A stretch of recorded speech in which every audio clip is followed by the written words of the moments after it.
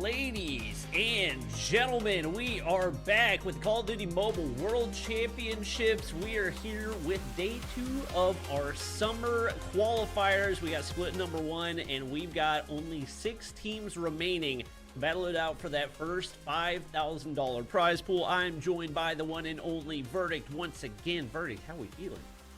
Brother, I'm still getting over what I watched in India today, and I can't wait to see it replicated here in North America.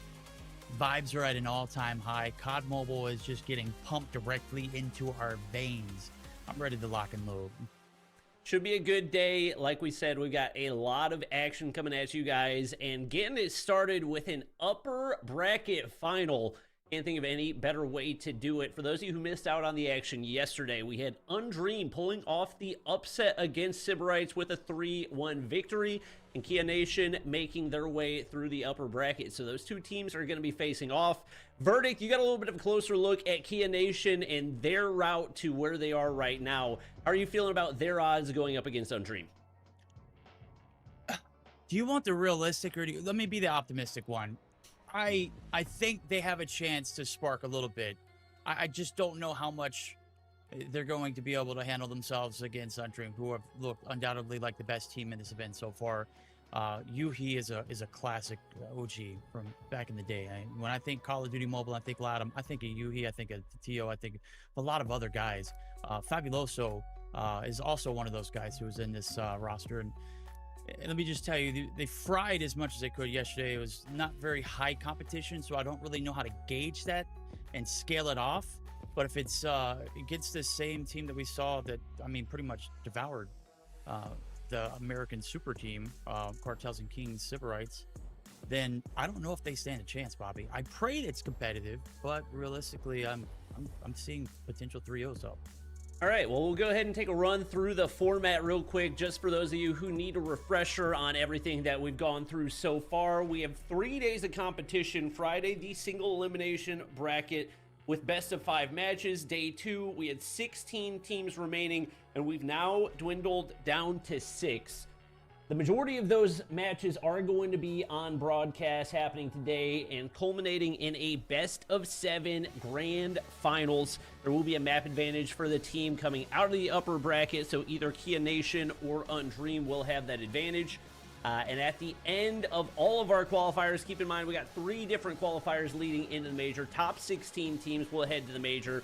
And those teams at the major not only will have a chance to compete for more World Championship points, but we'll have an opportunity to compete for a much bigger $35,000 prize pool as well. All of those points culminating in opportunities for teams to make it into the COD Mobile World Championship, which is obviously the end goal for every single one of these teams. So everybody that's made it this far has managed to secure some points and lock in at least an opportunity at playing in that major. Once again, we're hoping to see lots of newcomers and teams on the rise. We've got all these opportunities with more tournaments being run than ever before, and also league play getting added into Call of Duty Mobile, which is hopefully more opportunity for players to get in individual practice in a competitive rule set as well. Definitely looking like a bright future for Call of Duty Mobile esports. That's exactly what I'm saying. Like, when you break down that format and then you see the way that they're doing it, it's every other weekend here for North America, every other weekend for Europe, every other weekend for India, each region. We're just getting so much more out of our, out of our competition. We're getting a lot of action weekends. It's covered from beginning to the end. I wish that this format would have been in place years before, because it would have made things a lot more interesting. It's not just one big prize pool you win in stage 3 back in the day. It's all just a 60 or 128 team, or however many teams it was, and one weekend just flat out ran. This is leaked along each and every other weekend for each region. It's great for the competitive scene. It's great for you and I, and it's great for everybody who loves Call of Duty Mobile in particular. So I'm excited. That prize pool is only going to get bigger as you get further along into the event. So hey, let's get it.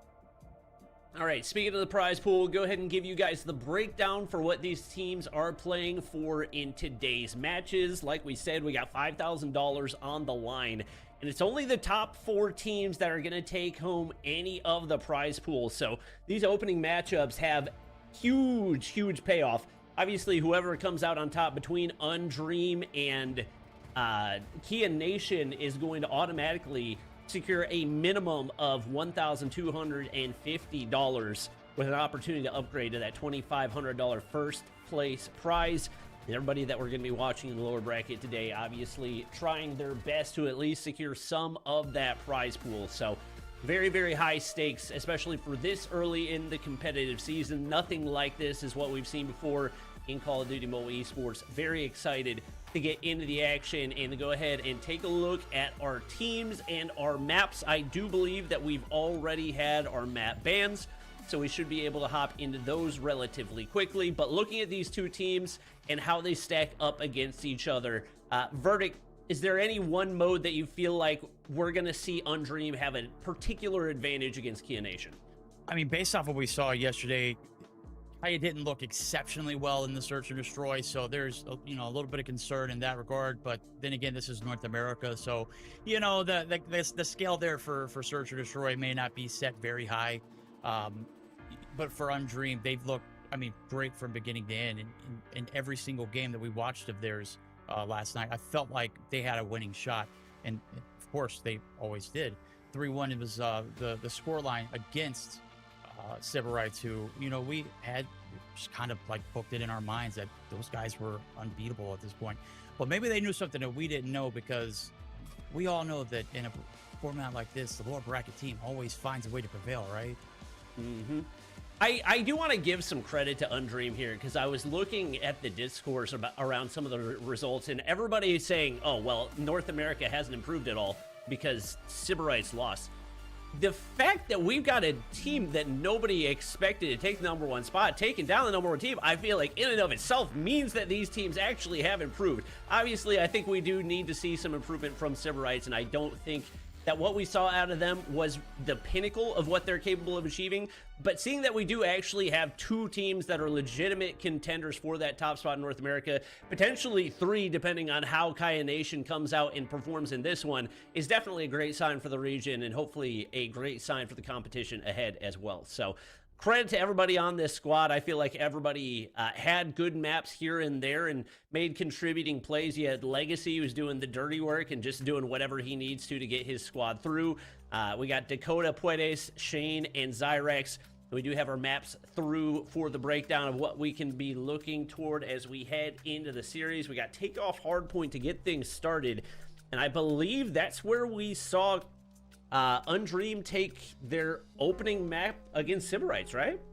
I think so. Yeah, that is actually it. They took that, they lost the Tunisia, and they won the standoff in Hacienda. So Respawn Warriors is not what we'll call them, but that Sybarites gave them a run for their money, ultimately taking that Tunisia. So looking at the bans at the bottom side of your screen, it's out of the equation here, so they don't have to worry about that little hiccup in their game plan. Meltdown Crossroads is what we'll guarantee to be seeing in this best of 5. Everything outside of that's earned. Hacienda and Firing Range in the mix too. So things could get hectic here early on. This is seemed to be a pattern. If Undream took it off of Sybarites, you'd beg to think that that was their map pick, right? Yeah, 100%. That would kind of be my assumption. I think we do have the specific breakdown somewhere in one of these chats, but we have a billion chats going on right now. So we'll kind of get to that later. But the Meltdown Search and Destroy, not something that I've got to cast a ton so far this weekend. Definitely will be a first look, I believe, for Undream there. And then we got Crossroads Strike Control for map number 3. Hacienda Hardpoint, that is, I believe, where Undream closed out the series against Sybarites as well. So the fact that you get both of those through, I think, is definitely a great sign, especially given the fact that the respawns were where Kaya Nation looked especially strong in those opening maps that we saw from them. Absolutely, man. It's going to be an uphill battle here for Kaya Nation if you look at it from that perspective. don't know really what's going to happen until we jump into the action. And with that being said, predictions are out the window. We're just going to go ahead and fresh in with it. Meltdown completely different than what we saw out of them as well yesterday. So I don't believe we saw Kaya on it either. So it's going to be our first interaction as well. I didn't think we saw a Crossroads strike either. So first time for everything here in North America this weekend for me, at least, and for these teams. We'll see how they fare now as game one of our winners finals. Winner of this one moves on to the grand finals and guarantees their slot as a top 2 team here in North America. This is massive for us to start off with. Excited to jump into the action too, as you know, it's all about those points at the end of the day, and of course, and lining your pockets with some of that bread to go along with it. Yeah, 100%. Just for a little bit of context, for those of you who are wondering which team banned which maps, we do have Undream banning Summit and Kaya banning Combine. Kaya banning Slums with Undream banning Tunisia, and Undream banning Standoff. Kaya banning Raid. I believe we have map 1 ready to go, so we're gonna go ahead and roll into the takeoff hardpoint. Is an opportunity for each of these teams to make a statement in this upper bracket final. Undream looking to cement themselves as the top dog in this tournament, having already taken down Sybarites. We'll see if they can continue that dominance as we hop on into map number 1. Let's get it. Map number 1, winners finals. Winner moves on to the grands and guarantees themselves at least a split of that $2,500. We'll see who's the better team now. UD up top. 16 points to 0 as we do finally see a little bit of help being put on the board. Actually, the names are swapped. We'll get that fixed here momentarily. Kaya Nation on top currently, as we can see the names on the left-hand side, of course. Fabuloso leading the pack with 4 already off the rip. He's popping. SKS. It has been a factor here in this region. We'll see who does it the best. Legacy running and gunning into the middle of the map. Jesus Christ, brother. He is flicking Bobby. Looking good right now, and it is a hot start for Pildora on the flip side as well. Those of you who watched Mobile Mayhem back in the day will likely recognize some of these players, whether it was from 11T in Fabuloso, whether it was from... I think we had Yuhi all the way back on the Infinix squad. Yeah, That was years and years ago, and that man is still going strong as Kaya Nation now showing up both sides. There we go. Kaya Nation in the lead and on that top side control as well. Looking pretty strong off the start right here. Some strong top side control to break through for Undream. And Spuedes off to a hot start once again. We've seen some huge maps out of him so far in this competition. Oh, he's doing great. Shane clearing everything a bit of this staircase.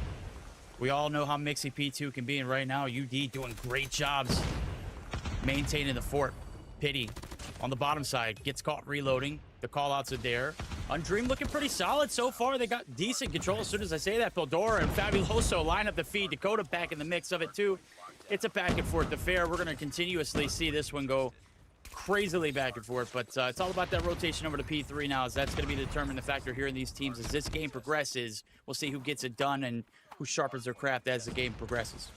There's a lot more operator utility on the board for Kaya Nation as we hit this rotation. Only one op charge for Dakota. Fabuloso, a couple big rotation kills as he's trying to build these streaks as well, and he's the one player wrapping around. He is absolutely going to work on this map. War Machine is charged up and good to go, and Kaya Nation already set up toward new. Pildora is going to lock down spawns on the backside as well, and especially if they can get some topside control, we could see them build big time on this one. 2 operators coming out. They are tearing through this Undream squad, and they said there is definitely more than 2 teams to watch in this competition. They have come out guns blazing. We are so sorry, Kaya. We were not familiar with your game. They are balling right now. Still time to come back. Dakota finds a 2-piece. Fabuloso there for the quick trade. Spawns in favor of yellow. That means Undream have the chance to connect. Last 15 seconds up for grab. Fabuloso, 20 kills to his name. He's running and gunning, buddy. SKS has never sounded better in anybody else's hands. But Yuhi coming back through, finds a 2-piece of his own, is shut down, and it's getting crazy over here, Bobby. 20-point deficit is looking like it might be overcome. We'll see if Legacy can hold on for dear life here in the P4 connection. Yep, still a 20-point differential. Legacy doing what he can to try to chip away. Equals come out. 3 kills now through for him. The 100 killer is going to be able to zone that out a little bit further as well. Looking to earn the pred. He can kind of sit back and wait this one out. The Tempest going to hit on the front side as well. That'll zone additionally, and that's the Pred missile earned for Legacy, working on the EMP. Makes his way to the top side, and we see that lead flip. Unfortunately, the trophy going to hit in time on that bottom side, but the EMP has been earned regardless. Oh, that's all that matters. I was like, ugh, is he going to be able to get it? Takes the slide peek, doesn't get the kill there with the Pred. Tries to follow up the gunny. Nonetheless, the hill time is going to be able to collect it for him. 80 to 83. Boxing gloves out. Tempest down. Puedes insert his dominance. 7th spree for the man. There it goes. He's got one as well. Predator, paper plane, and EMP. Take your choice. He's got a pocket full of sunshine, brother. He is certainly one of the underrated players coming into this tournament. Obviously, he's been around for a minute and played on those TLE squads and other squads that we've seen over the past couple of years, but hasn't really been a dominant player, I would say. He has been an absolute beast on every map we've seen so far. 27 first rotation, nothing to scoff at. Kaya Nation not too far down in this one, but certainly seems like the momentum. A 20-40 point lead, now a 25 near 30 point. Gotta start chipping away at this one, and you got who is that really struggling right now. I think what, 9 kills on the board. You gotta find a way to make more of a contribution, and if he can get going, an opportunity for them to make some noise. But Undream seem like they have completely gotten back into the driver's seat here. You know, on a map that's very dominated by ARs and SKS shots, it's very hard to find success with SMGs. Players that do it are just absolutely elite. And now Legacy as well as Zyrax, the SMG duo is looking crazy. Dakota along with it. The struggles there for Prayer to try get onto this objective. We'll see if you can add some value now as the setup up top here in the staircase looking pretty promising. We got operators galore. We got Shane rocking and rolling. War Machine ready to pop off whenever it's necessary. You start to see things progress in this game, and Undream competitive, better of the two, but it's just this alone as we see a big 4-piece in the feed, a 5 with him, baby. He's looping streaks. This is getting ugly. Spiraled from bad to worse for Kaya Nation as they continue to give up a massive lead, now up to nearly 8. And we got streaks and operators popping left and across the board. Dakota with full streaks, multiple operators still out. Shane gonna pick up a couple additional kills right there, and they've got every possible angle locked down. Not gonna expect that spawn out, so an opportunity for Kaya Nation to get some contest time through right here, but once again the trades go through in favor of Undream, and what was a 20-point deficit is now a 100-point advantage for Undream. They said we might have a couple slow starts here and there on these early hard points, but ever since that second rotation hit, they have not taken their foot off the gas. Well, let's see if Kaya can strike back. Yuhi looking to reel it back in. Needs to be pivotal here with this death machine. Only good for 1. Pity's finding 2 in the kill feed as well along with it. It's Pildora up top, the last man standing, shut down. Undream break basically flawlessly through, and there isn't anybody on this side of the line to contest. They have to walk through Shane's War Machine that he's held since P2 site, and buddy, they can't even get past Dakota's gunny. This is getting nasty. Undream running away with it. Finally somebody to come through, instantly shut down. 3 back into the objective there for Undream. They're just going to continue to rack up 3 points, and Kaya Nation are scratching their head. They may not even break triple digits with all this dominance coming through for Undream. Yeah, I mean, the fact that this was, what was it, like 70 to 50, 80 to 60, Brother. and now it's looking like Kaya Nation could get 100-point clubbed. I don't know if Undream didn't bother to play a warm-up ahead of this one, but they are now completely in control, and Legacy is just going to rip through the bottom of the hard point as once again they punch a hole in the defense and not giving an inch to Kaya Nation after that first set of rotations. Wow. Puedes with the death machine rips through as well. And what a bounce back after a slow start. We got, what, 47 for Puedes, 42 for Zyrax, 35 for Dakota. And they completely shut down this Kaya Nation squad. They will break through the 100-point mark, but I I don't think even a miracle could save them right now. Yeah, all right. That's all they had to do. They just had to prove me wrong. I was like, maybe they won't even get triple digit. It'd be crazy if they connected over to P4 and just shut them down. 3 seconds needed. Couldn't prove me right on Dream. I will never let that go. Just kidding. We'll go ahead and continue on through. Flawless I mean, literally you sneeze and you take your foot off the objective here and you're done. Contest not going to come through. Kaya Nation going to live to see another round. Okay, Legacy gets 1 tick from the Ghost Phantom one. Only 2 needed to shut it out. This one should be done here in P1. Yep. They took their foot off the pedal a little bit too early. Should have been able to shut this down multiple times before. Now some ops getting charged back up. They get on point to get those last couple of seconds. And there we go. They were just waiting things out so Puedes could get his 50 bomb. And as expected, Undream come out guns blazing. That doesn't bode well for Kaya Nation, especially with us seeing yesterday the respawns being their dominant mode. Getting what was nearly a 100-point club on map number 1 does not set them up well for the rest of the series. No, absolutely not. We'll take a look at the breakdown. He said they were just waiting for the 50 bomb to come through. Oh, it's there. Puedes started hot, finished hotter, 50 and 30. Fabuloso was keeping pace through the first set of hills, but so was the rest of his team. And guess what? They got left in the dust. Only 60 points gathered over the next 5 hills. That may be exaggerated, but I mean, it's very close. That's crazy. You're telling me for 240 seconds, you only got a quarter of that? That's brutal. Take a look at Zyrex too. 1:29 to go along with it. 44 and 26. The SMGs roaming the map. That's the difference in this one, Bobby. Yeah, it's those 2 TLE guys that are, especially whenever it comes to Gunny, are just hard carrying this Undream squad. Zyrex and Puedes putting in the work right there, and obviously everybody else supporting, doing what their squad needs them to do. They get the win here in the hard point. Now we get ready to head into the search and destroy. Kaya Nation didn't look particularly good in this mode against a team that they were able to eliminate with relative ease. So that doesn't set them up particularly well here. It is going to be Meltdown, Search and Destroy, maybe a little bit more comfortable here. I believe it was the firing range that they ended up losing yesterday. But regardless, Undream, you would think with the way that they've looked so far in this tournament, should be well prepared. Yeah, and if I'm recalling it correctly, the Search and Destroy from yesterday was, like you said, firing range. The sniper presence wasn't really that great.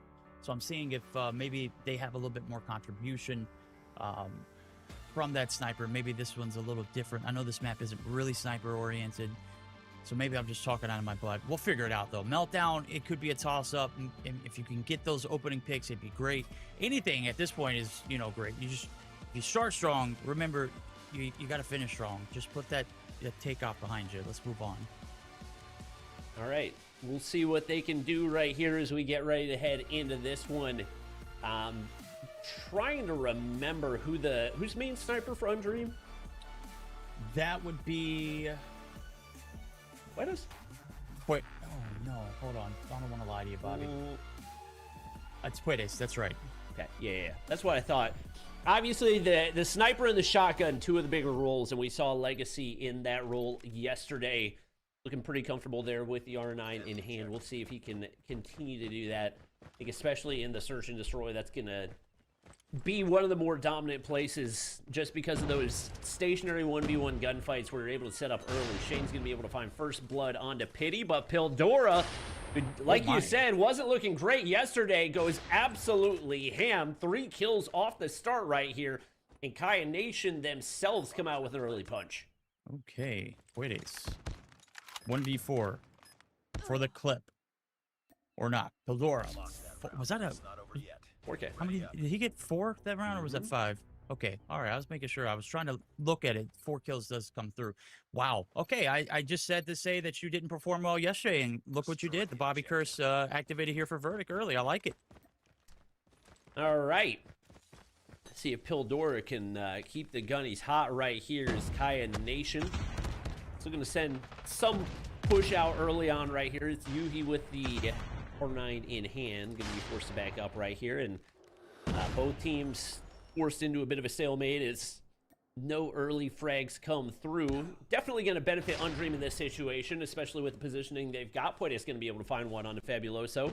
And there we got Zyrex coming through with that Type 25 once again. All right, that thing hit yesterday like a Mack truck. Did we get the bill for that? I hope we did. Share it with chat if you got it. Thing is crazy. Even without the mythic, you got a red dot that's beaming, and there it is right in front of our faces. Kills come through. Shane's traded out 3 for 2, or 3 for 1 rather. Oh, there it is. Premonition. A little early. Yuhi trying to make something happen there on the back end. Prayer's the last man standing. 1v3. Okay, finds first. Let's see what he got. It's that first one to go. Looks like they've got the read on it. Legacy with that R9 in hand. Able to shut things down, and Undream bounce back and take their first round here in the Search and Destroy. Even contributions across the board. 1-1-1-1-2. We'll see if those adjustments will allow them to handle those aggressive pushes out of Kaya Nation. Once again, it was largely on the back of Pildora, just landing 2 crazy shots and cleaning up the round with relative ease. This time they're going to get aggressive toward the B side and do get full site control right here. Utility over the top in Pity in a forward position. Sets them up well to get this bomb down. Got one player on flank watching Pildora as well, and see what Undream have for the retake here. Ooh, Zyrex, first blood legacy. Oh, baby, gets some shots, doesn't get the kill, but flicks there. 2 players left standing on the right-hand side of the screen. Prayer. Would have liked to see that one done and dusted. Here comes the cavalry. Jesus Christ, Pildora. A miracle's needed. Not happening today. 2 rounds in a row. Undream shutting them down here early on. Good bounce back after that first round where Pildora went crazy for 4. He's only found 1 in 2 rounds, Bobby. Yep. The bounce back once again. We've seen Kaya Nation come out with a strong start on both of these maps, but not really translating it into leads. We'll see if they can make adjustments if not many kills have come through following that first round. And once again, a very aggressive hit. It seems like the part of the issue has been the plays when they are aggressive have been a bit one-dimensional, but Yuhi's going to be able to find one right there. Pity finds another. It's traded out, and Puentes hits one with the nade, and that brings us into a 3v3. Bombs picked up. I was like, what? Yuhi, you didn't see that guy jump down the staircase right in front of you? And, well, the ladder, rather. Kind of rhyme. Let's see if we can cook. Zyrex. He's cooking. He's got 3 to his name with the Type 25s waiting to bait. It's going to be Yuhi finding the first. In the opener there, 2 players left standing. They're going to go ahead and brute force push it. In the middle of the map, it's Puentes who's going to be able to get the trade. Zyrex is down. It's 1v1 style. Pildora down on the staircase. And Puentes is going to try and slow it down. 17 seconds. Oh, love this play. Throws out the concuss right there. Pildora is a mile away. I don't think he realized that Puentes knew he walked down the stairs right there and gets the easiest defuse of his life. And a big misplay out of Pildora right there, feeling a bit overconfident in the cards that he had in his hand. Yeah, I think he had the right idea, but I don't think he realized the approach. They both came from the mid site. Should have been called out. The comm should have been there. He's on site. You don't have time to wrap. That is one that has to take time to develop, and clearly didn't have it. Yuhi. Oh, baby! R90 shotgun. Broken as hell. That one just happened to have the perfect timing. They've got B site cleared on through. They got the player advantage, too. Bob, this bomb's going down. Puentes gets taken down right there. He's been the biggest factor for them here in the Search and Destroy, so an opportunity for Kaya Nation to finally bounce back, but Pildora is there to take down Zyrex as well. Leaves Shane all by his lonesome. 1v4, and with an SKS, can't imagine the odds are terribly good in this one. They seem to have a pretty good idea of where he's coming from, and Prayer hops up to the top side, and Shane not going to be able to do anything about it. Kaya Nation finally bounces back after 3 straight round losses and brings this sucker back to within 1. So the adjustments are there once again.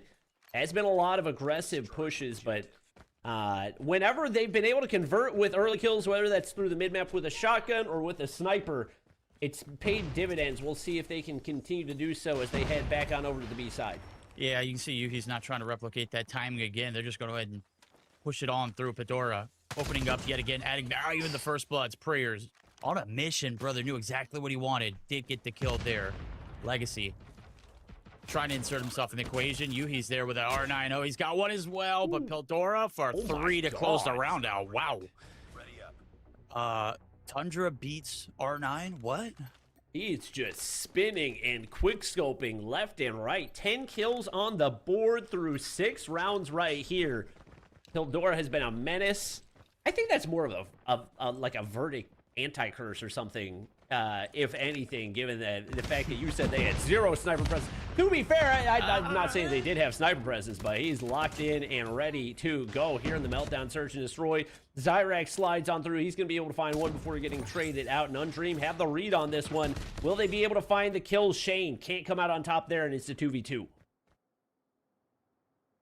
Bomb still in your hands. Puedes. Oh, you gotta hit those, bud. You spotted them and everything. Pildora getting the better of this sniper 1v1. And sure enough, get some tags there on the Dakota. Pity there to finish him off. Leads in the hands of Kaya Nation once again. First time since round 1. And will Undream be able to tie it up before we get the flip? Tune in on this week's episode of Dragon Ball Z. Might have put a little too much stock in that small sample size firing range. Kaya Nation showing they've definitely got something in the bag for the Search and Destroy, particularly on Meltdown, as Pildora continues to reign supreme. Pity's going to find one on Zyrax through the mid-map, and a lot of pressure on the Legacy to find something on this mid-entry. They actually wrap to the bottom side. See if Shane gets the read on this. Should hear the audio. The question is, does Yuhi push it? And he does. So shut down and equalizes. Pity's got the nade right there. Doesn't cook it properly. Just like that, we're into a full reset as Kaya Nation looks for an inroad. They've got B wide open if they want it. We'll see how much time it takes for them to realize it. You got your bomb carrier who's holding the office site, Pildora. Maybe they're waiting for the quarterback to draw a play up. Maybe find that advantage would be huge. Puedes on the top side of the other office site. Pildora just going to go ahead and back down. A little bit of a standoff and a standstill now as Prayer getting all the intel he needs. Pildora going to get outstairs. Legacy pulls out the R9, gets his revenge from a few rounds back. Bomb goes down. Puede spots one. They've got backside control. We'll see how they approach this. They have the man advantage. They don't need to be rushy. Not an easy site to hold down a man. You're going to need to find at least one on the entry right here, and if you get over aggressive, you will pay. Pity's going to be forced back right there. They don't push for the trade, though. Finally comes through as he gets the kill, and that's going to be now 2 players up. A Fabuloso finds one, and Prayer gets hit by the flash, and not a whole lot to work with. The flash connects onto the second player as well. Puede shuts him down, and we'll head into the flip with a tie game. 4-4 right here as Undream do what they needed to on the defensive side. Now it's going to be their turn to dictate the pace of the game. So what kind of stress they got coming through here at these first rounds? Could be everything. Tied at the half. Great rounds to battle back. Great patience there in that last round, too, on the defense, too, to allow that to spread. You know, they get a little bit of a game plan. They brute force pushing to the backside. They clear everything out. GG's. All back at square one. See. Quick smash over towards the B side. Zyrax, Shane, team kill or team shots on through. Prayer there for the trade. 1v2 style. Make it 1 for 3. Brother, they are locked in. Legacy. Handing over the kill free. Thought he had more range in the boxing gloves than he did. And Prayer's going to be able to find another. That's a 2v2. And if this goes wrong, Legacy's got to be oh my god, not feeling great about his approach to that gunny. Shane now with an opportunity at a 1v2, and Kaya Nation pull off the 2v4. That was about as poor of a hold as you will ever see. I don't know what was going through Legacy's head right there, but there was absolutely no need to do that, and it completely unravels. I've seen wet paper towels hold up longer than that one. That was brutal. That was ugly. Legacy trying to get that, I don't know what the range is on that spear, but those boxing gloves, way less. Or maybe not. I don't know. Who cares at that point? He clearly just handed over the freebie, but a little bit of a fakie here as they toss nades and whatnot over the top, over towards the right lane. B site looks like they're reaching for another hit. Puedes able to find first blood yet again. Value being added here for the snipers. I talked a lot of crap about him and, well, maybe not him, but definitely Pildora. Pildora's way over delivered here in this one. Almost gets another too. Yeah, opportunity to make something happen right there, but as a result, Puedes gets the kill onto Prayer. He's got some work to do over here on the B side. Not going to be able to find anything. Zyrax there to shut him down. Bomb's going to go down. It's a 5v2. And you gotta think after losing a 2v4, there's no way Undream chuckle another round away. Puedes finds one. That means it's going to be a 1v5 for Pity. He got spotted across mid, and Shane's going to put him out of his misery as they tie things up once again. Maybe Undream locking in a little bit more after what was a disastrous opening round to this offensive side. Yeah, it went from bad to worse, but hold the phones. They got their act together. Got to lock in, man. Sometimes it happens. You know, we're not going to fault them. Quick smash over to the A lane side of things. Two people there to receive them. Shots coming through. Pity says, I'll take it if you don't have your gunny out. Traits come through in twos. Down to a 4v3 here for the offense. Oh, Shane getting picked apart too. What's going on, buddy? What the? Ooh. Dakota gets two right there. Instantly brings it back into a 2v2. Opportunity at a 2v4 for Undream. And Puedes saw one player cross right there. Has the read on to Fabuloso, but can't connect on the shot. And Pildora takes down Dakota, and that brings it into a 1v2. Bomb not going to be retrieved yet. Still a minute 15. A lot of time to work with. A lot of potential mind games. I don't know if he saw Pildora hopping up on that backside. But he's going to make a great wrap right here. Absolutely no clue for these Kaya Nation players. Wraps back, and he has a feeling there's another player close by. He is indeed correct. Does he get the timing to go his way? Makes his way inside. Can he play his life? He's getting mirrored. Yeah, gets across the wall. Perfect. Now he's just got to collect this bomb and either plant, which I don't think that's the right call.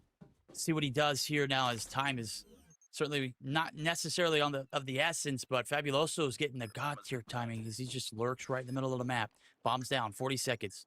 Puedes out without a sound, and both of them have no idea where they're at.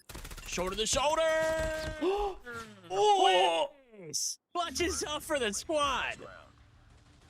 Oh, Fabuloso had every advantage right there and couldn't make anything out of it. Big time clutch for Puedes. He has been cooking so far in this one. 14 kills on the board. Undream back in the lead right here. What should have been, to be honest, 3 straight rounds of the offensive side. They at least find 2 of them. Now Zyrax looking to get aggressive on the mid-map once again. Pildora trying to strike, but hasn't found as much consistency over here on the offensive side. Zyrax looking to cook a nade. Seems he's got an audio cue onto Pity on the inside of sight. Not going to be able to connect right there. Got some information to work with. Is Fabuloso going to patrol the longer angles with the SKS in hand?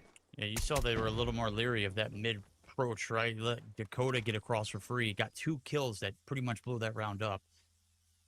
Equalized as well. Went down to the 1v1. Puedes wins those. Legacy. Put the R9 away. He says, I want this switchblade. Stunned. Gun. Yeah, prayer. That's a freebie. Catches him in the door frame. They've got B clearance for the time being. They have yet to plant this bomb, and there's one player they're still waiting to see who's lurking. That's going to be player number 5 in Puedes, who's also going to be there for support as well. Dakota still not content on getting this bomb down, waiting for anybody to make a move. Feel like you kind of need a switch. Yeah, for him to be able to get the plant down, you need somebody to replace on that mid watch. So it's going to be Shane looking out. Fabuloso's actually able to make his way on through. Finds the kill as the bomb goes down. Now you got the man advantage. Shane returns fire and able to find one. Dakota gets down and not giving any opportunity to Fabuloso. They're going to have to make the push through mid. Especially with that flash connecting right there, they get additional information. He's got to go prone, and time becoming more and more scarce as they find a way on through. Fabuloso going to be hit markered and force them back even further. Here comes the cavalry. Fabuloso blown up, dude. As soon as they pushed through, they waited for it to develop, but it just took so much time. The wrap from mid all the way back through to give that SKS player a little help. And unfortunately, as soon as it happened, everything just crashed and fell right underneath you. All that time wasted, and obviously nothing to show for it. 7-5. We're that much closer to Undream taking this map. They've pretty much solidified themselves greatly as the nades come through. It's a environmental there for Prayer. He finds 2 off the rip, but Legacy there to quickly return it. Massive openers. And outside of that one big-time chuckle for Undream, Kaya Nation have not found any success here on the defensive side. Desperately need a round, and Yuhi going to find a big frag right there to leave Dakota in a 1v3. You got to think this is their round to lose, and as great as Undream have been so far, Dakota only 6 kills on the board. 1v3 is a pretty tall task, and I definitely... I mean... I don't think that he meant to shoot right there. If he did, then we got different issues on hand. He's not even able to catch him on the hop-up right there, and that should be the round over as Yuhi's there to shut him down. 7-6 is the scoreline. It's Kaya Nation not letting this one go easily. I mean, they were the last 2 alive, and brother was sitting on the bomb. I was like, dude, get up there and support your guy in mid before you plant this bomb. He just sat on his tummy the whole time, dude. I just sat there the whole time. I tried not to watch it. It was brutal. I mean, we've all misfired at times. That was tough. Another round is Kaya clawing their way back. Get it, pity. Able to find one prayer. Also finding value here early on. Dakota able to get a trade on through. As a 3v4 ensues, yet again, another round with player disparity. They're going to go ahead and stick this rock, Bobby, and I like it. It's the right call. Wait a minute. Yuhi obliterates them. Pildora gets the nade to connect as well. The thing is, in Search and Destroy, you got an R9 alive. Anything is possible. That is sniper and shotgun all in one. Legacy trying to make a 1v3 happen, but shots weren't clean enough on that mid cross. They get the information, and Kai Nation now putting up back-to-back rounds to tie things up. 7 rounds apiece right here as they are looking to... they look to put things away, but based on the way things have gone, the back-and-forth nature of this one, would not be surprised if we're headed to OT.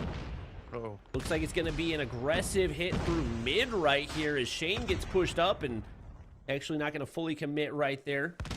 And Prayer really wants to find something across mid right here. He's going to find one. Is Zyrax shut down, as is Puedes. Kaya Nation now up 2 players here in round number 15. Oh, they smell blood in the water, Bobby.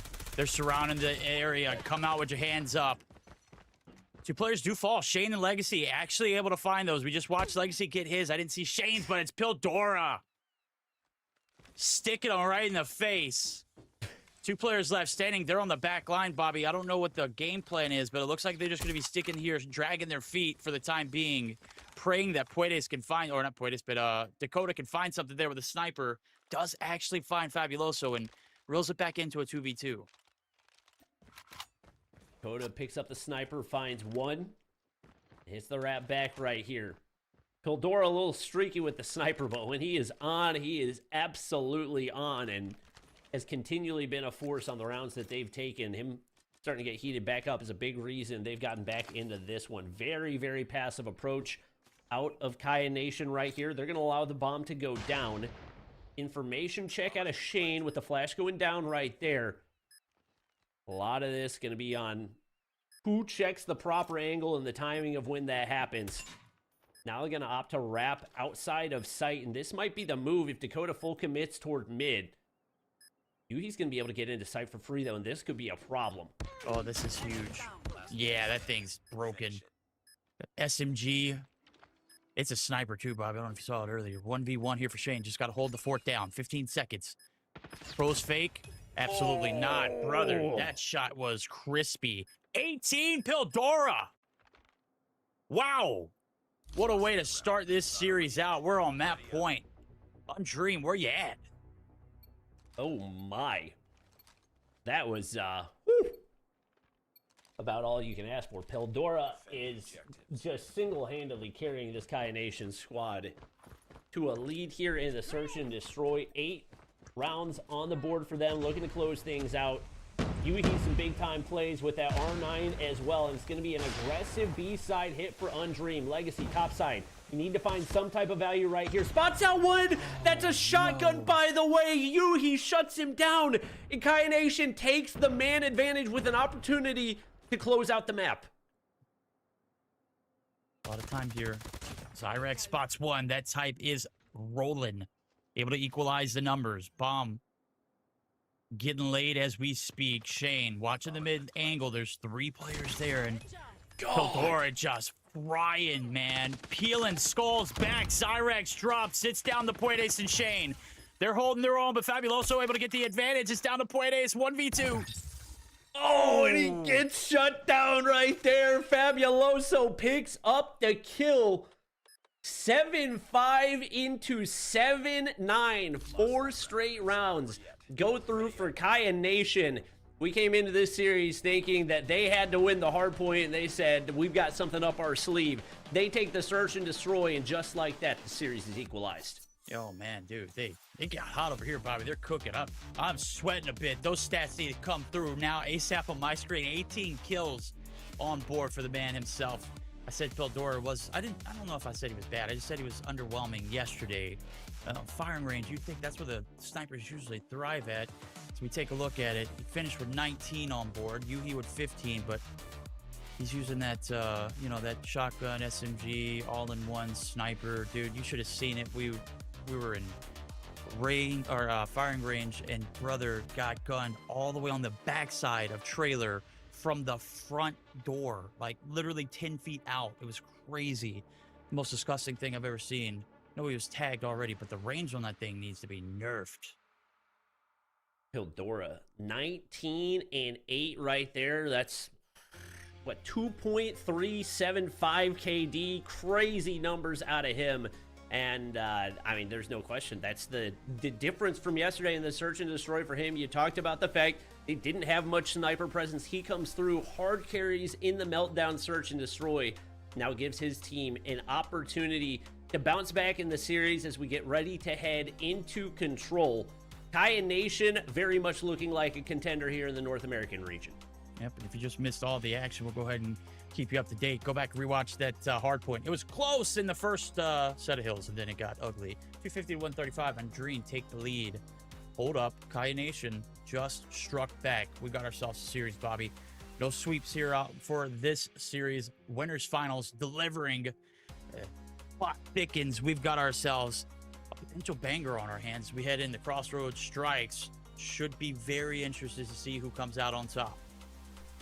Yeah, assuming it's going to be a close one. Looking at map number 1, I thought maybe Undream were going to make this a bit of an ugly series, but Kaya Nation showing that they've got some fight. I believe we're about to hop into map number 1, so we should be good to go. And you got to think that sniper being hot should be a great sign for Kaya Nation heading into this map. Great place in the control, particularly on the Crossroads Strike, for a sniper to continue to have a big time impact. We'll see what he can do right here as Yuhi can be forced back. That R9 in hand should allow him to control the mid-map with relative ease, at least off the opening break. Oh, you're absolutely right. One thing about control here, if you have a great sniper, especially in Crossroads, it can be lethal. Pedora starting off strong, does find 2 in the feed for himself, make it 3. As he's leading the pack on the right-hand side of your screen. Only a minute 30 in these rounds, so these things go quickly. If you're not very offensive-oriented, or if you're not hyper-focused on this objective, things can get out of hand. A minute on the clock now as I say that. Fabuloso on the objective. 1 tick of progress collected as of right now. They don't really have the life count lead, but as long as they've kept this clock at its stall, they're doing God's work. Yep. Undream up 3, but Yuhi's going to be able to find 2 right there. Trying to reel things back. Once again, the mid-map control hasn't been particularly strong for either team, so forced to play around the edges. It's going to be Shane finding 1, make it 2 right there. Just like that, we're tied up in lives. The pressure on for Kaya Nation to find some inroads onto these objectives. They get players onto both right there. Zyrax deals with 1. So got to clear off B, and they do exactly that. Only 38 seconds. Kaya Nation have to continue advancing forward and getting this clock stopped. Another player on. Got to be aware of when those operators start to charge in, though, as looks like they should be able to get B completely locked down, have been able to maintain that mid-map pressure, and Yuhi absolutely going to town with that R9 in hand. Oh, bro, he's pouncing on him.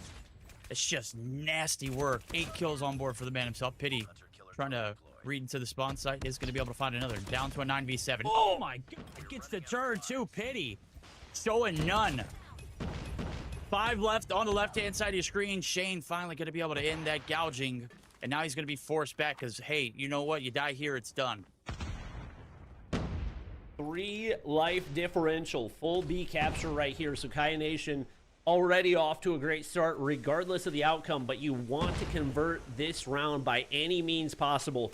Big question about when those ops start to charge. I think both of these teams are going to play incredibly passive, hoping that they can be first to start to charge in. Shane's going to be able to find 1 onto Fabuloso.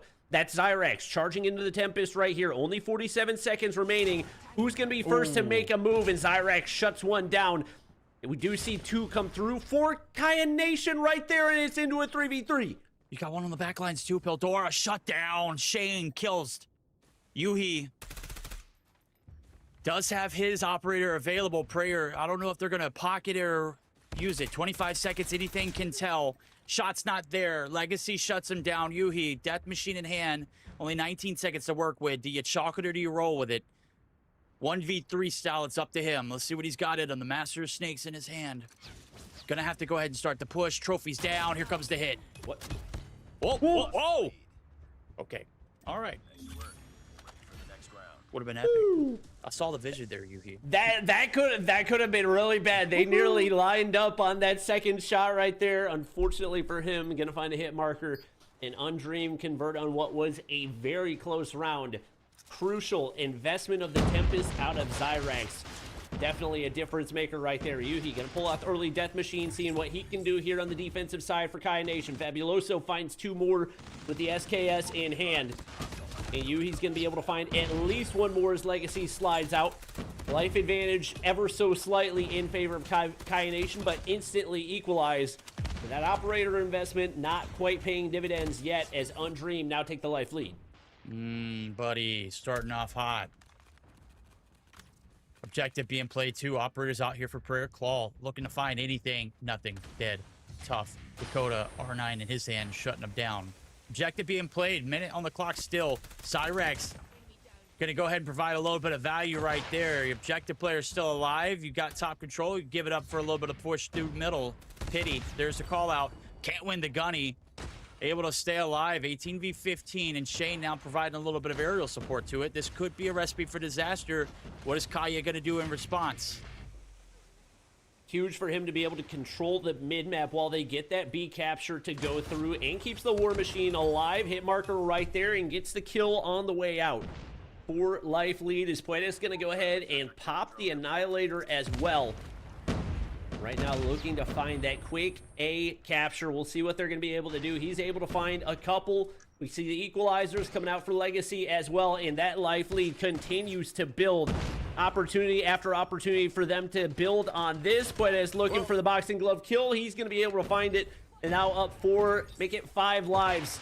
Not a whole lot left for them to do to secure this round with plenty of time to work with. Yee, this gone from bad to ugly, Bobby. 4 left standing is V6. So doable. Minute 20 o'clock. That is an eternity here in control. If you are the side of Undream, you don't need to force this push. You don't need to push the objective. Just play for those kills. Operators definitely help. A little bit of wall bouncing damage. Zyrax already cycling into his second Tempest. This is lethal. And it's going to allow them to push a little more freely, as Dakota is also there for the crossfire. This one's looking like it might be pretty much done. Bar Miracle, 2v5. Pildora, not the right call, buddy. 2 rounds in a row. Undream looking to go ahead and complete the sweep here in the control. Yeah, especially with the late operator investment right there. Does not set Kaya Nation up well. You got 1 charge and ready to go at the hands of Pity, but Prayer once again struggling yet to make his way into double digits. And Undream looked a little bit shaky in that first round. It seems like they've been in the driver's seat ever since. Pity putting in work, doing everything he can to give his team an advantage. And Kaya Nation do find the first 5 kills right here. If we get a full spawn trap, this could get ugly quickly. And with Pity pulling the equalizers out, they should be able to do big time damage. They're up 8 lives already. Oh, that's huge. Would have loved to have you know, an Annihilator to roll around with it, but, you know, we'll make do with what we have here. Lives now starting to get a little bit more contained. You saw some kills come through in blue. That's Undream racking it up. Puedes is in your spawn. Got to go ahead and eliminate him. Finally, Prayer's going to be able to end his reign of terror. Still a 5 life lead, but there's no time being stopped as of yet. You're not hyper-focused and fixated on this objective. Could be a problem. Right now, they're just trying to figure out how to get out of spawn. Well, with 40 seconds left to go, Undream would just sit back and just let them make the mistakes. We'll see how they play it now. It's still that 5 life lead is still in the hands of Undream, or of Kaya Nation. Really would have liked to see Kaya Nation do more with the map control that you had. And like you said, just no attempt to get any objectives captured. They full focused on that spawn trap, and when it didn't pan out, had absolutely nothing to show. And now they've only got 20 seconds to work with. Fabuloso Kind of a desperation war machine right there. He's going to get taken out. It is a full Undream feed. And Kaya Nation with an opportunity to make something happen here in the control continues to go awry. What was an early 8-life lead is now a 3-round deficit. They get one player on, but instantly wiped off. And Undream lock in. They lean forward, and they will take this control 3-0 after what looked to be a very dicey opening round. Fully back in control in this series. Yeah, there's a lot to be said. You know, that last second op pop there from the Andy, it's a panic pop. You know, we've seen it before, time in and time out. You know, you're looking for the miracle. It's just not there. Would have loved to seen it held and maybe held for and roll in with the combination of that, and then maybe tag it along with the equalizers. And maybe then you could have seen that convert to some, you know, a little bit of time. You got some map control. Instead, you get all those kills, 8-9 off the rip. And there's really nothing to show for it because you don't have anything to enforce that map control. So very unfortunate. Standard to go back and rewatch that VOD. You know you're going to be hating that third round even more and more. Yeah, that was one that was incredibly winnable. Even if it's not necessarily going to get you the series, at least to have something to show for on the map. And instead you come away 3-0 and can't be feeling terribly confident heading back into the hard point.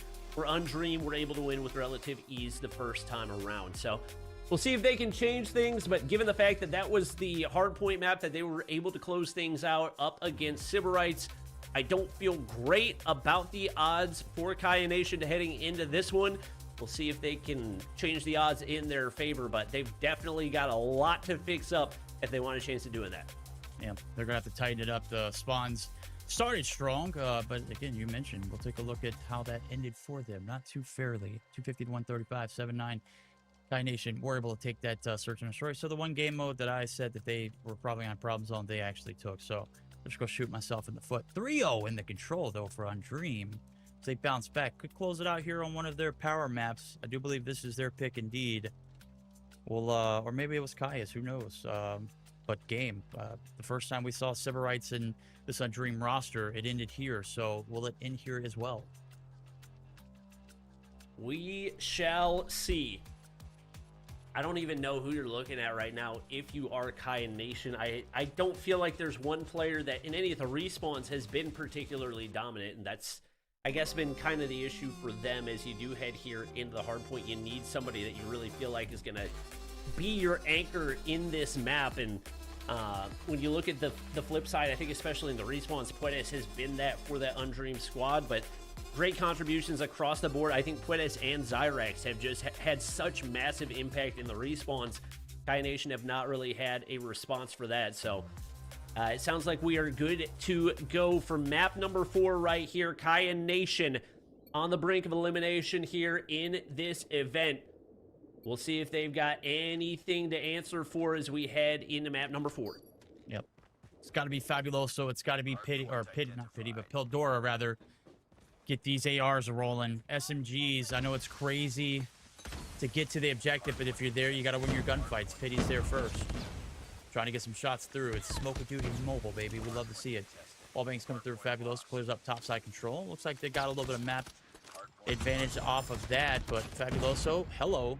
Rounds the corner, gets canned by the second. Pildora is going to be able to slide through. He's on a 3 spree and looking to make work of this one as he hops up to the top side. Undream, don't read the flank right there, and he continues to go to work. Looking for a Pred missile to be earned. Teammate's going to be able to keep him alive right there, and he is just running laps around this Undream squad. They have not been able to hunt him down. That's going to be the Pred earned, and he's going to try to slide back on into the hard point to stop that objective capture as well. Man has gone absolute beast mode and bringing some of that momentum from the sniper play. He's going to... Wait. Was he starting out sniping and picked up an SMG? Oh. Yes, because he's listed as an AR and a sniper, so he's 1 life sniping. He's still on that 1 life, chat. Yeah, he's that guy. UD Undream. They're tucking their tails, heading for new 27v11. Not as mixy as you'd think, but hey, the first time we played Hardpoint, it was sparky off the rip. Let's see if they can tidy up on these early rotations. They gotta win this one first. The first 10 seconds through, Zyrax and crew getting shut down. Puedes as well. Next man's up. Dakota out of the equation. Legacy, you can't push 1 by 1, buddy. You gotta wait for the cavalry. Like we said last time, Kai Nation start was looking good on the takeoff hard point, but fell apart on the second set of rotations. We'll see if maybe they can build a little bit more of a lead and try to carry it through the rest of the map. Hildora, 11 kills already. We're only halfway through P2 right here. Undream doing everything that they can to stop the bleeding, but now the op's gonna go ahead and start popping for Kai Nation as well. That massive life lead is paying dividends big time as Undream maybe a little too confident coming into this one. Top frag on the squad, only 6 kills right now. They're getting outslayed by nearly every single player on Kaya.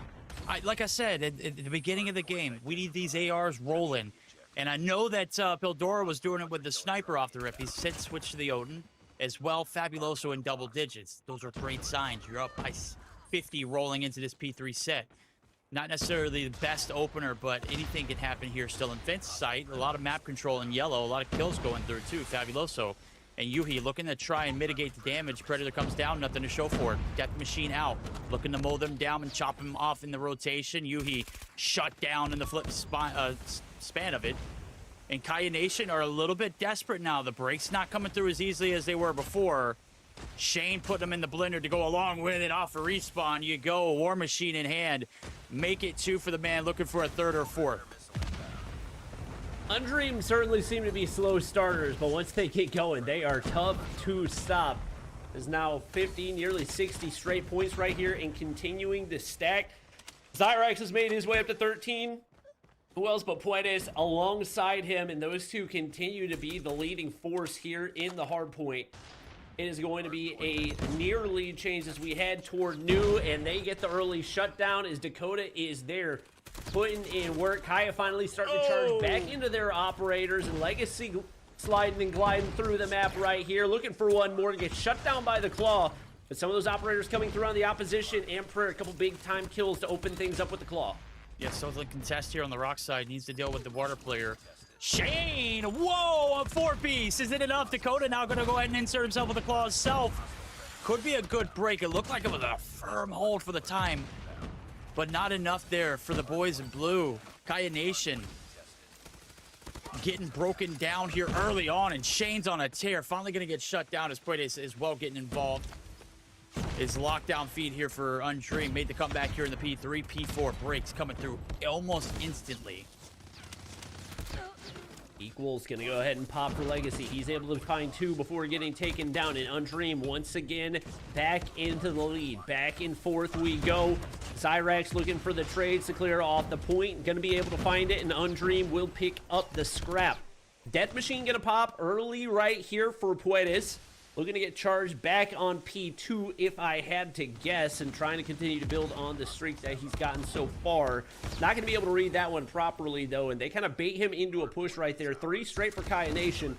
They find their way back onto the objective as Zyrax gets shut down. Tempest taken out of his hands, and Kaya Nation now with an opportunity to retake this lead. It has been incredibly back and forth so far in this one. Objection!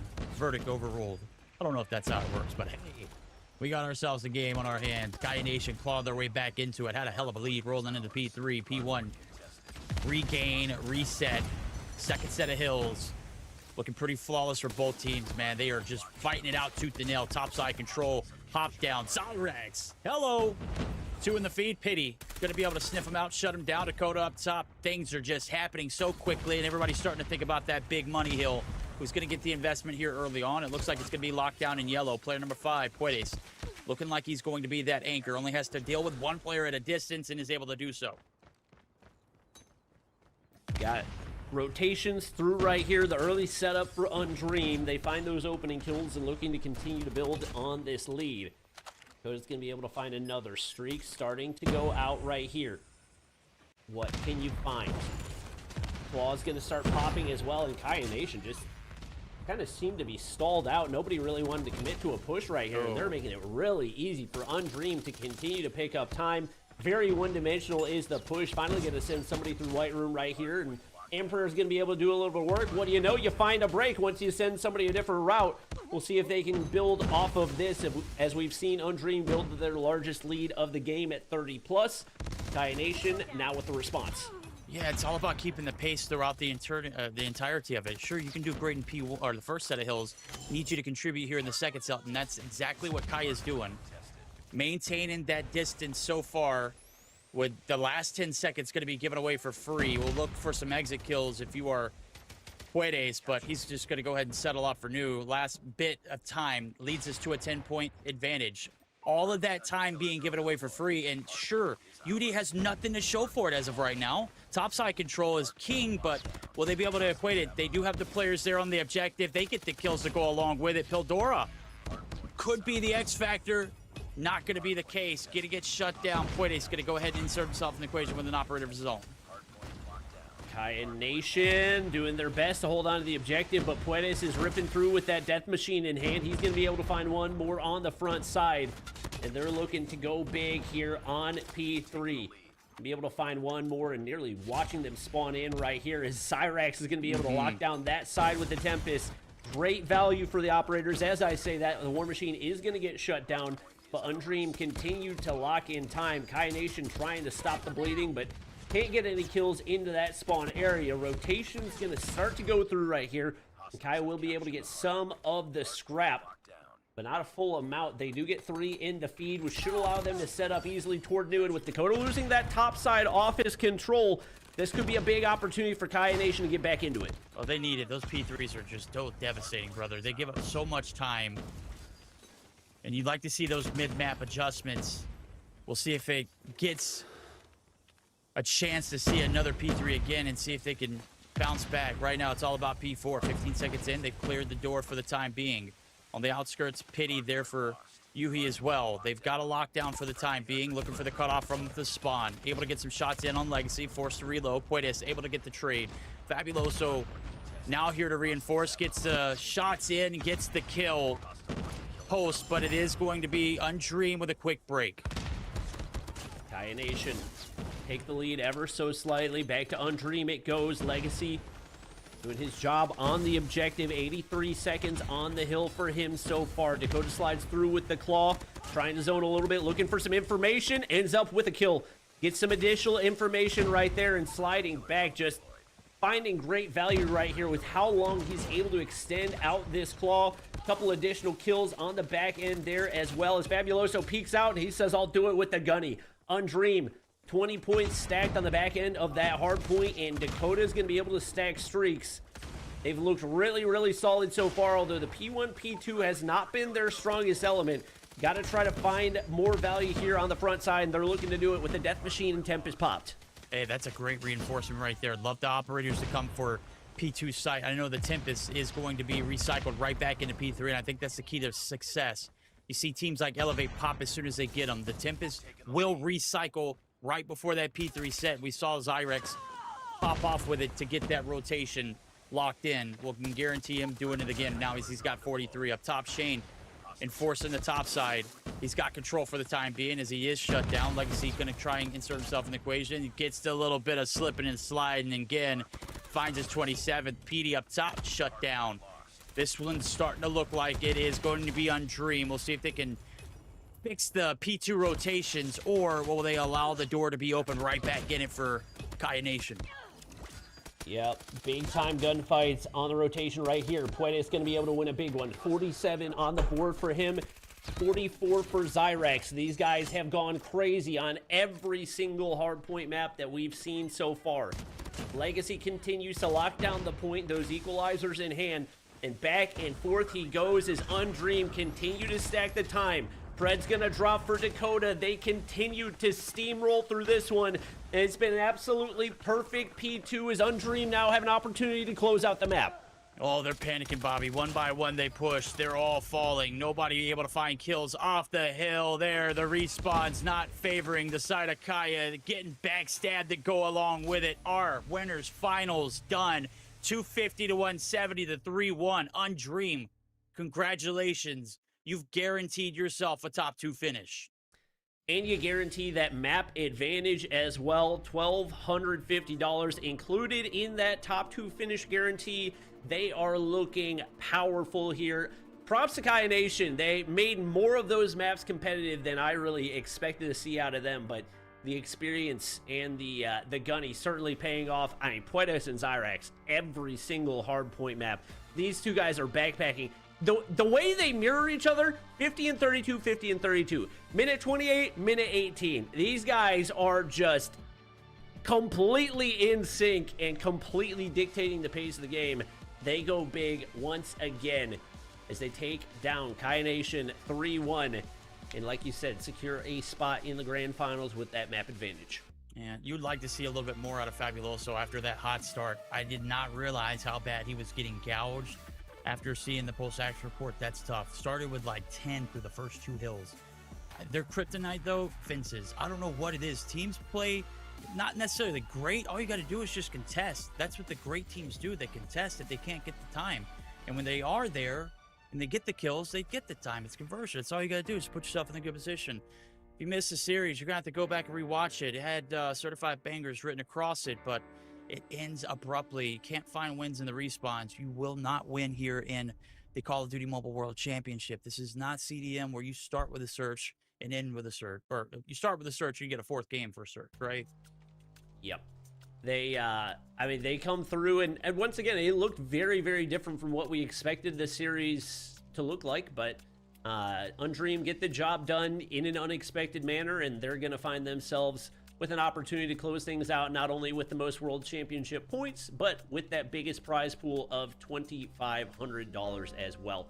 We're going to go ahead and send things to a break. We've got plenty more Call of Duty Mobile action coming at you guys today. Still 3 more matches, including our grand finals at the end of the day, so don't go anywhere. We'll be right back as soon as we're ready to hop into the next match.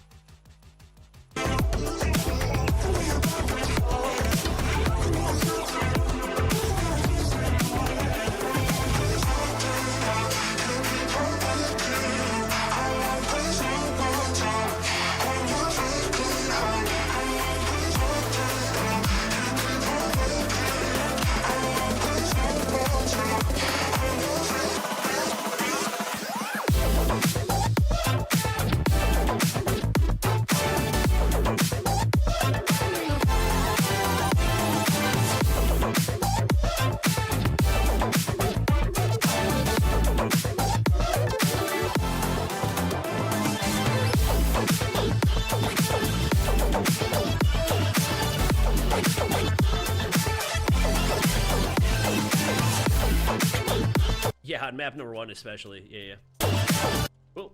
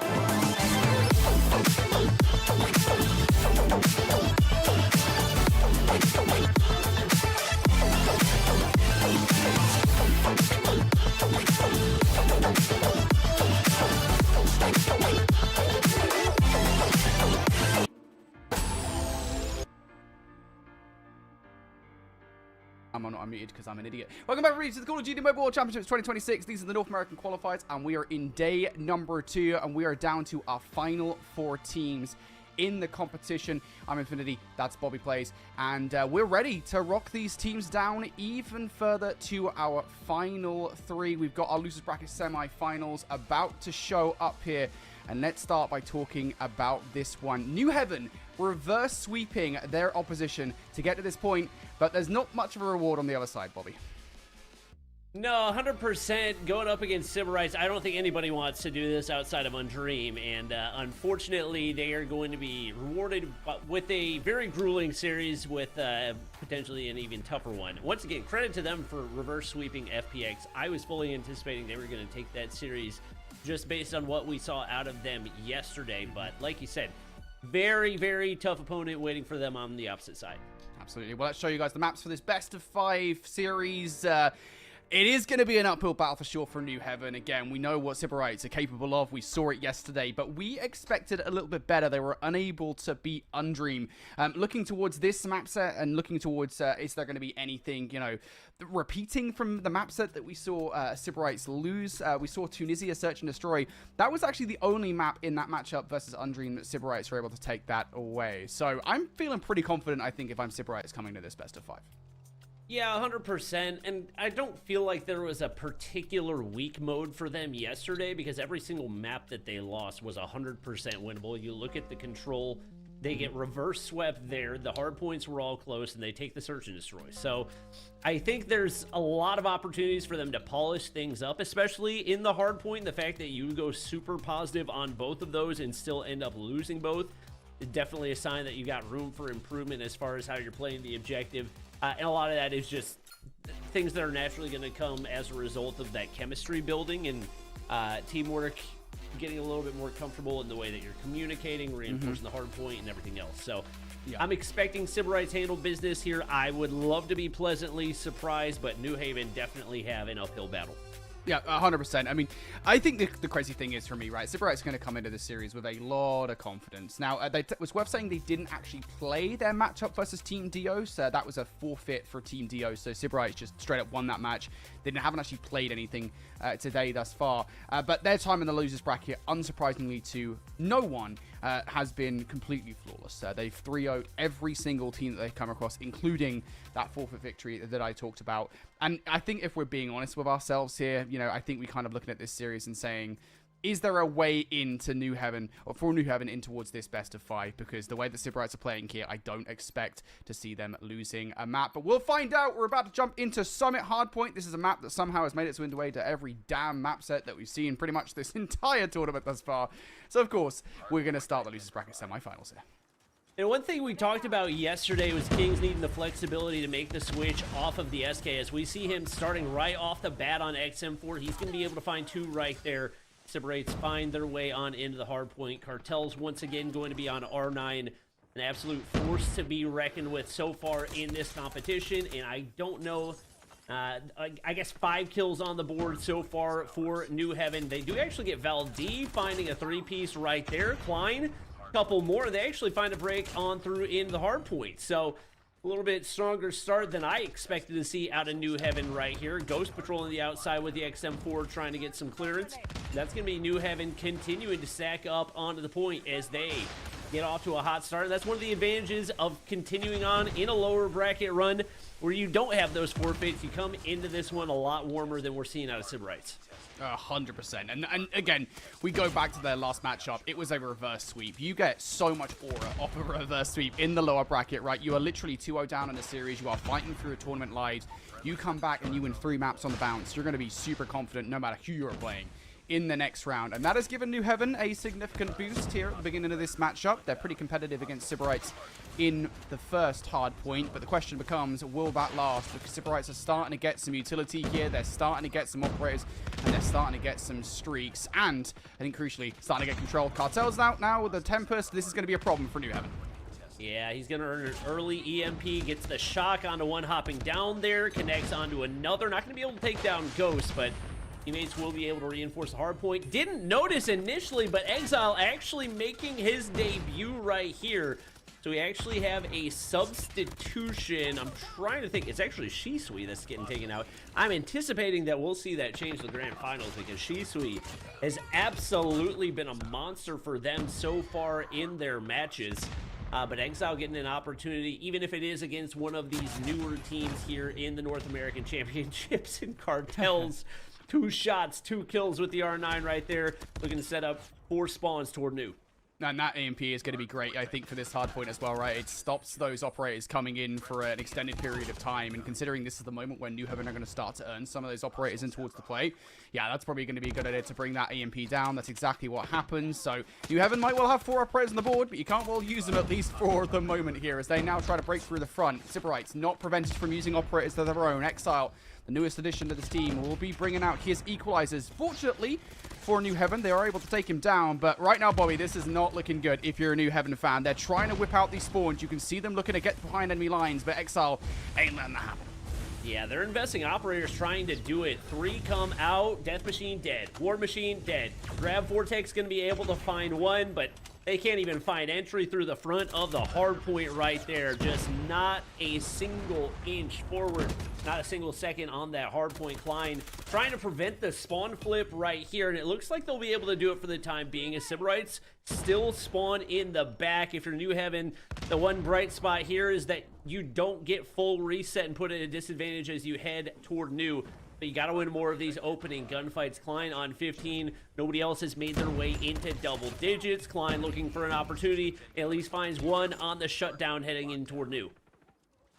Kill's now starting to go Sybarites' way, and we're 5 seconds left from this hard point, and Sartels is going to come through, picks up an easy double with the Tempest. 1 more player towards the backline to contend with. Graphic's actually going to live well past his expiry date, going to take 1 player down with him. That opens the door for players potentially through the front, and Valde actually opens up with the double here.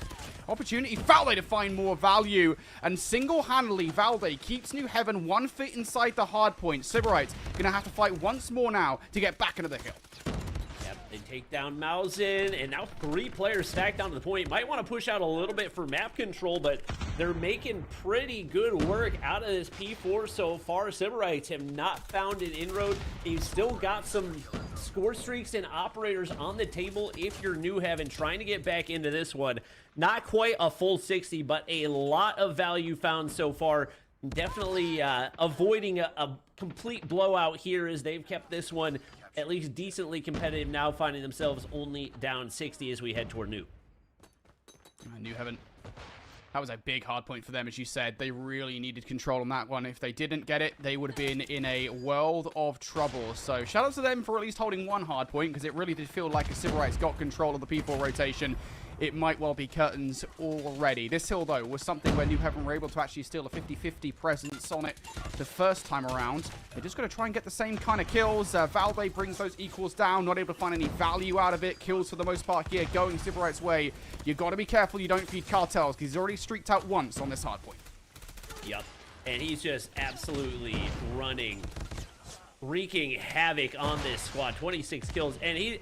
To be honest, he doesn't even really look all that locked in. It kind of looks like he's just zooming wherever he wants right now, and they've not been able to do anything to shut him down. But now 3 ops charged for Sybarites, and they haven't really had to invest in order to hold this hard point either. Another EFB for Unravel, and that streaks across the board for yellow. If you look up at the top right, New Heaven with some ops, but that Pred could do some damage, and it goes in the style popping equalizers.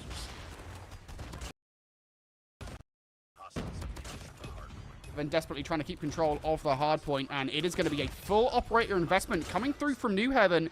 So if you invest this much into a hard point, you really need to make sure it actually results in something, and at least for the moment it will do. But I think ideally off this kind of investment, you want to flip the map. You want to be holding the spawns for P3. That hasn't happened. Now 1 more operator coming up by way of Mausen on the other side, and if you're a Sybarites, you can give up this back 20 seconds. Ideally you don't want to, but even if this Heaven's way, you hold those spawns for the next hard point, you are perfectly happy. So for New Heaven to invest that much, Bobby, and to not really get that much in return, oh, it could have been better. And the big thing is you got to find a way to flip spawns with no operators out. don't see much of a way that they find that happening. Sybarites have invested theirs, but they've down those backside spawns. Unravel's going to be able to find 2 more right there. They're barring a kind of a miracle flip right here.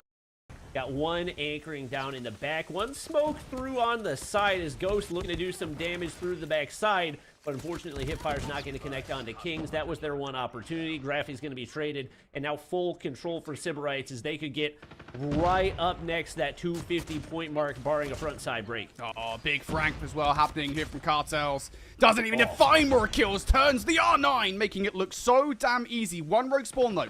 Does happen in the backline. Graphy, opportunity to find frags. Not going to be able to do so. Sybarites now looking for kills through the front of the hard point. Those rogue spawns continuing to occur, by the way. So New Heaven are actually being gifted opportunities to find their way in. And actually, off the back of that kill, they will step towards the hard point. But Cartels is allowing no more than that. You can momentarily borrow control. But Cartels on a 5 spree now. I just don't know when he's going to stop.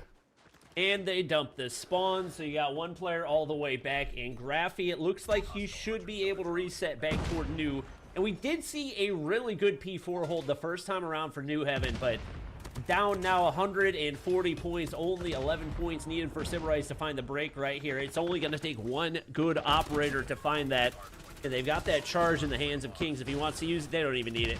Mausen's going to be able to slide on through. Trades do go through for Valdi as they're doing everything that they can to prolong the inevitable. But now with 3 ops charged, you got to expect we're going to see those come out soon. And we do indeed. The Claw, the Death Machine, and the War Machine, they're throwing everything at it. They want to be done with this first map. And it looks like they will be able to do that as Sybarites clean things up. And they take map number 1 with relative ease. I will describe that in my top 5 shocks of the week. Sybarites coming out.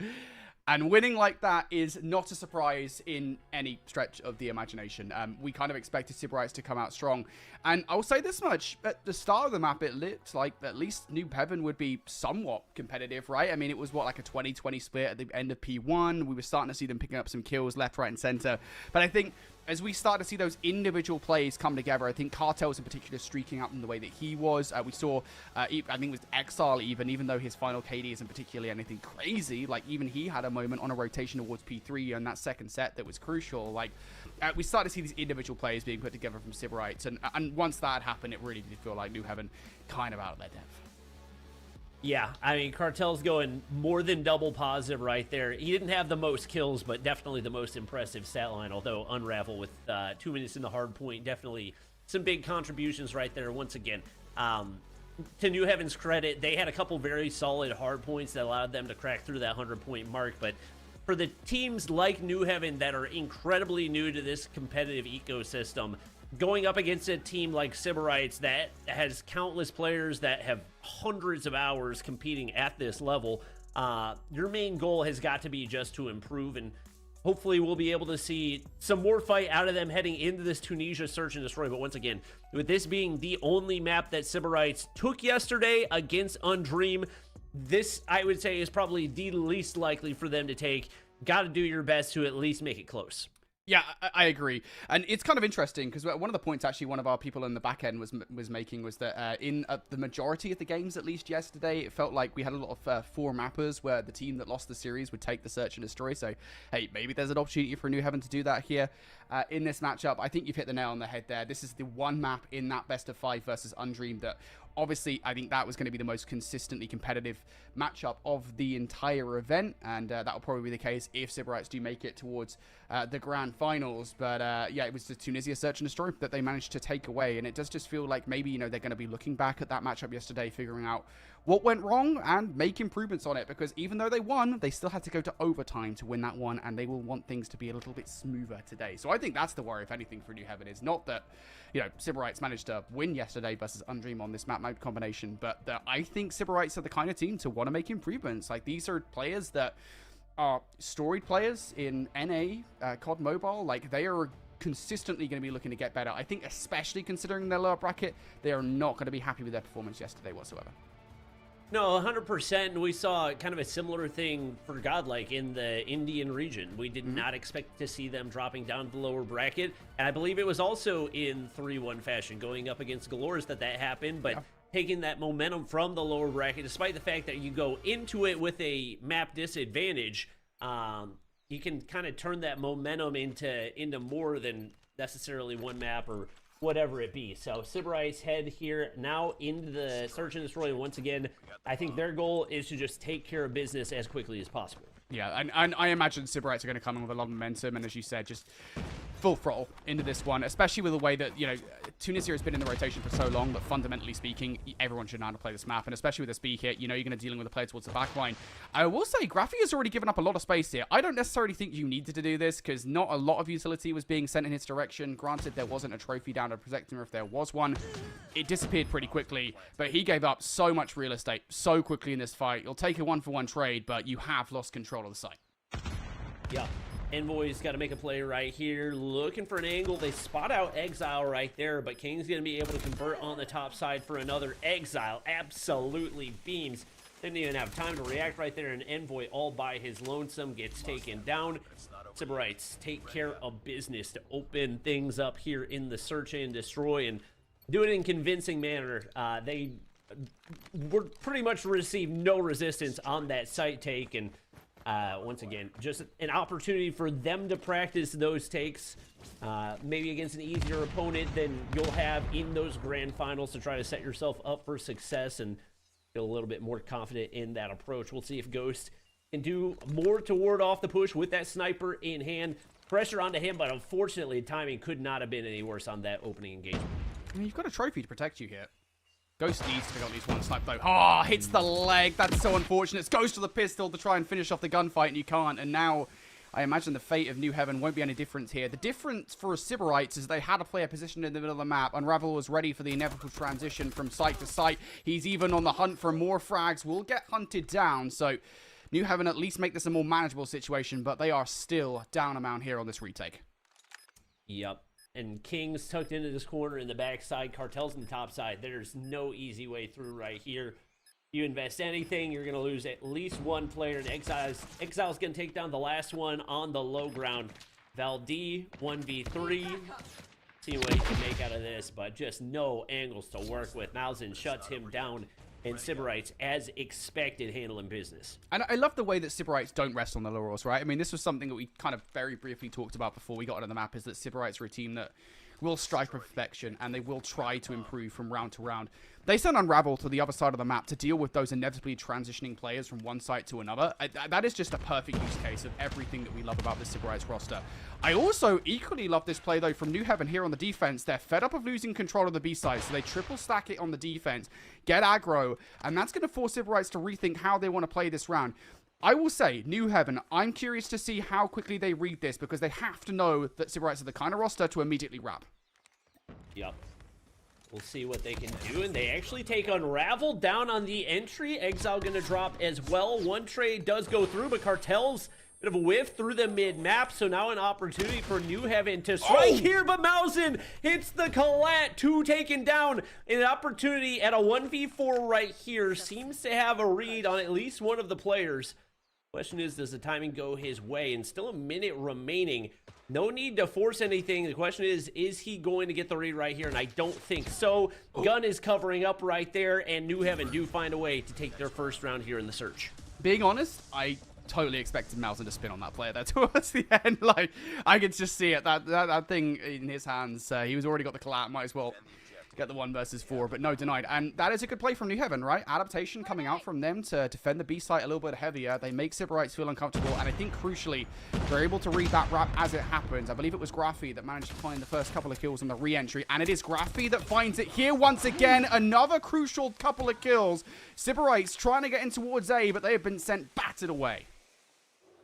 Surely Graphy has to know there's another looking to entry right here. Slides to the corner, but maybe a bit too aggressive as he gives up the heady. And now Cartel's with an opportunity to go to work, looking for a 3-piece, but Valdi's there to save the day.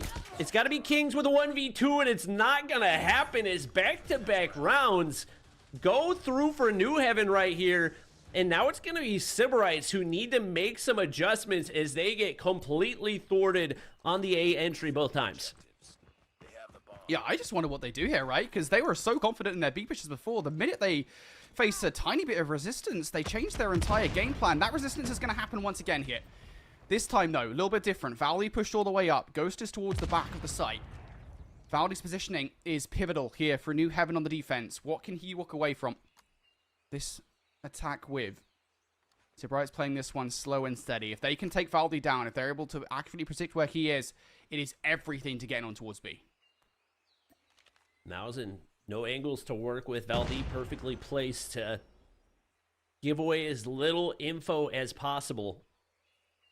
Question is, what kind of support does he have? One in the back of the map, but he's going to slide on through. Finds one. Honestly, could have had 3 right there, but shots not quite going to connect right there. Envoy's there for the trade, though. Finds another as Cartels drops. And Sybarites, things keep going from bad to worse, as now it's Unravel left in a 1v4. They certainly seem shocked with the way that this one's going so far.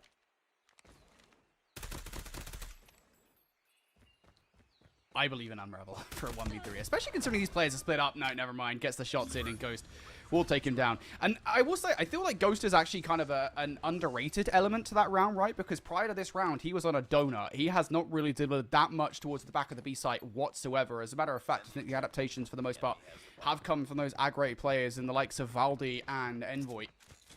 So him actually finding frags there off the back of that initial that you said could be a triple is everything. Maybe Ghost can deliver more. Yes, he does! Trade through, though. And it's a straight up another one coming through from Kings with the SKS Cartel tagged up. Will the trades be good? Envoy finds 2 and gets traded out. Now down to a 2v2 we go. Again, if you're Sybarites, though, you are fine with this. You've got control of the bomb. You can, technically speaking, get this bomb down, but I don't think they're confident with it. They're just going to go straight for a wrap here. And this is the right play call. New Heaven are going to have to take some time to clear space. Yep. Still a minute 20 to work with, so a lot of different directions that this could go. Graphy going to wrap back into the B site. And looking like Sybarites are now going to commit over toward A. Trophy over here, if they spot it out, should give them an indication that they've been here, but they get everything cleared out with still plenty of time to work with. They can get that taken down, maybe an opportunity to work with some util off the back end of it as well. Unravel commits on the plant right here, and looking like they're going to stick with a pretty traditional setup. One tucked under, one looking long. And timing could be perfect for Graphy right here. Not quite going to spot the top of the head, and they will hold that crossfire setup on bottom winery. With only 25 seconds, you have got to commit on a move right here, and it's really got to be the sniper that looks for the entry, trying to clear as many angles as you possibly can, but putting themselves in a very difficult position. Mausen spots out one, Unravel spots the other, and Sybarites avoid a 3rd straight round, or rather a 4th straight round going the way of New Heaven. And that was just a really good play in the 2 versus 2, right? I think, you know, so very often you'll see players, even with the confidence that Sybarites have, just get that rock down over by B. And that is a situation that could be precarious at best, right? Because you get that bomb down, you don't really have the coverage. You've only got one player, and that player has to look in a multitude of directions. So they rotate away. New Heaven don't read it quick enough and are not able to get the retake going. So good way to stop the bleeding there for Sybarites. As you said, it could have been 4 rounds in a row, and now it is significantly less. But you can tell New Heaven have definitely found their groove here in this search and destroy. They're getting aggro. Envoy gets turned on by Cartels, and even worse, you lose the player that you had pushed all the way deep up. That was Valdi. He needed to play his life. Klein can't find that kill as well. Everything is going wrong for New Heaven. Oh, there's just no reason that Cartels should be alive right now. 2 different times that he should have died. They can't close it out. He gets a disgusting turn on the one as well. And now he's going to slide the corner, although doesn't get the kill. Graphy finds one. Can't make it a second, though. It's a 2v3. Graphy's got to go to work, but 2 players on the low ground right there. They've got the better positioning heading into this, but a beauty of a beam by Unravel. Another by Kings, and now back-to-back rounds go to Sybarites, as we got 1 more round remaining before the flip. Yeah, that round is maybe not something Sybarites could have won, right? Because New Heaven had many players in good positions there. Cartel's getting the turn on. I think it was Envoy pushed all the way up, or Valdi pushed all the way up. He definitely should have got value out of that play, and that's just so many opportunities that seem to have passed New Heaven by. What is this aggro push straight down the middle of the map for Klein and Valdi? Cartels is going to win that one with the R9 all day long. I think New Heaven may be overheating a tad here on their final defensive round. And to be fair, they almost caught him off guard, but unfortunately it was only almost, and as a result, they lose 2 players because it's an R9 waiting on the opposite side. Unravel reads the final flank right there, and that is a flawless round heading into the half. Seems like Sybarites starting to lock in right here. There are a number of rounds that absolutely should have gone their way in those first few as they were on the offensive side. Now they head to the defense. You would think probably a little bit more confident in what these setups should look like.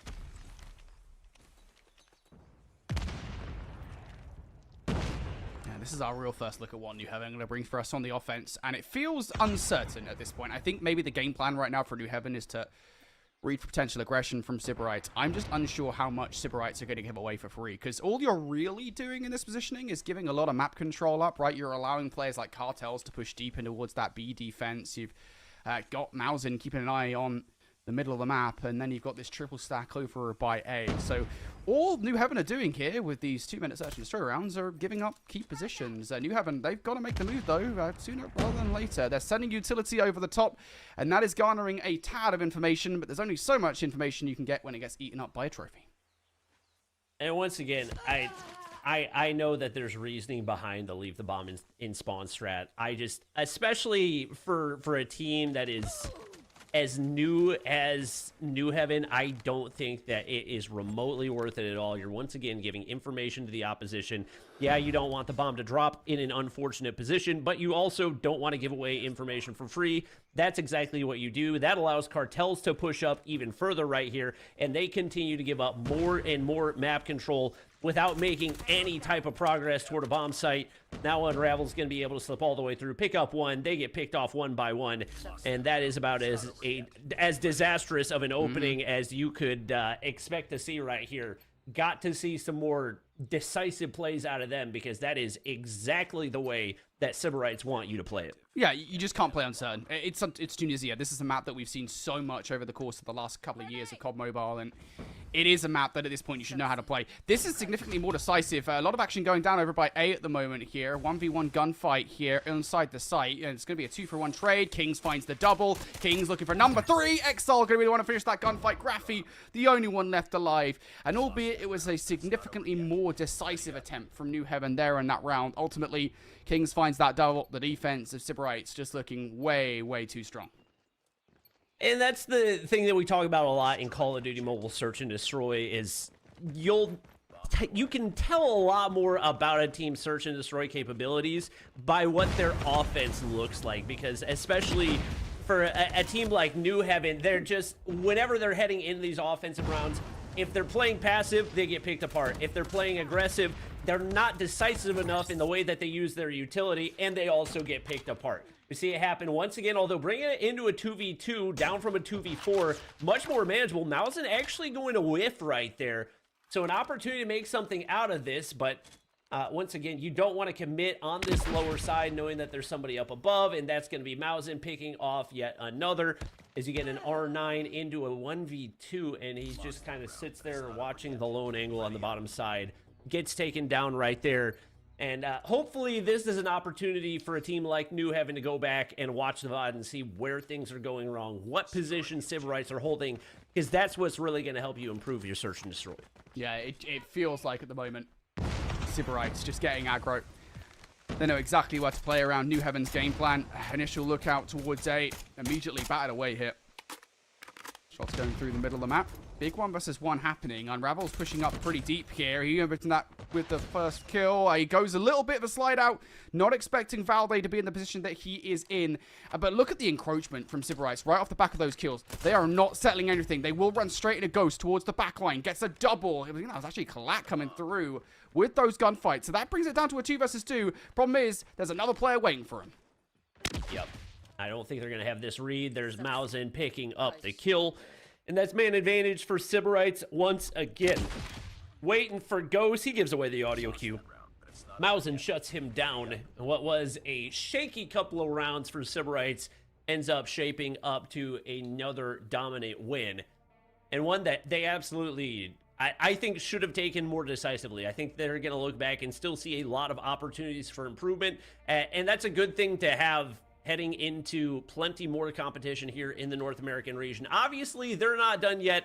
We could see a bounce back as we head into the standoff search and destroy, and we did see Sybarites choke away a big-time lead yesterday, but once again, against a very different caliber of opponent. Yeah, I mean, I think just the way they played their defense there is just a pretty much perfect effort from Sybarites, right? I mean, at no point did they give New Heaven any breathing room. The one round where New Heaven threw, I would call it a unique strategy, should we say, right? And that was that first offensive round where they were playing things slow. They were trying to kind of draw Sybarites out. Sybarites played it perfectly. I think it's a good example of them knowing exactly what to do. They pushed up the map, but not so deep into the map that they were putting themselves in a bad position. And when they had got those opening kills, then they decided to press the advantage by moving further and really encroach those players back and towards the spawn. So, yeah, just really good search and destroy. And it goes back to a conversation that we were having previously before the map, right? We talk about these guys, albeit on Dream, very, very different opponents compared to New Heaven.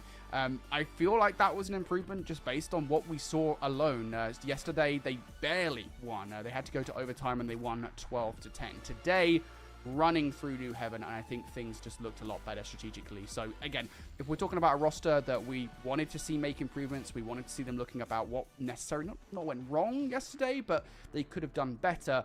It feels like today they have made those improvements. I guess the only thing I'll say is early on, those, was it 3 or 4 rounds that they managed to pull back to back there, New Heaven, that's something I think that New Heaven will take away and be like, look, we just got to do more of that in the future, and they will be happy. What they won't be happy with is the current situation here in this best of 5, because you are now 2-0 down. You got to pull off yet another reverse sweep if you want to stay alive, and this one ain't so easy.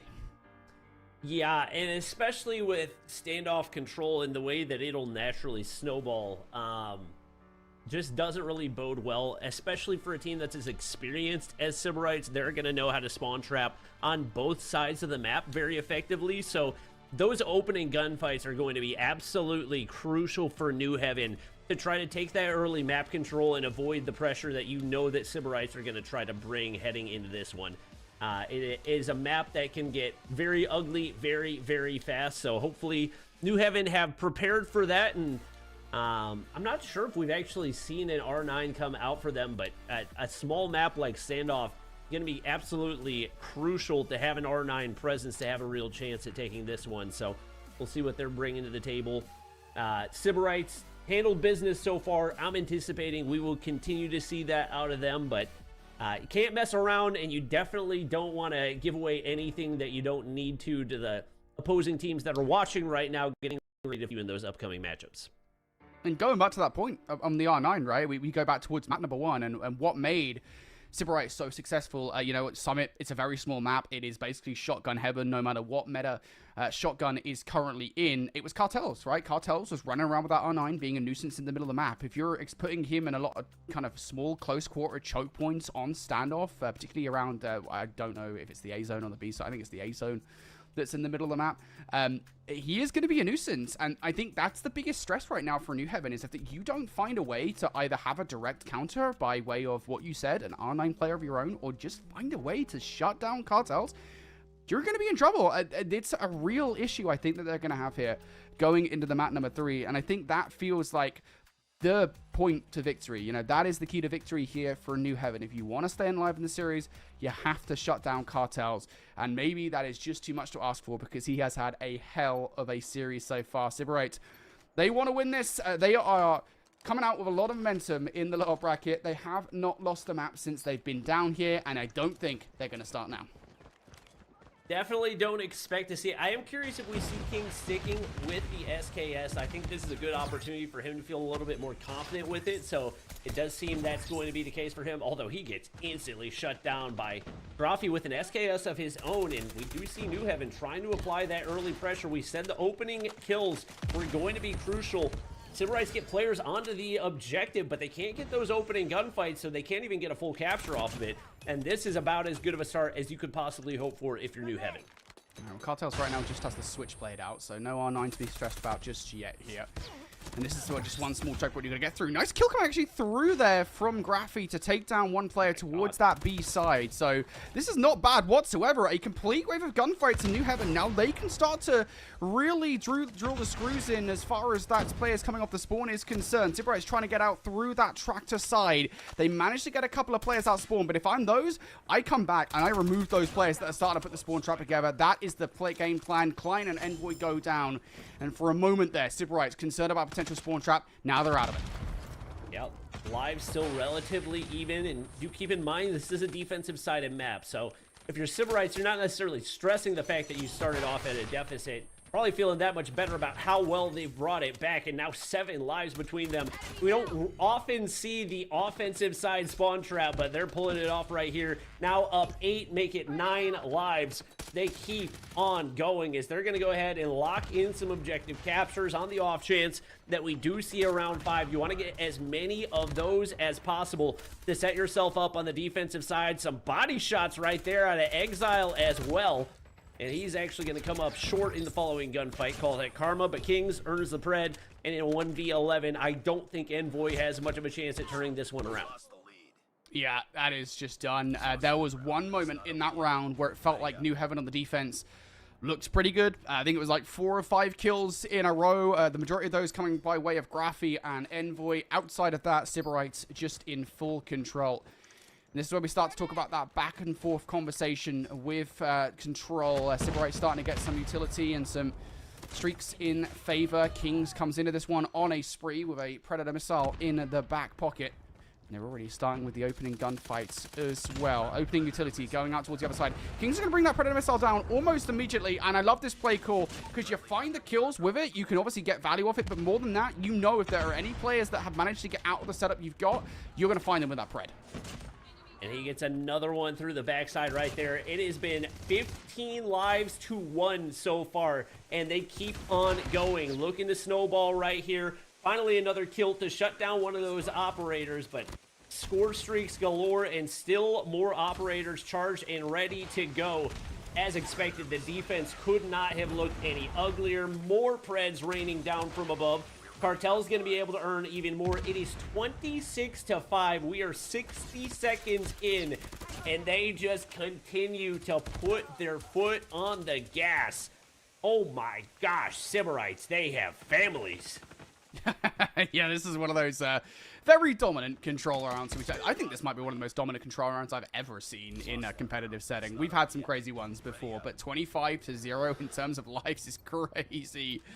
Oh, goodness. New Heaven only walking away with 5 frags in that round. And we talk about utility at the end of round number 1 that New Heaven had to go up against. Look at all the streaks that Sibberites have to work with here. They are going to bring everything out to play right off the rip. King's going to start things off with the Annihilator. And if they don't get these open wave gunfights, it will be a double pred hell for New Heaven to contend with. I think they're just going to bring them down anyway. Why the hell not? Bring everything and the kitchen sink at New Heaven because you want to get this one done now. Yeah, it really felt like Sibberites invested all their operators, so seeing that they only spent 3 and Cartels is already charging back into his, it's just not what you want to see if you're New Heaven. And once again, you had to come to expect this to a degree heading into the matchup just because of the gap in experience between these two.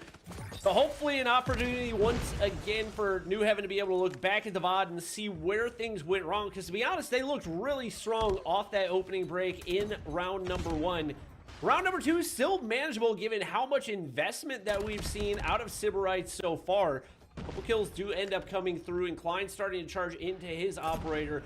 Valdi on a breadstick, and we are in round number 3 right here. That simply cannot happen. Ghost with his fair share of struggles as well, with only 3 kills on the board. Either of those guys get online, this becomes manageable, but the life lead has just unraveled to too big of a point right here. Now down 8.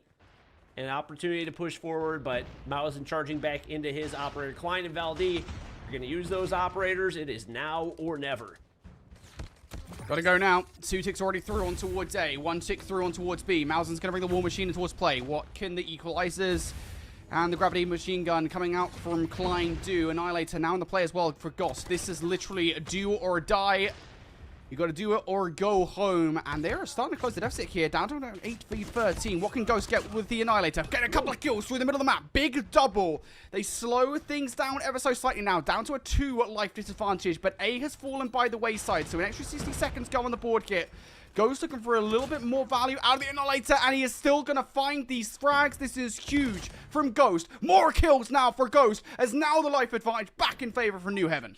He just 3x'd his total kills with a single Annihilator right there, and New Heaven with an opportunity to take a round. We've got Envoy with an operator charged as well, and Graphy charges back into his. So this is 100% winnable. No respawns remain for Sybarites. You want to sit back, play this one passive, and force them to play the objective. Exile's going to be able to find one. Envoy pops the Tempest right here. One good shot could be a world of difference. Exile's going to charge back into his equals and could potentially look to invest right here as they want, by any means possible, to get the 3-0.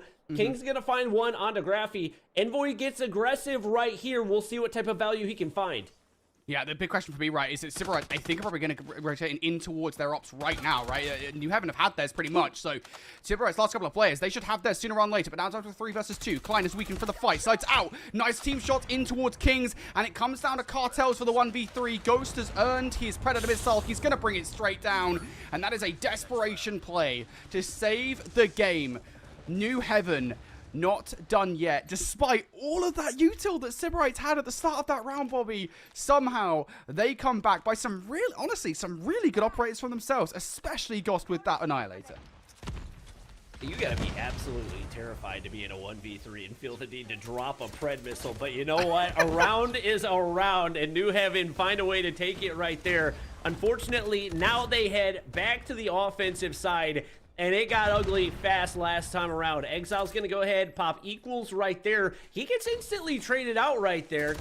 Kings, Annie, what is he going to be able to find? And yet to see a first kill right here, but the lives looking much more comfortable than they did last time around as New Heaven making some adjustments. More operators coming out as Cartels pops his Tempest, and there's Kings with a 3-piece. Yeah, that's real unfortunate because now Sybarites are starting to find some value out of their operators. I talked about it at the end of the last round. Sybarites are going to cycle back into their ops before New Heaven do so. They're going to use those to start to earn some streaks, and they are bringing everything down against New Heaven right now. They are backed in towards the back alley. More kills now starting to come through. Cartels takes a 2-for-1 trade around the back line, continuing to dig against the life advantage. 20 seconds on the clock, down to their final set of lives. It feels like the dream for New Heaven might just be about over. Yeah, and once again, credit to them. I think taking a round was a win in and of itself. Yes, it was expensive. Yes, it was costly. But you got to take the wins where you can get them, playing up against a team that is, once again, as experienced as Sybarites are. 2v15, not much left to be done. Hey, credit to that man for hopping the objective, but not meant to be. Sybarites clean things up 3-0 fashion as they make their way to the lower bracket finals. And now an opportunity for them to advance on in the competition even further. Yeah, shout out to Sybarites. They have not lost a map throughout the 4 matches that they've now been in the losers bracket. I don't know if that's going to change because they are on one at the moment. But I do want to give a little bit of love to New Heaven, right? You talk about the fact they do manage to win a round. It's worth saying that going into that round, it did kind of feel like they shouldn't have won it, right? I mean, they were up against a mountain of utility. I think it was like 7 or 8 streaks that they had in the back pocket Sybarites. And yet, despite that, they walked away from that absolute shower of util and only with like a 4 life disadvantage or something to that effect, and they were able to claw their way back into that round. So shout out to New Heaven at least for bringing it back to a 2-1 deficit, but even that was not enough. Kings, by the way, 29-9. Not often that you see a 3 KD at the end of a map, but Kings, he's known to do some things every so often. Yep. And once again, there were multiple points where there were players on New Heaven that were just monstrously down negative. Valdi finishes 3x negative to kind of mirror the 3x positive out of Kings. Ghost actually started picking things up at the end. I think for a lot of these newer players, it's just a lot of pressure playing up against a team that's that good. And we saw Valdi on map number 1 making some good plays. You know that he's got the gunny to be able to keep up. But a lot of it is just being able to handle the pressure of the moment. And that's one of the great things about this new Champs format. We don't just have one tournament where you're going, you're playing, you're eliminated, and then you're done for the rest of the year. Tons more reps and tons more opportunities for him to play up against this competition throughout the rest of the year, and definitely excited to see these guys back in a couple weeks. Yeah, 100%. And that's something I've been saying this entire tournament is just, it's fun to see new players, right? I mean, you know, we're always looking for new talent, and I think North America so desperately needs it that even if these guys don't have a great tournament per se, which, let's be totally clear, they've got top 4 in this tournament. Like, that is, as far as I'm concerned, a great tournament in North America. We are starting to look at some of these players and say, hey, we're really enjoying what we're seeing from them, and we expect them to only get better week in, week out. However, ultimately, sometimes you do just run into a brick wall, and that brick wall just happened to be Sybarites, who you faced in the lower bracket probably earlier than you maybe expected to do so. And that is another thing that we should probably mention here is, obviously, with these teams, they're going to earn more and more points as each week goes on. And so a lot of the seeding is going to kind of figure itself out a little bit. I think this is literally week 1 of the tournament. And so you're going to get some funky seeding, like, for example, Undream and Sybarites playing in Winners Round 2 that kind of throws everything a little bit awry. That stuff will sort of figure itself out as we get into week number 2 and beyond. With that said, though, Sybarites is the final curtain call for New Heaven. As New Heaven finish out in 4th place, they have got a little chunk of the prize pool. Sybarites, their chunk of the prize pool will continue to increase match after match, and their next matchup is going to get even more difficult. We got the losers bracket finals coming up here. Before we do so, though, we're going to go to a break as those vetoes get done. We'll see you in a moment for more action here from the Call of Duty Mobile World Championships North American Qualifiers.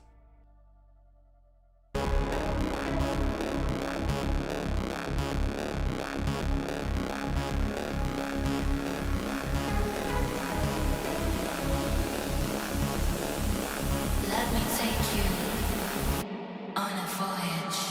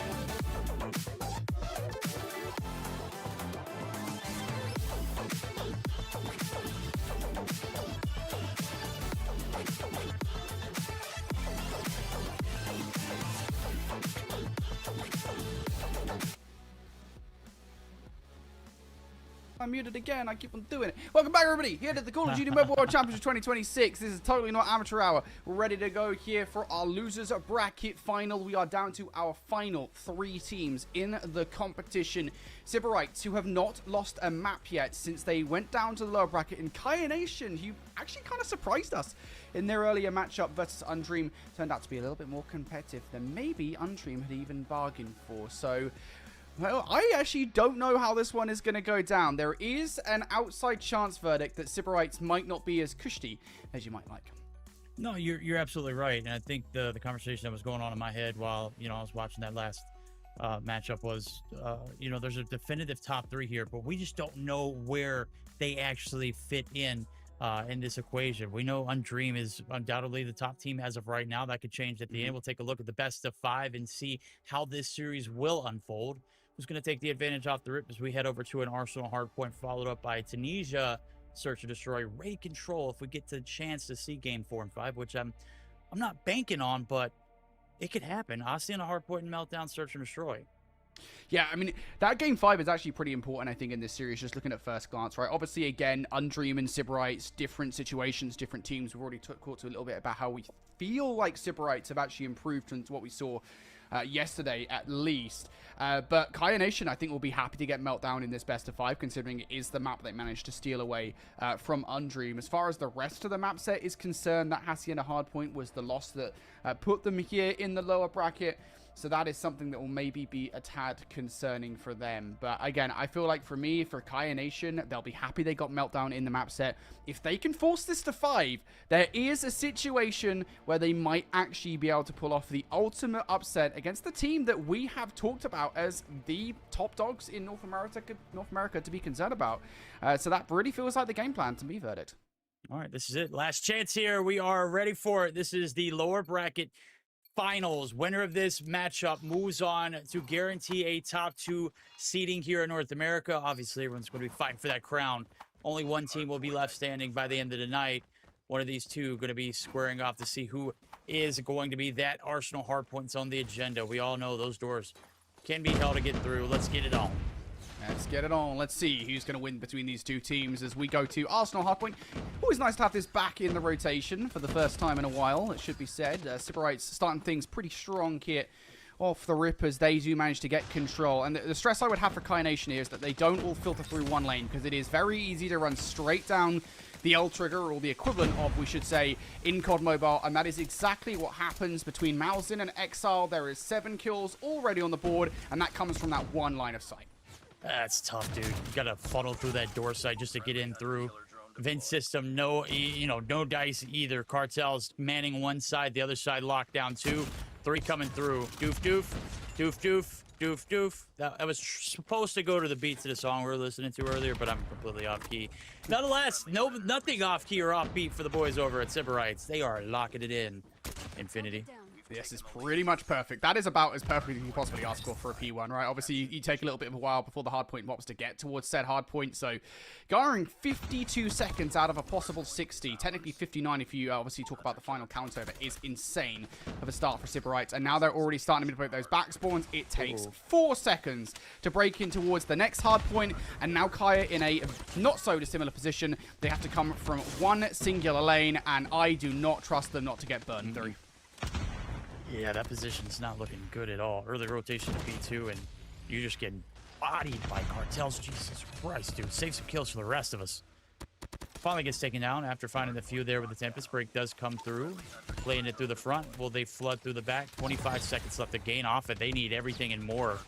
As you can see, King's trying to hold down the back line. SKS in hand. We'll see that rat-a-tatting through all and through. So far, so good. They're playing it off the back leg and through the front. So pretty decent bounce back.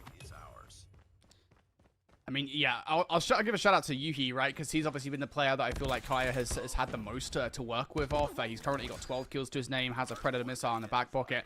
And as we go into P3, this is actually a hard point where a Predator Missile can be pretty important. So there is worth saying a way back into this hard point for Kaya Nation, especially as they get those split spawns through. Opportunities to assault the hard point from a multitude of angles. It would be nice if Amprayer can play his life and Now, as that's no longer the case, you're going to be forced to bring some of this utility out. Hunter Killer Drone goes out for Yuhi. King's now going to bring the Death Machine into play, and he's going to show exactly why it's called the Death Machine. Picks up a couple of kills. Unravel only one with the Claw, though, and that's going to enable Kaya to, at the very least, look at this one through the front. Yeah, they're going to be able to get a contest on through, but they got to clear those back lines, get someone through and through. I mean, at this point, it's a hope and a prayer just to get off respawns.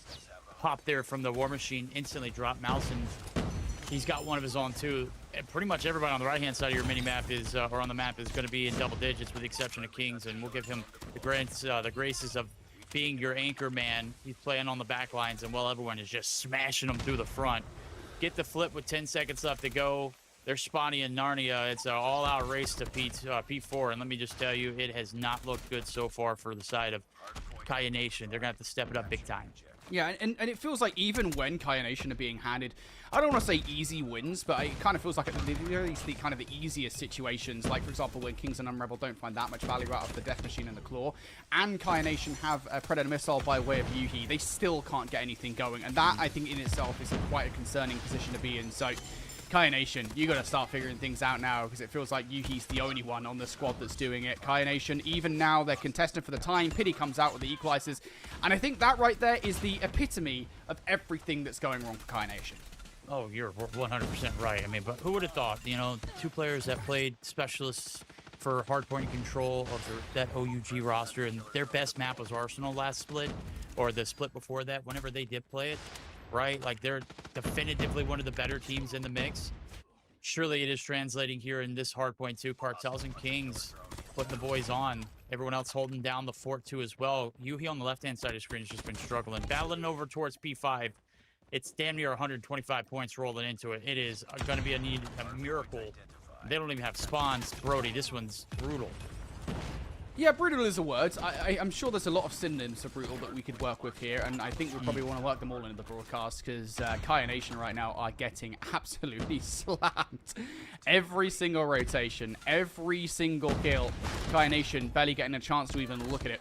2-for-1 trade, the majority of those trades coming by way of Yuhi. Again, he is the only player consistently able to find frags for Kaya Nation. Everybody else struggling. King's now looking to burn through the roster with the Death Machine. He's finding the kills. He will find two. Actually, Unravel only finding one for the Claw, and that's exactly like what happened with P3. I think the staggering thing, Verdict, is the fact that Kings and Unravel have actually earned those operators twice in a single set of rotations. That speaks to just how much damage Sybarites have been doing. Oh, yeah, absolutely. These guys just running through them. And they gifted them spawns just because they were out slaying them. And hell, even with the back lines, they can't get anything rolling. 33 v 175 and counting.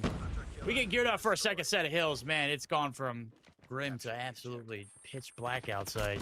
Brody, we're going to need, like, emergency freaking, you know, hazards going on here. This is just absolutely disgusting to watch. If you're a fan of Kaya Nation, close your eyes. This one might go on the hub later. Yeah, right now I think Kaya Nation are going to be flipping the rulebook for anything they could possibly DQ Sybarites for. We've seen some wild DQs, to be fair, so it wouldn't surprise me if that's what they're looking for at the moment, because I don't know if there's any legitimate way to walk through Sybarites with the way that they're playing. This is actually the first good look, I want to say, that we've seen from Kaya Nation. They're in control of P1 right now. Kings takes himself down, presumably with the War Machine, so Kaya Nation in control of P1, and Sybarites in a position that wasn't so dissimilar from what we saw before. They've only got one player to contend with, though. That's Pildora watching down the front. Finally, Amprayer comes to help us down his teammate. Good read on the player jumping through the window as well. And actually, to be fair to Kaya Nation, they do what was done to them back on P1. They hold the majority of the time. Sybarites have nothing to say. The issue is, if we're talking about the kind of hole that Kaya Nation are in right now, Verdict, Kaya Nation kind of have to be perfect on this next rotation, and they've already lost. They have. It's still doable, though. We can see it flip on its head real quick. Let's see what Pildora can do. Backlines now is Fabuloso on the left or top-hand side of your screen. Pausing. We got a little bit of a split spawn situation, but as more kills come through, you can see it's saddled in. That is going to be Sybarites winning by right of having plenty of players on this side of the objective as well. Death Machine out for Yuhi, looking to find something. He's got 34. He's leading the lobby, but, man, it's a losing battle. You can see, finally, the crew is going to be able to flood on through. Able to clear it through. See how much longer they can hold for it. This is actually not a terrible position for Kai Nation, right? Because they get the kills. Sybarites are going to continue to spawn the backline. You can hold this one from the front. The issue is you are not finding those trades whatsoever. Drop shot comes through from Cartels. It's just frankly disgusting.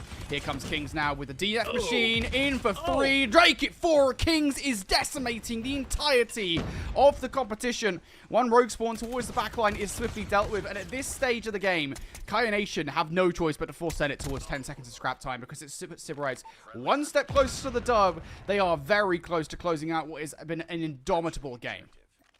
You can't see it, but Brody, I'm like watching this with my eyes just covered. Oh God, it's disturbing. Beatdown, BTA, a little bit of a comeback spark, but day late, dollar short, 223.89. Rotation's been made over to Pete 3 site. It is locked down for Kaya Nation, but they can't even hold it. Front line's been compromised. Prayers, the middleman. Mausen going to be able to find a nasty 3-piece and unravel, cleaning up the rest. That's 5 up, 5 down. 15 seconds is the win condition. And, well, let me tell you, Brody, if you're Kai Nation, let's just cut our losses and go new. Yeah, welcome to the 100-point club, boys. This game is done. Util out. Operators out. Kaya Nation have been scrambled, egged in this first game. It is done and dusted. Sybarites leaving nothing on the table. Kaya Nation, they are being rolled through, and the momentum here in the lower bracket, it is going to continue. Yo, that's brother. I just saw you get a 4-piece. Hop off the hill and then pop your crit. Nasty work, brother. That's diabolical if you're watching this back. Or Sybarites too, or Sybarites too. I don't know why I want to call them civil rights. Civil rights? They don't Yeah. sound anything like civil rights. I guess the way that we say it's. Are we saying it correctly? Is that a thing? I don't know. I'm not in or maybe it's cyber rights. I don't know. I think that starts with a C. Tell us The in right. Hello? Oh my goodness. There we go. We lost our stats for a second there. I thought I stepped in the closet for a second. A little Narnia action. Got lost in translation. Exile said he was doing nasty work, brother. 38 and 22.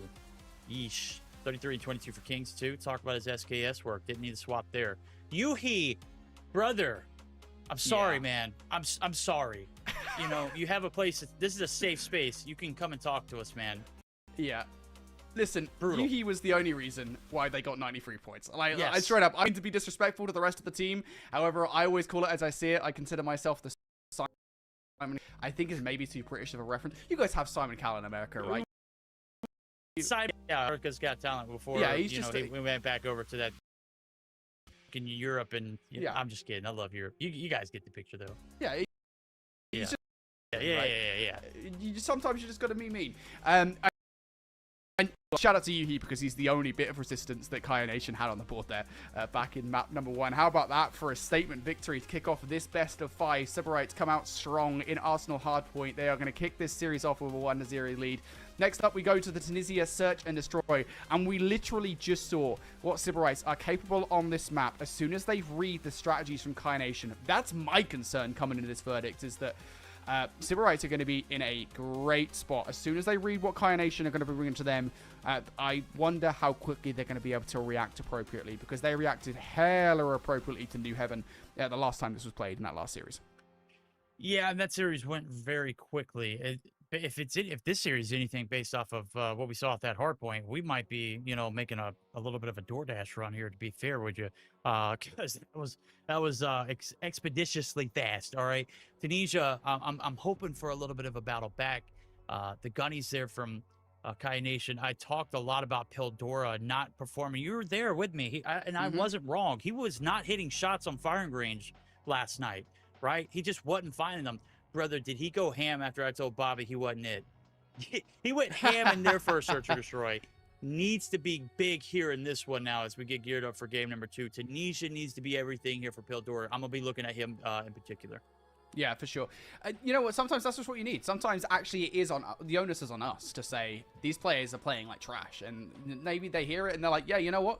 we hear you. We're going to play well. So maybe that is the play call here. It's kind of funny because Pildora is a player in the past that when I've got to see him with the sniper rifle, he has performed relatively well. But we came back to that conversation point. Obviously now like one sniper per team. That's one of the newer rule changes that's happening here in the 2026 season. And it's been a positive change, I'll say this much. I think it's been nice to not see so much Tundra dominance, but it has led to these interesting decisions where it's like, who takes it when you've got Fabuloso and Pildora on the roster? And it has been Pildora. So kind of, it really does change all that kind of thing that they need to pull together.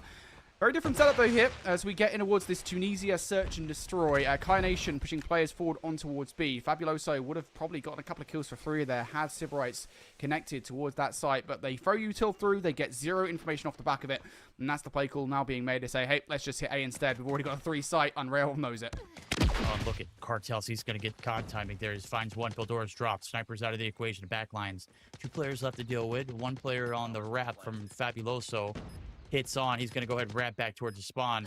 Cartels? Yeah, that's free, buddy. That R9 in your hands. Absolute cheat code. Slide peek. PKM. Hello.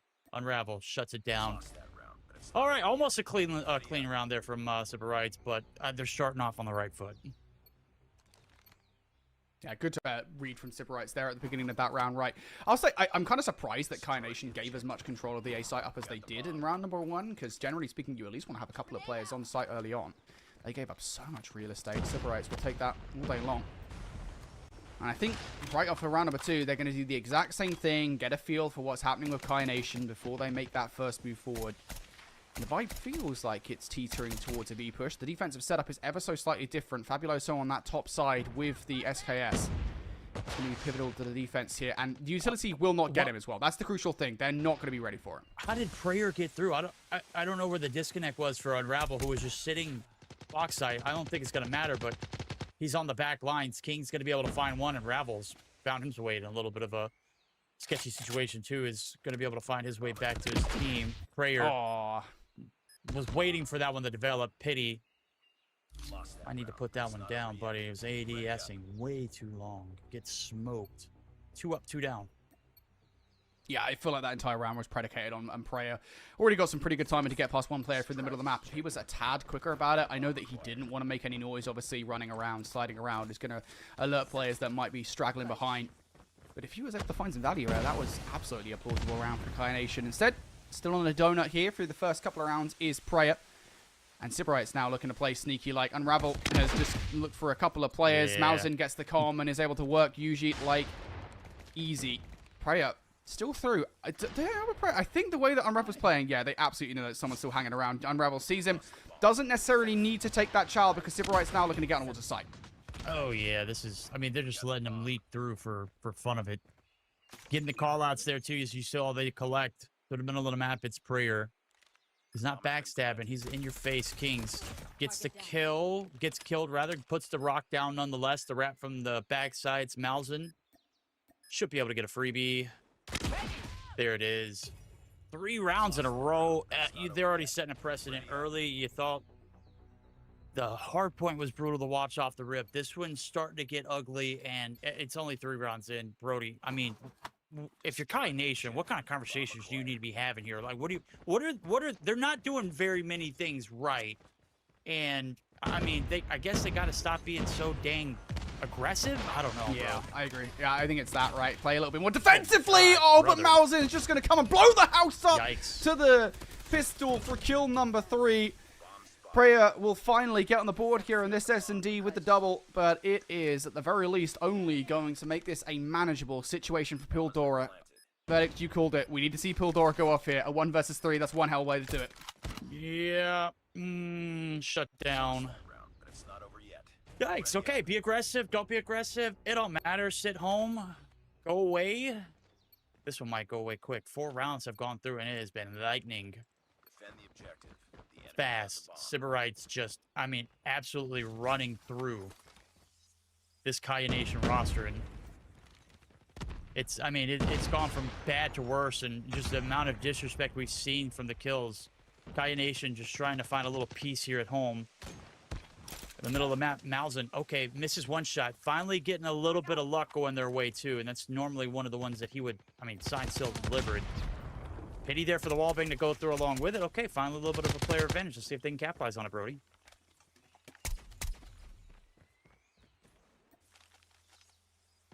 Sybarites. My concern with this, right?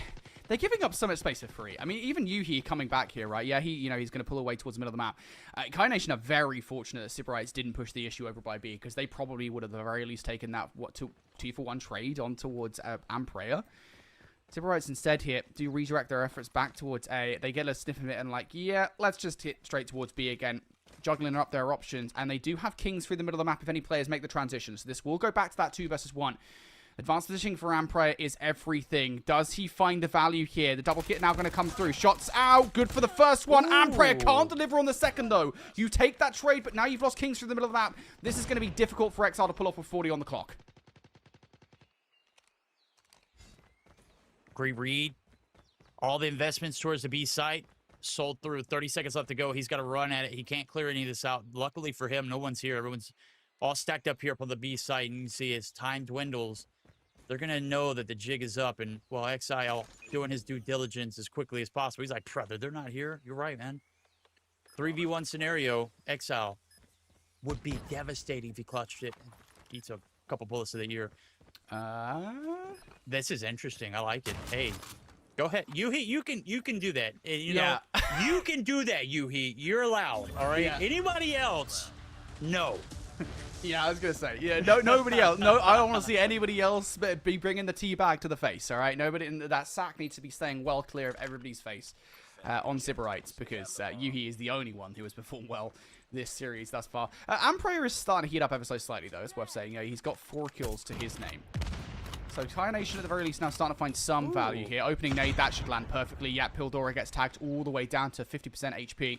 So any Chal hit should take him down. Hits the reset, back up. Yuhi finds value through the middle of the map. Now we go down to a 4 versus 3 in favor of Kai Nation. Pildora starting to find value. And honestly, at this point, you can back up because the rest of your players are getting those kills through the middle of the map. They have kings down. 1v3 up for grabs. Ooh, picks up a sniper to go along with it. Gets the unfortunate time, and Fabuloso right there to tag team 4-2. All right. I just tried to tell him that it was not good the first 4 rounds for them to step it up, because these past 2, they have started off with opening bloods, whether it be in 1s or 2s, and they have played to their man advantage. They hadn't been too aggressive. They have been pushing tandemly. They have been using util perfected. It's starting to come together. Unravel, able to find the first blood this round. Let's see how they operate in a man disadvantage. Couple rounds back to back now for Kaya. And Pildora is starting to find some serious value over here by B. But he has a lot more to do. He's left up by his lonesome. Switches to a different position now, looking for an off angle. Instead, now backs away towards his teammates. And I actually kind of like this play here for Kai Nation. Yeah, you give up the bomb site, but you have the numbers to make this play work. The only thing I will say is you probably want to help Raoul through the wall. Pity finds the kill against Kings. Why is every bloody map made out of paper mache? Brother, I don't know. That's crazy. Hey, that PKM, though, is nasty, brother. We've seen some crazy wall bangs here in this map. You've definitely known for doing it, but Exile in a 1v3. That's the man who got his body shot, got his get back there on Yuhi. He's got the bomb in his hand. See what he can make of it now as he's in the same situation. A few rounds back, he got absolutely canned off the rip. Right now, he's about to round the corner. Fabuloso in one site, and in the other, it's Pildor. This is technically for the 1v4, I think it is, for Exile. Of course, the newest addition here to this Sybarites roster. Towards the site, splits the difference. They have no idea. He's going to be splitting now. Now they will get the audio cue away. He hasn't checked behind him. Goes for the turn. And Pildora, fortunately, has a switchblade to work with. He probably would have been able to get it done with the Tundra, although, let's be honest, you never know. So 1v4 denied. And we talk about why now Kaya Nation is starting to find some value in these rounds. It is down to Pildora with those opening snipes. And I want to give a lot of love to Ampreya because he's finding like 1 or 2 kills every single round on these entry kills. That is being so frustrating for Sybarites here on this attack. They just cannot deal with these players. And look at that util over the top. Pildora bullied. How on earth he survived the SKS? All the way down to 1 HP will take Pildora out. The cavalry's there, though. They got the mid-cut pretty much surrounded. Through the smoke, they're going to be able to stand off just waiting for anybody to play that site. Kings has got top side control. Rocks down. 40 seconds on the clock. 4v5 here for the retake. And everything that's happened inside of that mid control site, not really amounting to much. Exile does lay the rock and is going to get a clean one piece with an accessory to murder there for the second. King's going to be able to find one before he's done. It's down to Yuhi. Gets a shot on one. Hello, hold the phones. 19 seconds. He can do it. And he's got the SKS in hands as well. Has to try and get the defuse through, and these players just going to stay separated. Finds a kill versus Mausen. Now on the hunt for the other one. Has to go for the check. Yuhi checks the corner. Doesn't check the other one. This round should be done. Exile goes for the challenge. Yep. Yuhi doesn't get the kill cleanly, so does not have time. Yuhi now putting more bullets in the body. Fires that hunter-killer drone off because you're not going to get it. Transition towards the next round. And man, he looks the other direction there, Verdict. That probably is a round victory, right? Literally just the one little look in the wrong direction. And that is a 1 versus 4 spoiled. It's in North America, man. They got great intuition. Sometimes they just second guess themselves. He peeks that corner. He just goes a little further. He knows that guy's got to play time. He just goes a little further with that natural intuition. He gets that kill. That's a 1v2 clutch up for grabs. Cartels on the flip side of things. 5-3 lead still in the hands of Sybarites. Dealt with. We've seen him with his hands down in this instance, trying to get the control in red this time around. In this game, gonna bite the bullet early on, so that's a lot of map control here coming through for the side of Kai Nation. They're gonna go ahead and try to stick this rock down? Question mark. Oh, what a nade from Exile! Shot. Oh, goodness gracious. How about that one from over the top? You don't expect that in a month for Sundays. Brings us down to a 2 versus 2. And now I think what we just talked about with Kai Nation not getting this rock down becomes more of an issue. They're ready for the retake to come through. The read is in. Fabuloso not able to get it cleanly away for the gunfight. And now he's left up in a 1 versus 2. He needed to cleanly get that kill. And I'll be perfectly honest. That is Kai Nation second guessing himself. Yes, you've lost a player, bringing it down to a 2 versus 2. You still have to get that rock down because realistically, other than that nade that hits you, how much util are you going to have to deal with later on in that round? Like, there's not going to be another nade coming your direction. Just get the bomb down. Yeah, you got to stick that, man. That's tough. Stick the bomb plant, retreat, play to your advantage. You only have 2. They've got to push you. Right now, Cartel is just not finding the better side of these first interactions. Going to get shut down as well with Exile. Big opening 2-piece. Unravel. Oh. Yeah, buddy, he's him. Quickly finds the trades. He make it in 3. Mausen's actually going to get the credit for the kill, though, as the team shots do come through. The B side of the map is completely clear. Fabuloso, 1 breadstick on his board. Going to go ahead and give him the clearance. Prayer going to go ahead and stick it down. Thanks, guys. I really appreciate that they actually heard me in that last round of just getting the rock down over 2 versus 2. Yeah, listen, these players, they do listen sometimes. They do get a little bit better. Sybarites now going to have to burn time off the clock here with 30 seconds on the board. Do they predict the positions of those players from Kai Nation? They're backed up. They're looking in different directions. The call will be made as soon as Amprey sees it that these players are going to have to turn around. Now, Fabuloso will do so. He's revealed a position. The stun will tag. Good now to bring this down to a 1 versus 1. And you've got 15 seconds on the clock. Fabuloso just has to sprint towards the other side of the site and just try and get Mausen to look for him. Mausen now has 100 different directions to look. Does have the R9 trying to pull him off. Just going to jump on it. Fabuloso plays that one pretty much perfectly. And that is a much better 2 versus 2 from Kai Nation. Master. I mean, what'd you say, dude? Get the bomb down? And guess what? They did it. Okay? That's all you got to do. You play to your advantage. You play to cues. You get your trade in. You're right there to be in a position to capitalize when they do get stunned. And obviously, you had time on your hand, too, so they had to find you, hide and seek. Only 15 seconds left to go on the clock. It's all yours all day. Slow things down now as we get into it. We are in round 11 here, race to 9. 6-4 is the lead. Sybarites opening up the first blood, too. Standing strong here on this defense, hopefully this time around, as they open up with the first blood.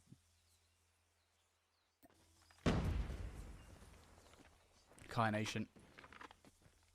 They've been much more successful over by B than they have over by A. They do have the numbers to make this A push work, but you just got to make sure that Kings doesn't piece you up. He's been deadly with this SKS. Mausen has been the bigger problem, but he's not even in the play at this point in time. Kings now looking for the opening gunfight. 1-for-1 trade going down. You'll take it because you have found your way on the site. Just one more player to contend with. And those warning shots in towards Unravel. Do not chow me. I will kill thee. Kai Nation now in the 3v3. They've got the site control. They do. Cartel's on a deep wrap. Needs to allow this time to see this play through. You got 2 players on one side. Oh, Takes the first gunfight. Can't even throw a shoulder at it. And everything is just falling apart. 1v3 up for Unravel. Able to find the first, second. Not so lucky. Yuhi.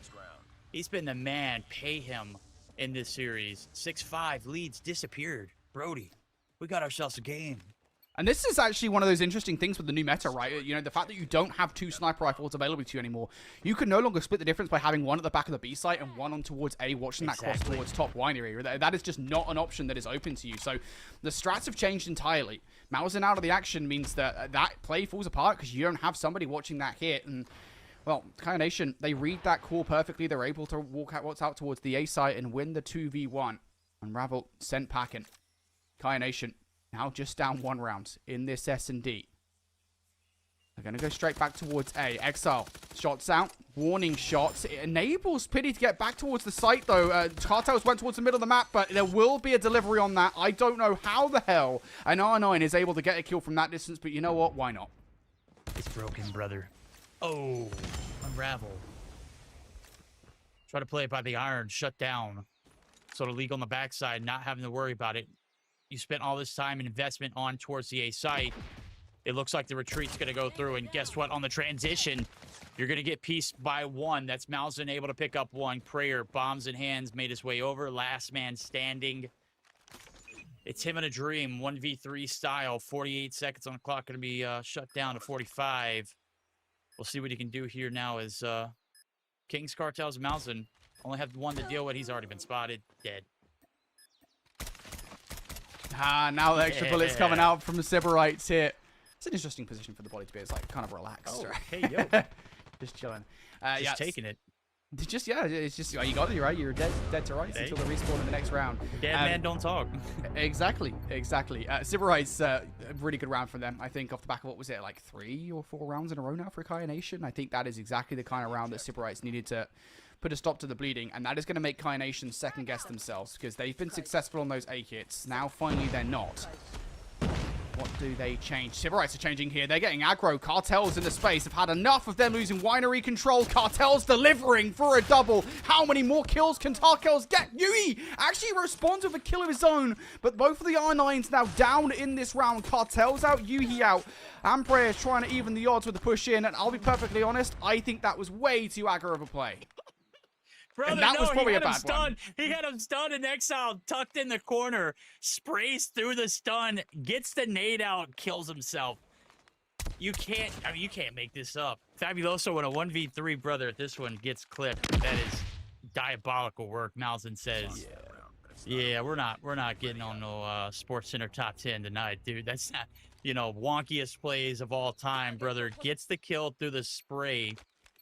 And just gets lucky that he's in that corner at that moment at that time to get the kill before his teammate's done. So, wow. Okay, Three Stooges couldn't do any better, man. That's crazy. And now it feels like Sybarites are in the driver's seat of this search and destroy. It felt like for the longest time, Kaya Nation had a voice. It has been silenced. And you can even see it in the gameplay. Look at the way that they're playing so much more scared. Just that one play from Cartels in the last round has made them much more wary of where Cartels could be positioned here on the exit in towards the A site. He's not even present. He's switched over towards the B site alongside Unravel with a PKM. Unravel's not able to produce anything, and now Cartels can make his position known, finds that double on B. That's good news, though, for Kaya Nation, because now they know they don't have to deal with him on A. They can get this rock down, but do they know there's nobody to contest with? Oh, they're dragging their feet. They've got the clearance. There's the call. Okay, that's the intel. Hits on. Sybarites know what's going through. First blood, Mausen, man, he's just piecing them. Stun does connect. Pity in a 1v4. Playing for their life. Finds the first. Exile there for the trade, ladies and gentlemen. 9-5 victory. Sybarites going up 2-0 after a very definitive search and destroy. Got dicey there for a second. We saw a little bit of a scrap out of Kaya Nation, but let's be real. As the game progressed, just like in that hard point, it just got brutal and brutaler. Yeah, massive shout out to Sybarites. They really did stabilize towards the end of the game. They threw a different few looks at Kaya Nation, and it's those adaptations that we were talking about previously. For Sybarites, we saw it earlier on in their matchup on Tunisia Search and Destroy. as soon as they figured out what was happening against them, they were able to adapt appropriately. And you can kind of see the play calls in those last 3 rounds back to back. So much of it, I think, predicated on what Cartels was able to produce with that R9. We talk about him kind of swarming in towards Winery on the penultimate round, finding a couple of kills. Why would Kaya Nation ever expect that to happen? And then in that final round, in a totally different position on the map, and he's able to get a double over by B. It's that kind of variety in game plan, I think, for Sybarites that really does separate them from the rest of the field here in North America. And it's something I think that they were actually lacking despite winning Tunisia Search and Destroy yesterday versus Undream. It kind of feels like they were lacking it in that matchup. And now they've got it. I wonder if they do get through this matchup in a 3-0 fashion and we see them in that grand finals facing off against Undream once again. Are we going to see a very different result if Tunisia is on the board? Are we also going to see Exile play? Because yesterday we looked at that roster and Shisui was in the mix in the swing of things. So I don't know if that's going to make a difference or if they are going to make a change or if they're going to keep the lineup the way it is. We don't know until that, until that tie comes. Right now, they got to take it one map at a time. So far, so good. They've been flawless. They haven't dropped a single one since moving to the lower bracket. And the side of Kaya Nation have made one slip, and that was just walking into the wrong direction and being on the other side of Undream. This time around, it's Sybarites who have them dead to rights. It could end here on raid control. Kaya Nation, just one more left in the chamber. Can they find a way to dig themselves out of this hole? Yeah, that's the question for me, is just, given what happened in map number 1, I think Sybarites on a respawn might be just too much for Kaya Nation to handle. What was it, 250 to 93? I think for me through this entire series, the query has really been, can anybody help Yuhi out? Because Yuhi, I think, has been pretty consistently the best player on Kaya Nation. He's been performing all the way throughout. He was actually top fragger, I believe, in map number 1 across the board. He was consistently performing round after round in that search and destroy. And granted, he has an R9, so it shouldn't be surprised that that's the case. But the rounds that Kaya Nation were able to take away were the rounds where Pildora and Prey were able to find value. That didn't happen even once in map number 1. So really, I think for me, it's not so much a question of can Kaya Nation bounce back. It's a question of can anybody from Kaya Nation just wake up aside from Yuhi, because everybody else is not fragging out right now. Not a single other player is performing. And let's be honest about it. You can't win a 1v5 against a team as good as Sybarites. It's just not going to happen ever. So that's really a big thing for me. Verdict is, are we going to see some of those snipes from Pildora? We talked a lot about that in this series. Obviously, you know, over the years, the meta has now evolved where snipers are becoming a more prominent part of control, especially true on raid with all the long lines of sight you've got to work with. I've got to see more of those players on Kaya. Yeah, and then just Yuhi's absolutely rattled. I mean, you go through it. Your teammates just have ruts, right? You play competitively, and somewhat competitive. You play in like an Unk League and in mainline COD, right? It gets frustrating. Sometimes you're not participating the way that you want to, or maybe you're the one that's carrying, right? And you want to body shoot the team that's next to you because you want to take your frustration out on somebody. That's all I can see from this one. Yuhi, visually frustrating. I don't know what the personal relationship was with Exile, but he's brand new to the league, right? This is his debut rookie year. I know he's been around the scene for a while, but maybe he just wants to give him a little good old body shot for good luck and have a good career. Well, we'll find out now. Will Kaya Nation come together as a collective unit and finally stop being stuck in the backpacks of Yuhi, who has literally been carrying him all throughout this? All right, well, I feel like the break-off is going to be crucial here for Kaya Nation in towards this control. If they start well, they might be as they mean to go on, but it hasn't been a good start. So far, you are up in lives, but you've lost control of 8. Sybarites have players in a multitude of positions here to capture this one. One of those players does go down. Exalt with the immediate trade through. Unravel chilling in money window to make sure that his teammate's Bacon is being watched, as are the players inside the pool. The setup right now for Sybarites is pretty much perfect, and they're finding every single frag they could ask for. This A might already be gone.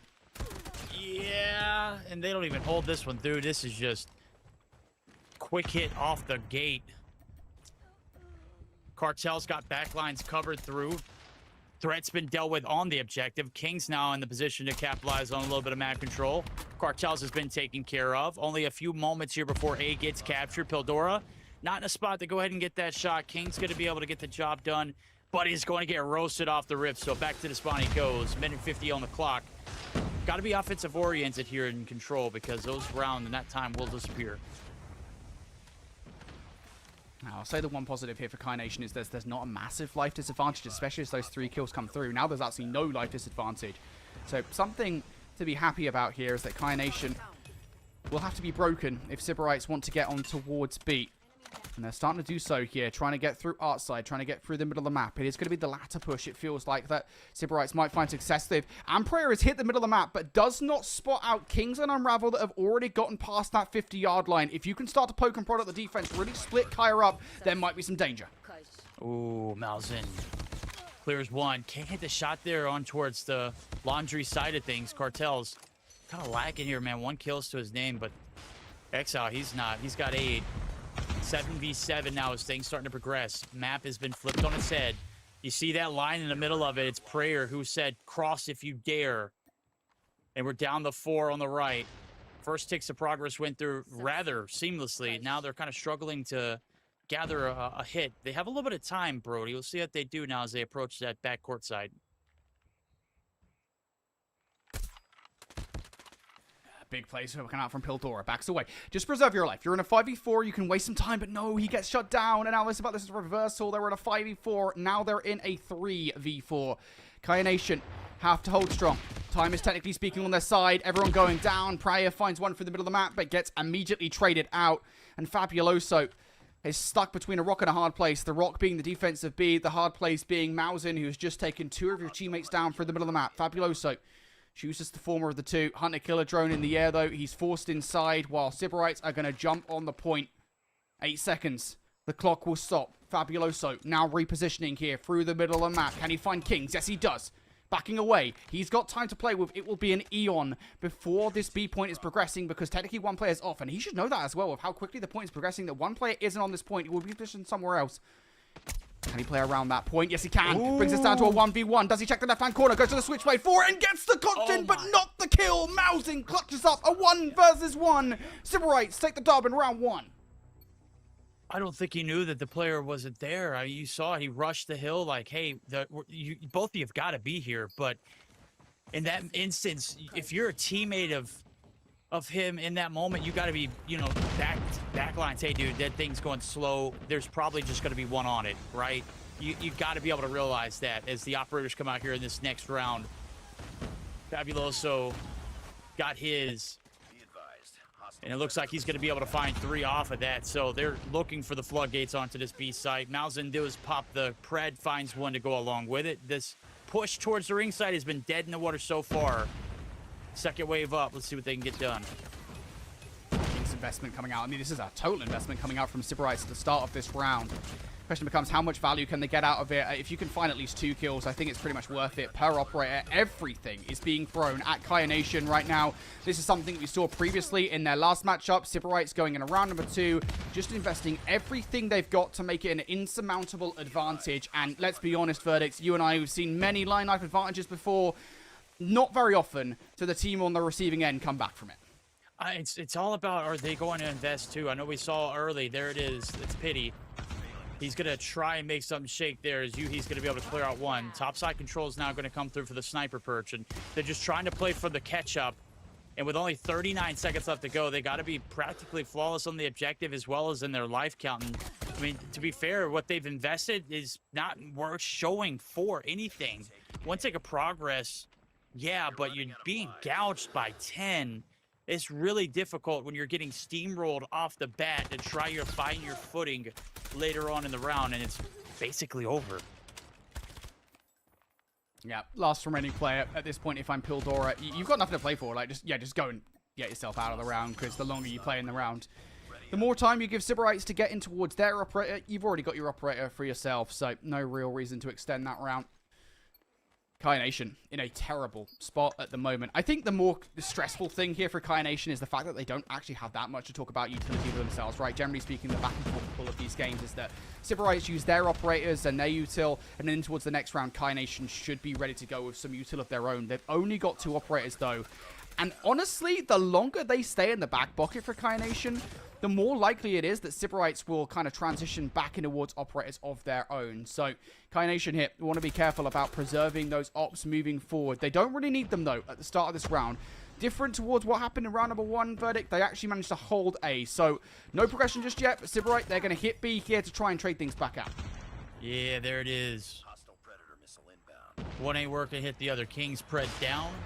Fly Fleet still in the hands of the side of Kaya Nation for the time. This B League's coming through. Unravel. He knows the name of the game. Get up there, buddy. Gets a little bolstering. Teammate's going to get taken down through the midst of it. Cartels and crew trying to make their way to the ring side of things. Exile solidifying it. Only one player to deal with in the laundry site. That's big control on the top side of your map. Unravel doing God's work up there, who's finally going to be dealt with. Prayer. Ooh, gonna need a Prayer to hit those shots. Shut down himself, too. So, ticks coming through. 51 seconds on the clock. You can play this time if you're the side of Sybarites, because the more time goes through, as Brody just mentioned, you're going to be getting your operators cycle through. And, man, at this point, you know, Kaya Nation are going to pop theirs next Christmas. Yeah, yeah, Kaya Nation. Guys, you've had those up for a while. Use them, because now Sybarites literally have operators on your own. This is a classic CODM mistake that you see so many teams make. Holding onto your operators is all well and good if you intend to use them in a pivotal moment, but the longer you hold on to them, the more likely you are to allow Sybarites away back towards the game. And trust me, Sybarites are going to find value with theirs. Annihilator gets a couple of kills from Kings. Mausin with the Tundra. Looking for value. Finally, at least one operator now starting to come out for Kaya Nation. It's Amprayer with the claw. How much value can he get out of this? Gets a couple and goes down. That's okay, because you still got some more in the back pocket. There it is. Bildora popping. Minute 8 on the clock. B disappeared ringside quickly. Taken advantage of. Down to the wire here. Oh, big gunfight. Cartels eats the Tempest shot. Down the 4. The defense on to their last stand. They lose this. They're eliminated. Winner of this one moves on to the grand finals. Malzahn looking to solidify it. Sybarites just need to find these last remaining players. If they can clear out through this kitchen site, they should be able to do it. Yep, here comes the double of investment from Sybarites. Trades going in their favor. Fabuloso going to invest his War Machine on the other side. Bring us down to a 2 versus 2. No more ops anymore for Sybarites. They have time to play with. Fabuloso's War Machine is actually about to run out here. So if I'm Fabuloso, I look to find some frags with that War Machine. He's going to go straight towards the point, and he loses it. So now it comes down to Pildora with the Tundra. They do not want to swing wide. This is so damn stressful, because as soon as they do, they're very stressed about it. Fabuloso puts some shots in. Pildora can't get anything. He gets beamed by Kings. Down to Fabuloso. He is weak. And Sybarites with the clean sweep in the control and the clean sweep in the series. Man. Poor Bobby, dude. He said he just finished dinner. He didn't have a chance to digest. Dude, you blink and these games are done. That one getting a little drastic towards the end, but the result the same. You know, Sybarites starting to, I wouldn't say reach prime form, but they're peaking here, and I'm loving every bit of it. We saw a godlike, no pun intended, lower bracket run in India this morning. And let me just tell you, man, we might be having one here as well. Kings leading the pack. I know it, brother. Why you leave the lobby? Come on now. we just want to. We don't want to mention how badly you played, but you know we've got to talk about it at some points. You talked about it though. I mean, Kings is just having a day right now. 23 and 13. It's pretty much par for the course as when we see Kings in these respawns play as well as he does. Unravel also at 24 and 12. He's having a hell of a day too. Just great performances coming out from those players. But I think, you know, we talk big picture here for a second. Verdict. And honestly, we do have to give Sybarites some love, because if we talk about fundamentally what do we love seeing in control, it's good utilization of your operators when you get them. And if you were to ask me, what is the one differential between those two teams in their control that really made the difference? Why did they 3-0? Yeah, they outgunned them, but also operators are so crucial in control. I would argue more so than they are in hardpoint. You know, making sure that you use your operators in a timely manner. You've got 2 operators on the board. You have an operator advantage going into round number 3. You have to use it quicker if you're a Kaya Nation. And the fact that they held them for so long to the point where they allowed an operator cycle to come through for Sybarites after getting decimated at the beginning of round number 2. I think that right there just paints a perfect picture as to why Sybarites are as good as they are right now and the role that they're making. Yeah, that's that rainy day fun, right? It's like, hey, dude, you know, we'll use these in an emergency only, right? You know, wife gave me access at that one time. You know, I never use it. She always runs through it. I'm lying. I'm the one that used it. I would have been the one that popped the operator first. I would have broke the ice. I think that third round needed to be a little bit better for the side of Kai Nation. So if you're watching this VOD, you go back and rewatch it. You can't hold the emergency slush fund all the way up to Christmas, all right? Sometimes you just got to splurge on yourself, all right? Am I right, Brody? Yeah, sometimes you just got to bring that thing out, have a little bit of fun with it. But the fun has stopped for Kai Nation. They finished things in 3rd place. And that means we are down to our final 2 teams in the competition. Undream, who have made their way to the grand finals via the upper bracket. They get their rematch against this Sybarites roster that have not lost a map since they've been in the lower bracket. It is going to be a great rematch here for our first qualifier of the 2026 season in North America. That grand finals is coming up here in just a second. It's going to be a best of 7, but before we get there, we're going to go to a break. So get yourselves your snacks, get yourselves your cups of tea. Do that, trust me, because they're always fun to drink. And we're going to have that grand finals for you right after this break.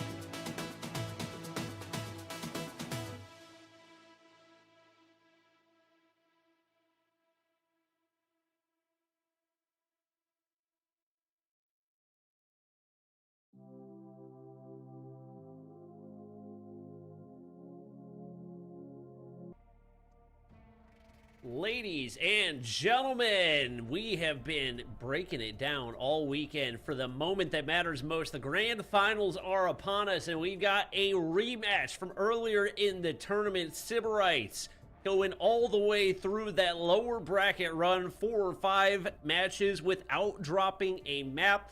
They're going to go up against the team that took them down in the upper bracket in Undream. Verdict, how we feeling? Oh, dude, we're feeling extra great at this particular point. We got a chance and a little sneak peek at what this series holds and entails. All of the games relatively close yesterday. Today, it's expanded. Best of 7 format. 1 map advantage in favor of Undream on the behalf of being in the winner's bracket. So it's about to go down. We got another grand finals on our hand. Should be a good one. We've already got the map set up, so each of the teams has gotten their bands in. Keep in mind, it is a best of 7, but there's a map advantage, so there's only 1 map in the series that's not being shown on the graphic as yet. We'll kind of rotate through that as we get to it within the series, but getting things started, the Combine Hardpoint, which we have not seen a whole lot in our matches so far. Gonna follow that up with a Coastal Search and Destroy, Raid Control, which we just watched Sybarites handle relatively easily, and we didn't see in the first matchup between these two teams. Then we got a Hacienda Hardpoint, Standoff, Search and Destroy, and well, no, wait, standoff. Okay, I was about to say Standoff, Search and Destroy, Standoff Control. And Game 6, if it comes down to it, is going to be Search and Destroy on Meltdown. Verdict, what do we think of this layout? I'm loving it. We're going to get some extreme action here in the Combine. Then we're going to slow things up with a very long coastal map. I expect that one to go down to the wire. We saw the Tunisia yesterday. It literally could have had overtime potential. Sybarites able to shut it down early and gain that only map. But Raid Control should be fun too as well. Now, as this is going to be one of many as we hop on into it. Game 1 of the grand finals. Anything goes here in this instance. Bobby, let's get it. All right, love how quickly we get into that one. I know everybody is ready to go, and hopefully this Combine delivers. We get to see the matchup between these two teams, map that we're seeing for the first time between them, and it is heavily Undream in the feed. Zyrax had him on skates, and somehow Kings doesn't come away with the kill right there. Oh my gosh, that was the world's longest gunfight, and Zyrax ends up coming out on top, even in the midst of all that. Only seen 4 total points gained throughout the entirety of this one. Sybarites finally get on and look to try to flip those spawns early. Undream doing a good job of manipulating the map so far and getting into position. Gonna be able to get some scrap here as well. They should know that Cartels has made his way on through. Question, when does he want to make the push? And he's not gonna find any way forward. For the time being, Sybarites going to hold on to those back spawns and continuing to battle for scrap. Yeah, they're going to need that scrap too, because they're going to have to find a way to battle it through the front here or get a break or flip through early. Whoa, hello. You spawn back deep on the backside. Make it 3. Grouping them through. May have put too much pressure on a Legacy and crew. Now, shoe on the other foot. Puedes trying to backtrack, get shut down. Unravel on the backside, 1 in the front, and Kings is going to get shut down. He's already dropped the SKS, got the XM4 out at the ready too. Dakota through the front, they're going to smash it, and it looks like they might get a little bit of a split themselves. I was curious if we were going to see Shisui subbing in for Exile in the grand finals, but it looks like the rookie is going to get the opportunity to play all the way through the finish of this tournament. We'll see what he can bring to the table for Sybarites as Cartel's temp is gonna pop and 0 value to be found. Mausen cleans up the front side and they'll hold on to the hard point for the time being. Keep an eye on those spawns. Zyrax makes his way to through the backside and the Tempest connects. He gets shocked onto a couple of those, and that is a full wipe for Undream with a lot of time still remaining on the table. That was so massive, brother. He didn't need to peek either. Gets the little bit of shock damage and value out of it. Lead's still going to be in the hands of Undream, as they lost this hill early on, get a late break, able to capitalize on a few uncontested seconds. Throwing a shoulder at it there. Exile's going to be exiting out the door as he's picking up scraps there as we journey on through P3. This one's a little more doable from the front, but you got to be able to apply pressure from multiple angles. Exile through. Not going to be able to hop the windows. Going to wait for the cavalry. One spawned in on the back lines, and that's going to be Cartels. He's just waiting to play for his cue. We see a lot of operators come out. Not a lot of value to be found right there, as we do see Legacy getting shut down. I think a couple gone to waste, as it's going to be a full break for Sybarites here. Still got the Claw and the Death Machine out as well, and they will continue to farm off of those two. Values there, but the trades do go through for Undream. They make their way back onto the point, and scrappy as can be. Follow them, Elevate Junior for a reason, just finding tiny amounts of hardpoint time anywhere that they possibly can and not giving away anything for free. It does look like we'll see a Sybarites lead for the first time in this one. Exile slides out, equals in hand. Maybe not as much value as he would like, but they do find the lead as we head now out into P3, and Mausen shooting rockets out of that thing. Amazing contributions across the board for Sybarites, as all the players within 3 kills of each other. Shane's on a backline approach, looking for some exit strategy kills, and man, I don't know if that was the play. Maybe looking for him off the respawn. They are getting gouged. Finally, a break comes through on the back of Legacy's nade. The 3-piece from Mausen's going to go for granted. You can see, just as quick as you can flip this map, it can get flipped right back. Zyrax, trying to get back into the equation himself, is going to get shut down. It's a back-and-forth affair. Bobby lead back in the hands of Sybarites. And they're going to continue to flow with it. Legacy throwing a shoulder at it. He's going to get shut down. Mausen trading shots galore. And Cartel's doing God's work here of just playing contest for the time being. They're waiting for the numbers to come through off the respawn. Ooh, and the Tempest goes to waste right there. It's Shane staying alive for a little bit with the War Machine in hand as well, but that is an Undream break. And they're going to look to capitalize off of this, trying to get back into the lead in this one. Cartels not close enough to contest right there. Does slide through for 1, but can't make it 2. Reinforcements do arrive, and it looks like heading out of P4, we will have a Sybarites lead going back into P1. Looking at the operators, only 1 charge. It's going to be Puedes, ready to go with the Death Machine whenever he wants it, but more than likely going to see the big investment coming out around P2. Both of these teams very aware of that strategy and trying to time those operator charges to perfection, as we do see Sybarites taking a bit of a lead here, up 13. Yeah, they got the spawns flipped early too. That was massive. UD did a great job of resetting on the reset. Second set of hills, they want to get that favorable side of the spawns a little quicker to get there as well. It's a lot easier to hold once you're there. Flip those come through. Shane now trying to do something on the scaffolding. 1 player on the objective. Nades over the top. Everything's just getting cleared left and right. Another nade comes through, making a 2-piece for Unravel. As he's got some hill time and a claw ready to pop. I'm sure he'll have that ready to rock right as that P2 drops. Setup's looking pretty solidly, and as this game progressive, it's starting to appear that Sybarites have done a much better job of gathering themselves here and being more spawn-centric as well as playing the objective themselves. Puedes was going to try to flip out the spawns right there, but gets shut down ahead of time, so they're going to be forced to break from the front side once again. We'll see what type of value they can find out of these operators, but it's Sybarites popping first. Claw, Death Machine, both out. What type of value can you find? The Claw already going to find 2. Death Machine starting to hit as well. They're grouped up off to the side. Unravel not really in position to make the most of it right here, and the equal's going to pop for Legacy, but he gets shut down as well. Trapped in a corner trying to find a way in, and they just can't find a way on through. All on to Shane to find value from this War Machine, but he gets zoned back as a result of a hit marker as well. Shut down, and operators time and again going to waste for Undream. Oh, they're getting devoured, shredded. Exile piece in 2 there as he's got equals at the front door.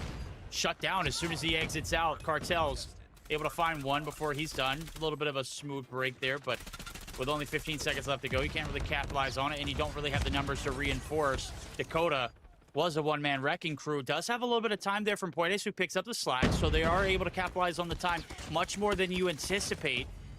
And Puedes is going hammer time. 27 to his name. Does God's work. 137 to 110 now as we get geared up for P3. It looks like Undream's there already. Yep. Set up for new, in place. Dakota having a little bit of a slow start in this one.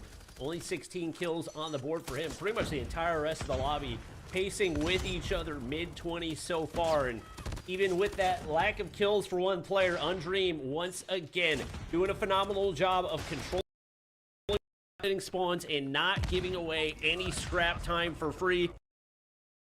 For Sybarites now evaporated as we have yet another lead. The Claw is Puedes. Death Machine trying to see what he can find. He's going to be up to top of P3. He's going to get taken out as well, but Undream still in the driver's seat here as they continue to move upward. Dude, you called it. You said Junior, and said that I said what we're fighting for because you didn't have enough numbers. More over to P4-2. Dump the spawns that go along with it. And this is getting absolutely nightmarish for the side of Sybarites. They had an advantage the first time around in the hard point they played, and, well, they sold that lead. Looks like they might be selling this lead to see if they can get their lion's share of this P4 site as the rotation's been made. Hill's been popped. King's, he's popped. The Death Machine's going to be able to feast on 4 as he mows them down. Here's them out, and now it's Unravel and Mausen season. Go ahead and time. Force this Hill along with it, and that is a big blue feed for Sybarites back into it. Between the War Machine and the Claw, they clean up that entire. Trying to flip those spawns back out. Looks like they're going to be able to split them.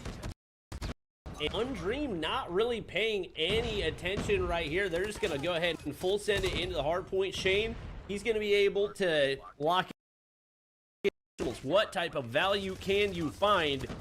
He makes his way on through, and there's a wave of Sybarites players right there. If he can get it to line up, but a beautiful street fire out of Unravel to shut him down. Undream still trying to make their way up, but Sybarites shut down the operator dump. Unravel already on 40 alongside Mausen, and these teams continue to go blow for blow. Oh, buddy, 181, 172. Get your cameras ready. It's going to be a photo shoot finish. Cartel's in the middle of the map, trying to rip something through. Doesn't anticipate someone slipped on in. And that's a split spawn if I've ever seen one. Unravel trying to mitigate the damage. Where's the leak at? Quayde's still alive. Is finally going to be dealt with as King's done his damage, but Hill's being collected in yellow, and Undream starting to make that lead disappear. But it's back to the blender they go as Cartels finds another 3-piece before he's done. Unravel and crew now trying to figure out where they are spawning from. Yes, they are behind you. Yep, and it's a question of if they can get the full flip. Quayde pops the DM, gets the value right there as they get the kills. He does get traded out, but the damage has been done. Those spawns flip out. It's a question of whether or not you can hold for the time being. Big shots out of Dakota to shut down Kings off that exit, clears a little bit of space and buys them some breathing room. Legacy gonna look to lock down the hard point right here. Is gonna be Exile actually looking to wrap, trying to flip those spawns out. Communication should be through.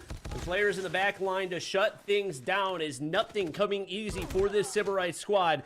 Big time gunfights in the back line, and they'll shut it down as well and keep control of the hard point for now. Dakota enforcing, not finding very much out of it. 2 kills go traded on through. Shane does have the War Machine.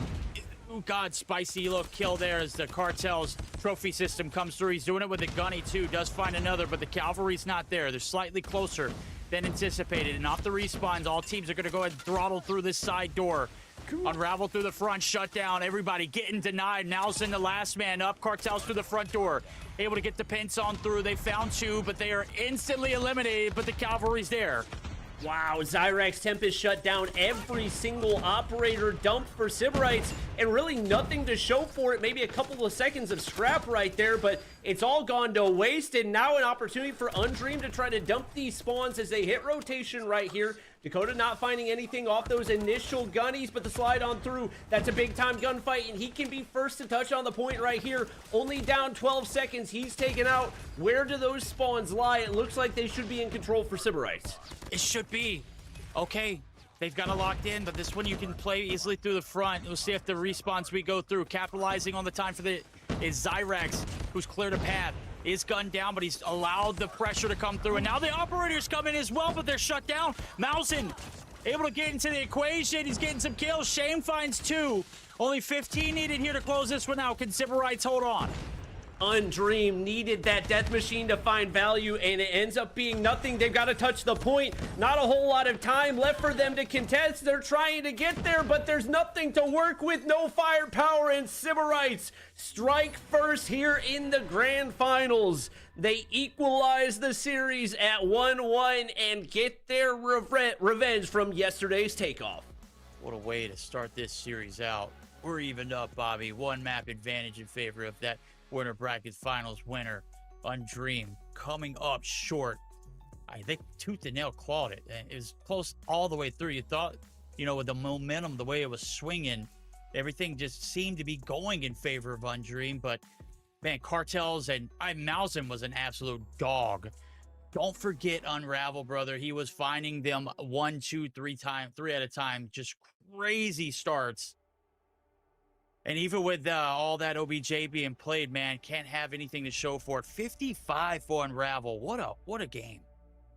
I mean, Puedes and Zyrex, literally, I don't think we've had a single map for Undream where those two have not been 1-2. Just every single time putting the team on their back, and unfortunately, it ends up not being enough right there. A bit of a lackluster map out of Dakotas, and he's going to have to help his team try to bounce back here as they head into the search and destroy.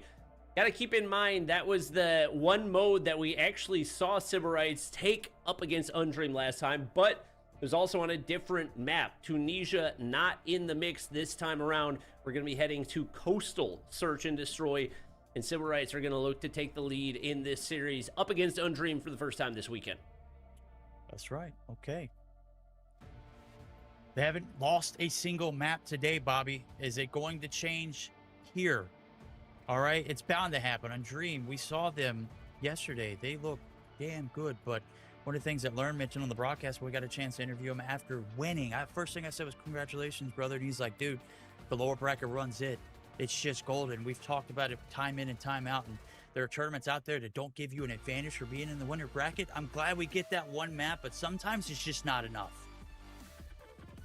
Yeah, that's the thing that gets talked about a lot with the whether or not even a map advantage is fair enough. Just because you get so much from that momentum you get coming out of the lower bracket, you get to go in warm, you get to go in confident, and that's something that we're seeing more and more. Like teams, not necessarily that they're throwing their upper bracket matches, but maybe you don't want to give away as much information, so you don't fully invest all your information, all your bans, and everything else. You're like, if we go to the lower bracket, we go to the lower bracket, feeling confident enough that that momentum is going to carry you through. It has certainly carried Sybarites through to equalize this series so far, as we now get ready to head into the Coastal Search and Destroy. The shotgun battle going to be a crucial one, as we got Legacy with the R9 in hand, and on the flip side, Cartels. Anticipate that, especially over on the B side, that is going to be a big time matchup. Yeah, it's crazy that we're talking about search and destroy, and where players are going to be at. We're talking about shotguns, not the 1v1 sniper situations, right? Who's going to have the better end of it. That gun is just disgusting. Undream, down, not out. Tied up in the series. Unravel first blood, starting off where he left off. Big kills coming through for Exiles. Chu come through in his Iron Seas, cleared them. And it's all down to Zyrex, as this one's gone quickly, Bobby.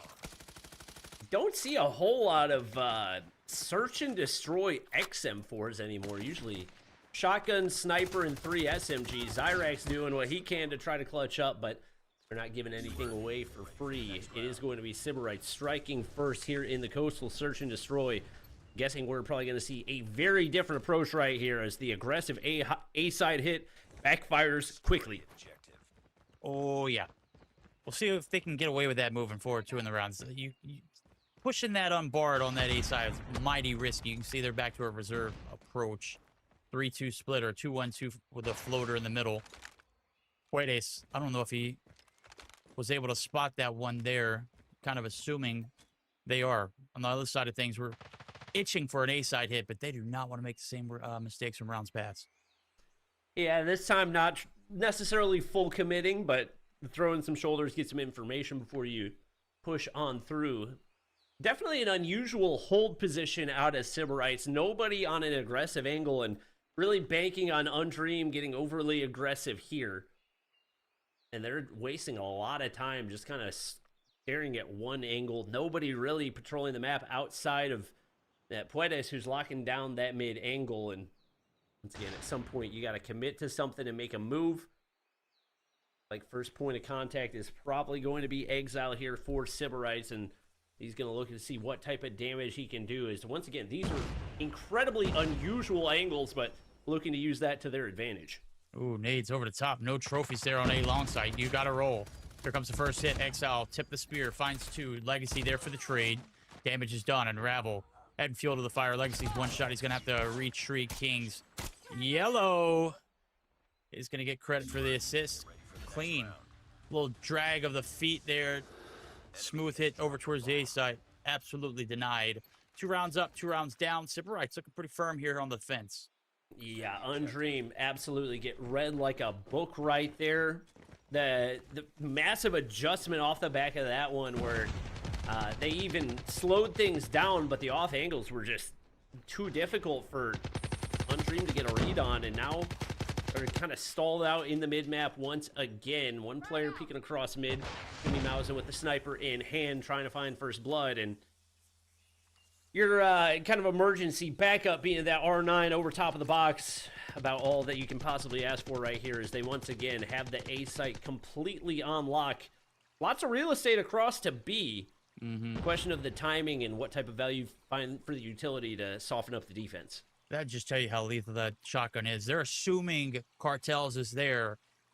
You know, you don't want to push that because you don't want to get pieced up. That's how much it is feared. Unravel making the rotation on through to give a little bit of support as Cartels is not in sight, and that's usually where you would expect that shotgunner to be at. Where's the hit going to come from? Who's going to make the first mistake? 2-minute search and destroys? No, flip that. Give us 90-second search and destroys. Give us 2-minute control rounds. I'll take that. You know, if you want those extra 30 seconds, how about that? Let him all cook. Right? Yeah. Brother, I came with the sauce today. Right. Well, Undream got to commit at some point right here. Very, very passive round.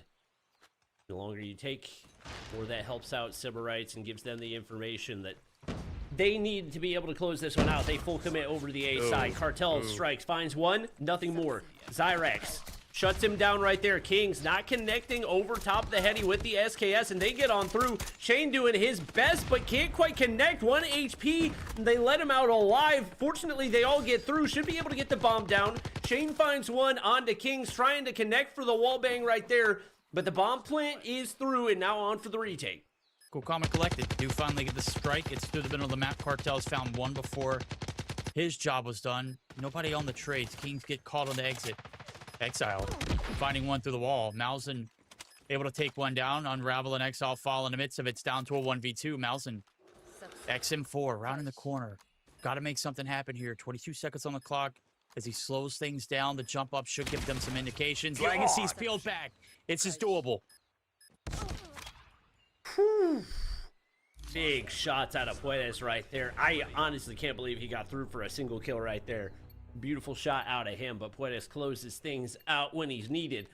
Undream find their first round here in the search and destroy. And once again, struggles for Dakota as he sits on the lone goose egg for the lobby.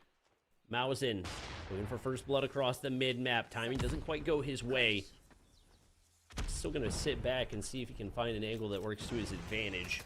Once again, very passive approach for Undream. Those couple aggressive rounds kind of bit him in the butt, and I think maybe be a bit overcall. Now, we saw them execute with it in that last mount necked across the mid-map, and seems like for the time being, they're content to play things as slow as they possibly can. Yeah, and they didn't really push this beat that Cartels will be here, and this is a completely different look as he's there now. First blood does finally come through. 45 seconds through. It's traded out. Cartels out of the equation. That should be the hit number, right? Is the info should come through. Cartels is out of the equation.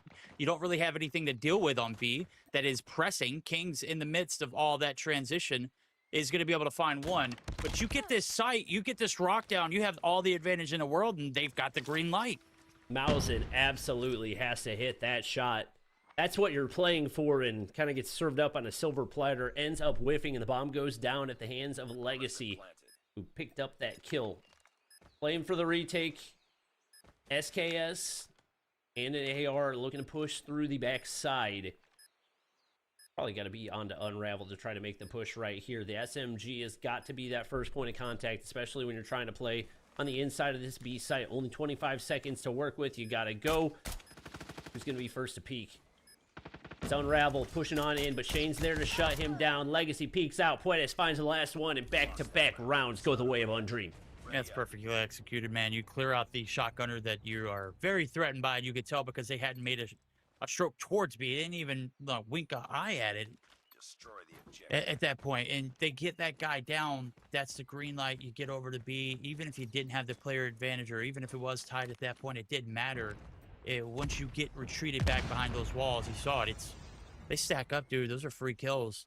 Kings in a very, very aggressive position. And with an SKS, I'm not quite sure I like it, but let's see if he can make the best of it. As he's found himself. Oh no, he's tucked in a corner. I thought he was all the way on the other side of the map. He's Just in the kidding. back room right Okay. now. He's, Yeah, he's I'm chilling. not peeking anybody that I don't have to. Exile spots a couple down a long. Nade over the top doesn't end up connecting. Once again, Undream very, very cautious right here. Puedes ends up getting caught out. Peeking the long angle. Legacy pick up the sniper. Able to trade out one, but now down 2 players. Tough spot for them to be. Shane's been spotted out as well, and now all down to Legacy. Mausen puts him out of his misery. Sybarites bounce back.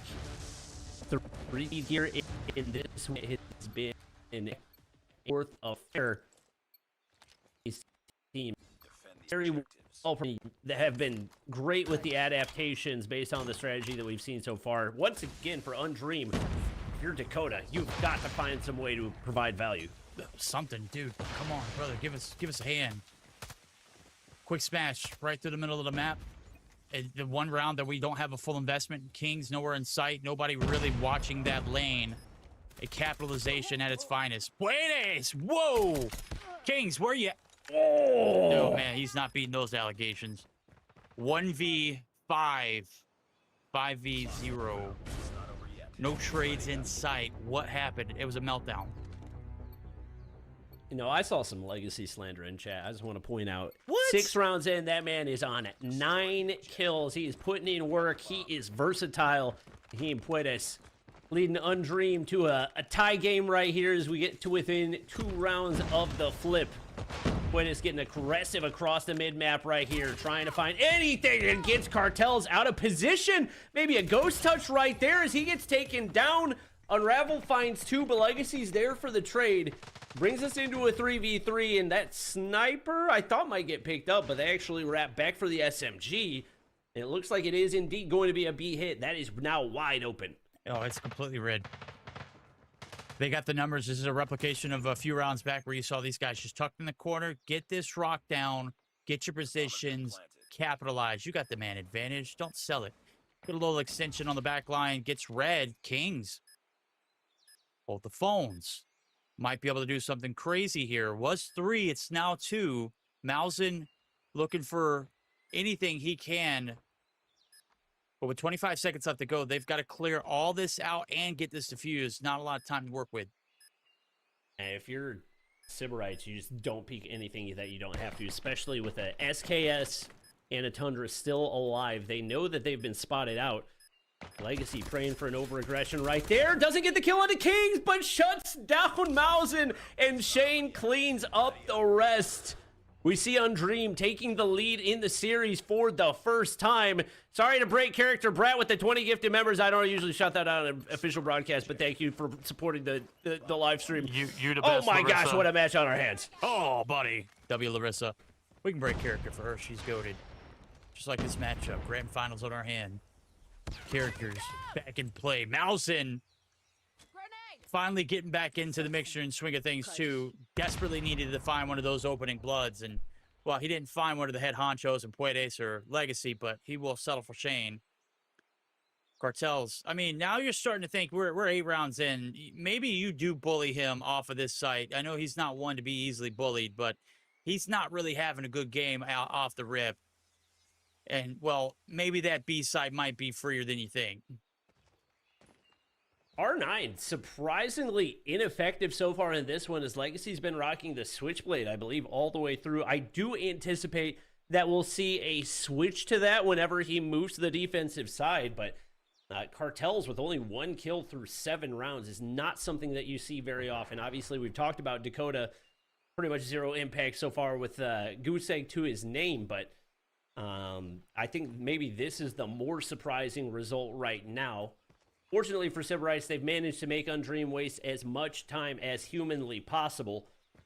Once again, that will continue to work to their advantage. Well, Exile Back line. Oh, yeah, he spotted them. If there's one, you've got to assume there's more. Surely he's getting pushed. There goes the stun. Flash over the top. Dakota getting some shots on through. Puedes able to find one. They've cleared out this site. Might be able to get the rock along with it. The last 4 players standing make it 3 as Unravel falls. All spread out. This could be the advantage they were looking for. You said it took a long time, but hey, patience is a virtue. It looks like it might pay dividends here, Bobby. Cartels has got to find some impact. Obviously, it's only a shotgun, but it kind of doubles as a sniper. We'll see what type of damage he can do moving up that stairs area. No, that's Mousen with the sniper in hand. Cartel's going to group up toward the front, and this is one of the few angles where he's not going to be able to find any impact. Shut down at the hands of the sniper. Puedes tucked into the corner, but he's all alone. Mousen goes big. 3K on the retake, and that's going to tie things up heading into the flip. Such a great job. Exile plays his life. He's everything there. He spots the first, throws his shoulder for the second, and retreats. Brother was about to get absolutely mauled if he didn't. Combine that with Mousen as well on the back end. They played to their advantage there as the retake was perfection for them. We'll see if they can do it on the attack because we're all tied up, rolling into the split. 2 players on towards that B site, 1 in the middle of the map lurking, 2 on A. Standard procedure here. Legacy opt to flip. You said he made a change or had the SMG, the Switchblade rolling into this right now. He's thinking maybe I bet on the R9 here in this instance, and well, it could pay dividends if he can find anybody who's willing to make that cross. Ooh, and Cartels challs it, but Zyrax there for the shutdown.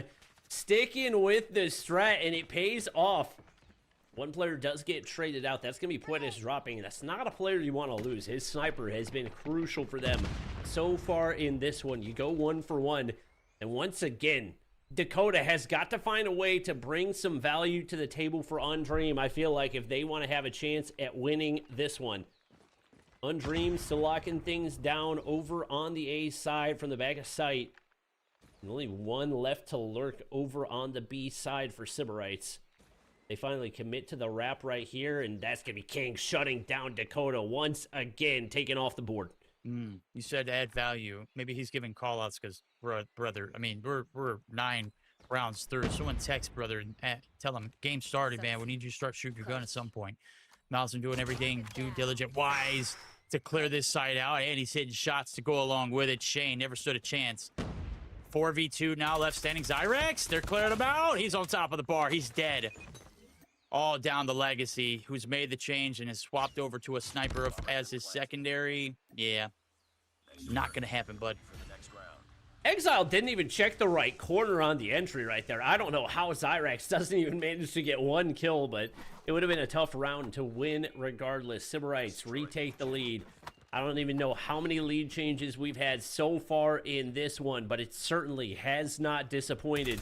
This time it's Undream getting aggressive over on the A side. Free Fire doesn't connect. And at least they'll be able to zone off a little bit. I think the flash hits there onto the top side, man. And somehow Unravel comes out on top. They get 2 more to go with it. And once again, it's Sybarites going big in a 2-man disadvantage for Undream. That's tough, dude. I mean, at some point you just gotta tell your teammates, can you just bait for me, dude? I need to get on. I need to get on board. I can't seem to do anything. You get a stun to connect, and you walk in the corner where there's 4 other people. Of course, you're gonna get bombarded. Bombs down. 35 seconds. Legacy with 11. Swapped over to the R9. And I'm here to tell you, maybe the SMG might be the better case. We'll see if he can make a case for the Master of Snakes. Puedes, tip of the spear, finds the first. Too many to count for, though, is about 18 seconds. They got to roll. Yeah, they're playing for wallbangs, and they just don't have time to try to do that. Legacy looks for the read onto 1, but it's they got 1 tap by a pistol right there. I don't know if that's an MW11 or if he's just crazy accurate, but... oh my gosh, Sybarites there to shut it down since the flip. They're up 2-0. Once again, struggles for Dakota, struggles for Shane as well. But, brother, we got to get you off the goose egg. Even in the midst of Cartels being on a breadstick, Sybarites have managed to take a lead here in this one. Yeah, we're not looking at the guy with the breadstick because they're winning. You know, when you're losing, then we're going to nitpick at you. And a donut is obviously way worse than a breadstick, brother. So kudos to them. Cartel says, all you have to do is just breathe my name, and I got you. Looking for more. Dakota, Oh, there's okay, Dakota getting this right, first. hey, He gets Tate. 2. Round of applause, buddy. Let's give it to him. Let's give it up for him. Cartels, you got work to do. Legacy slides on through, shuts one down with the shotgun in hand. Malzahn trying to find an angle. Zyrex can go ahead and hop the bomb right there. I don't think they realize where Kings is coming from. He's been able to hop in time, but Legacy says no shots for you. Comes through with the clutch alongside Zyrex and makes his way up to 13 kills on the board. All it took was not just 1, but 2 kills from Dakota. We feel you, brother. We've been there. I've been that guy plenty of times, all right? I can tell you it's miserable. Getting 2 off the rip, man, I know he is jumping up and down his seat just like we are. Donuts out of the window.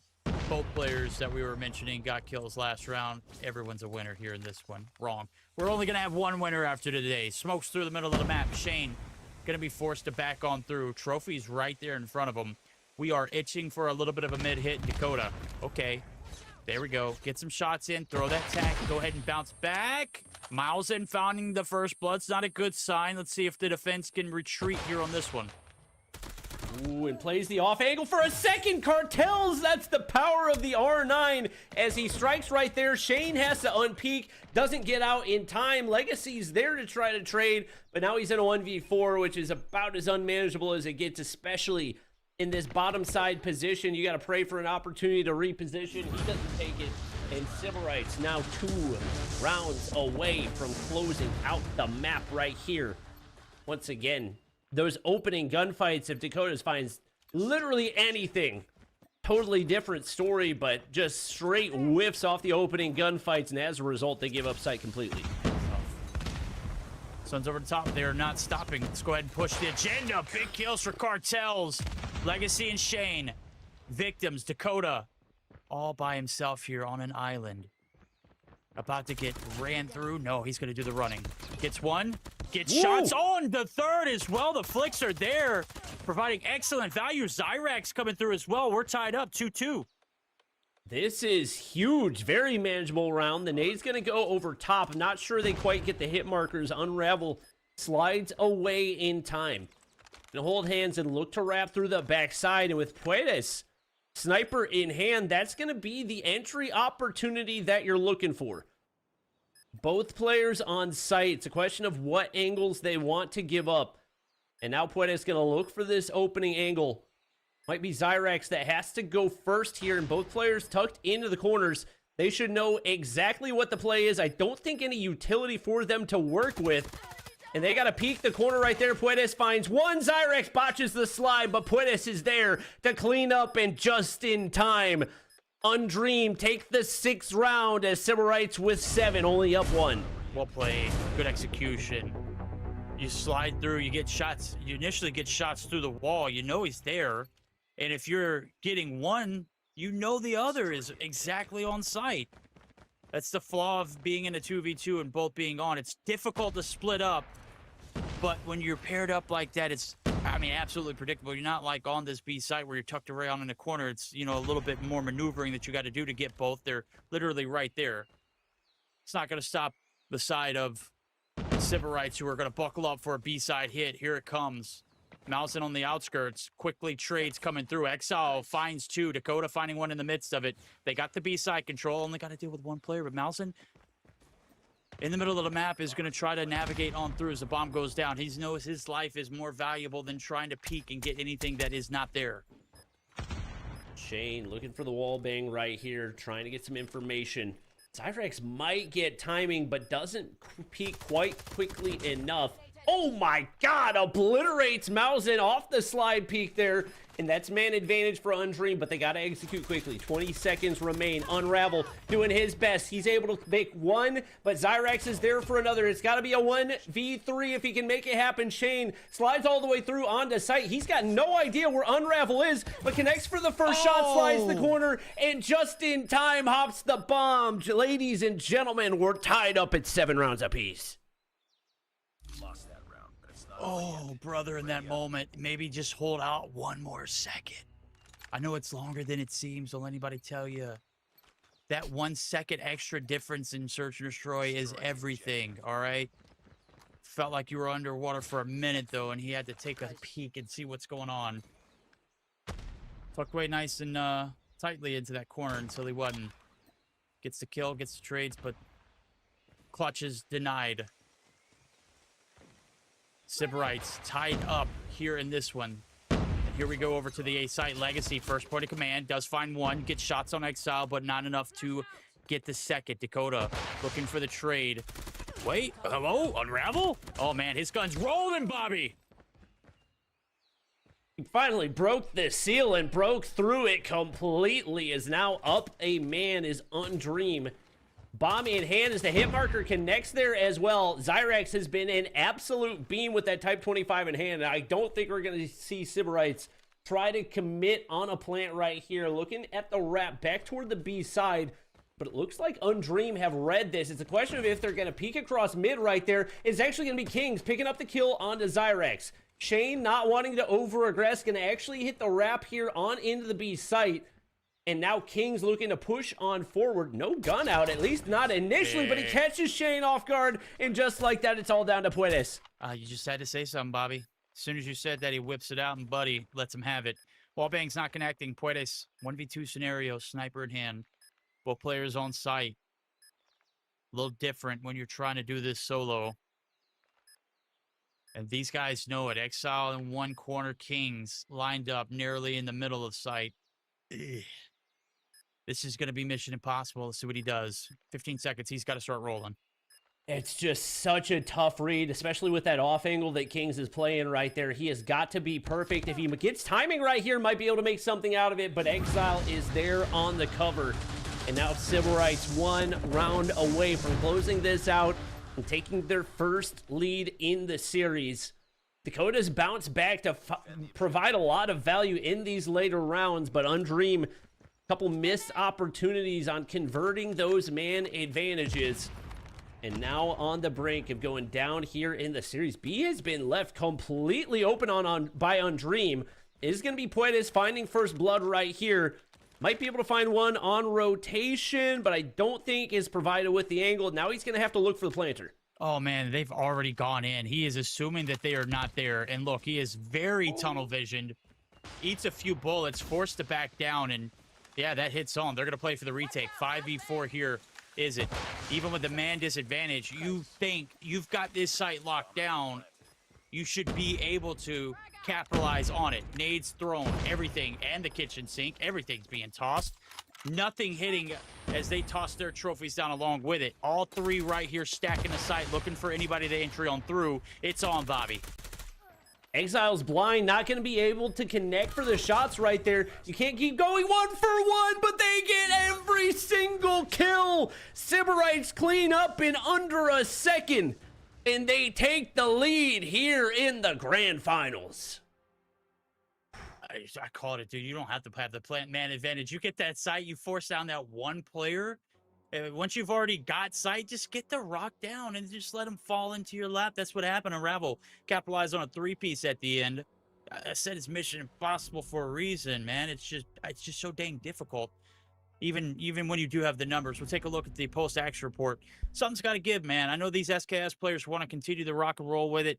Sometimes it's hidden, sometimes it's not. It's really hard to drop. It's a bad habit because that one-tap potential is certainly there. Shane started strongly, and brother struggled all throughout the entirety of that. I know we were picking on Dakota at one point. He was sitting on that seal, on that zero, but he broke the seal, got involved, got mixy with it. Unravel, 16 and 12, Exile. Dude, this is his rookie year. Brother's breaking out. Yep, he's making a name for himself. We kind of figured that would be the case, and Sybarites take the one mode that they were able to convert on yesterday up against Undream as well. Obviously, we already saw them take the hard point, and you're once again feeling the impact of that lower bracket momentum. Yeah, it's nice to have a map advantage. Yeah, it's nice to go into the grand finals with no losses on your plate, but Sybarites have come in guns blazing and looking like they're going to continue to pave the way through the grand finals. Will Undream be able to slow them down? I don't know. It's got to start here, man. At some point, you're leaking. Gave up a lead. You had a map advantage rolling into it. Obviously, you're coming up a little cold. You had, time earlier to play, but that felt like an eternity ago. I know for some of us out here. So we take a look at it. How we get here. One map advantage in favor of Undream off the rip. Sybarites bodied them there at the end in the combine, and we just saw that 9-7 coastal victory. We're heading over to raid control, Bobby. Swing map, swim game mode. And Undream are begging for this to go their way as everyone's starting to connect into the lobby. Just waiting for one more player to fire on through, and we'll be good to lock and load. All right. We'll see if Undream can deliver right here and equalize in the series. It took a reverse sweep yesterday. Obviously a very different map in standoff, but looked pretty dire for them off the start and bounced back in a big way. They're going to need to bounce back in a big way in the series once again. I'm almost curious if we start to see teams drop down to the lower bracket intentionally, just seeing the impact that momentum has heading into the grand finals. That being said, I figured we would see a different Sybarites today regardless. This is much higher stakes. These are players that have been playing at this level and competing at stage 4, stage 5 for 5+ years. So you know that they're going to crank things up a notch whenever elimination is on the line, and they've certainly done so far in this one. Absolutely. Hey, you know what? If it works, it works. You probably much rather like it because you're getting more matches too. I know the fact that you're hot coming into it, you got to make it there, obviously. But at this point in the competition, it almost feels like a rite of passage. You go down, you just fight it on through on the bottom, and then on grand finals day like today, brother, you just have a golden path to victory, and it's paid dividends so far.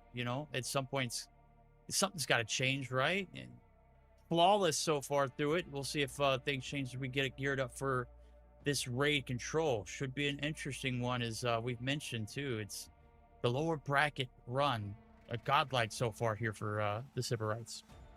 And the thing is, in most regions, there's kind of a consensus 2 teams that are head and shoulders above the rest. So it really reduces the risk of going down the lower bracket as well. Like you look at India, it's Galorus and Godlike. You look at North America, it's Undream and Sybarites. You look at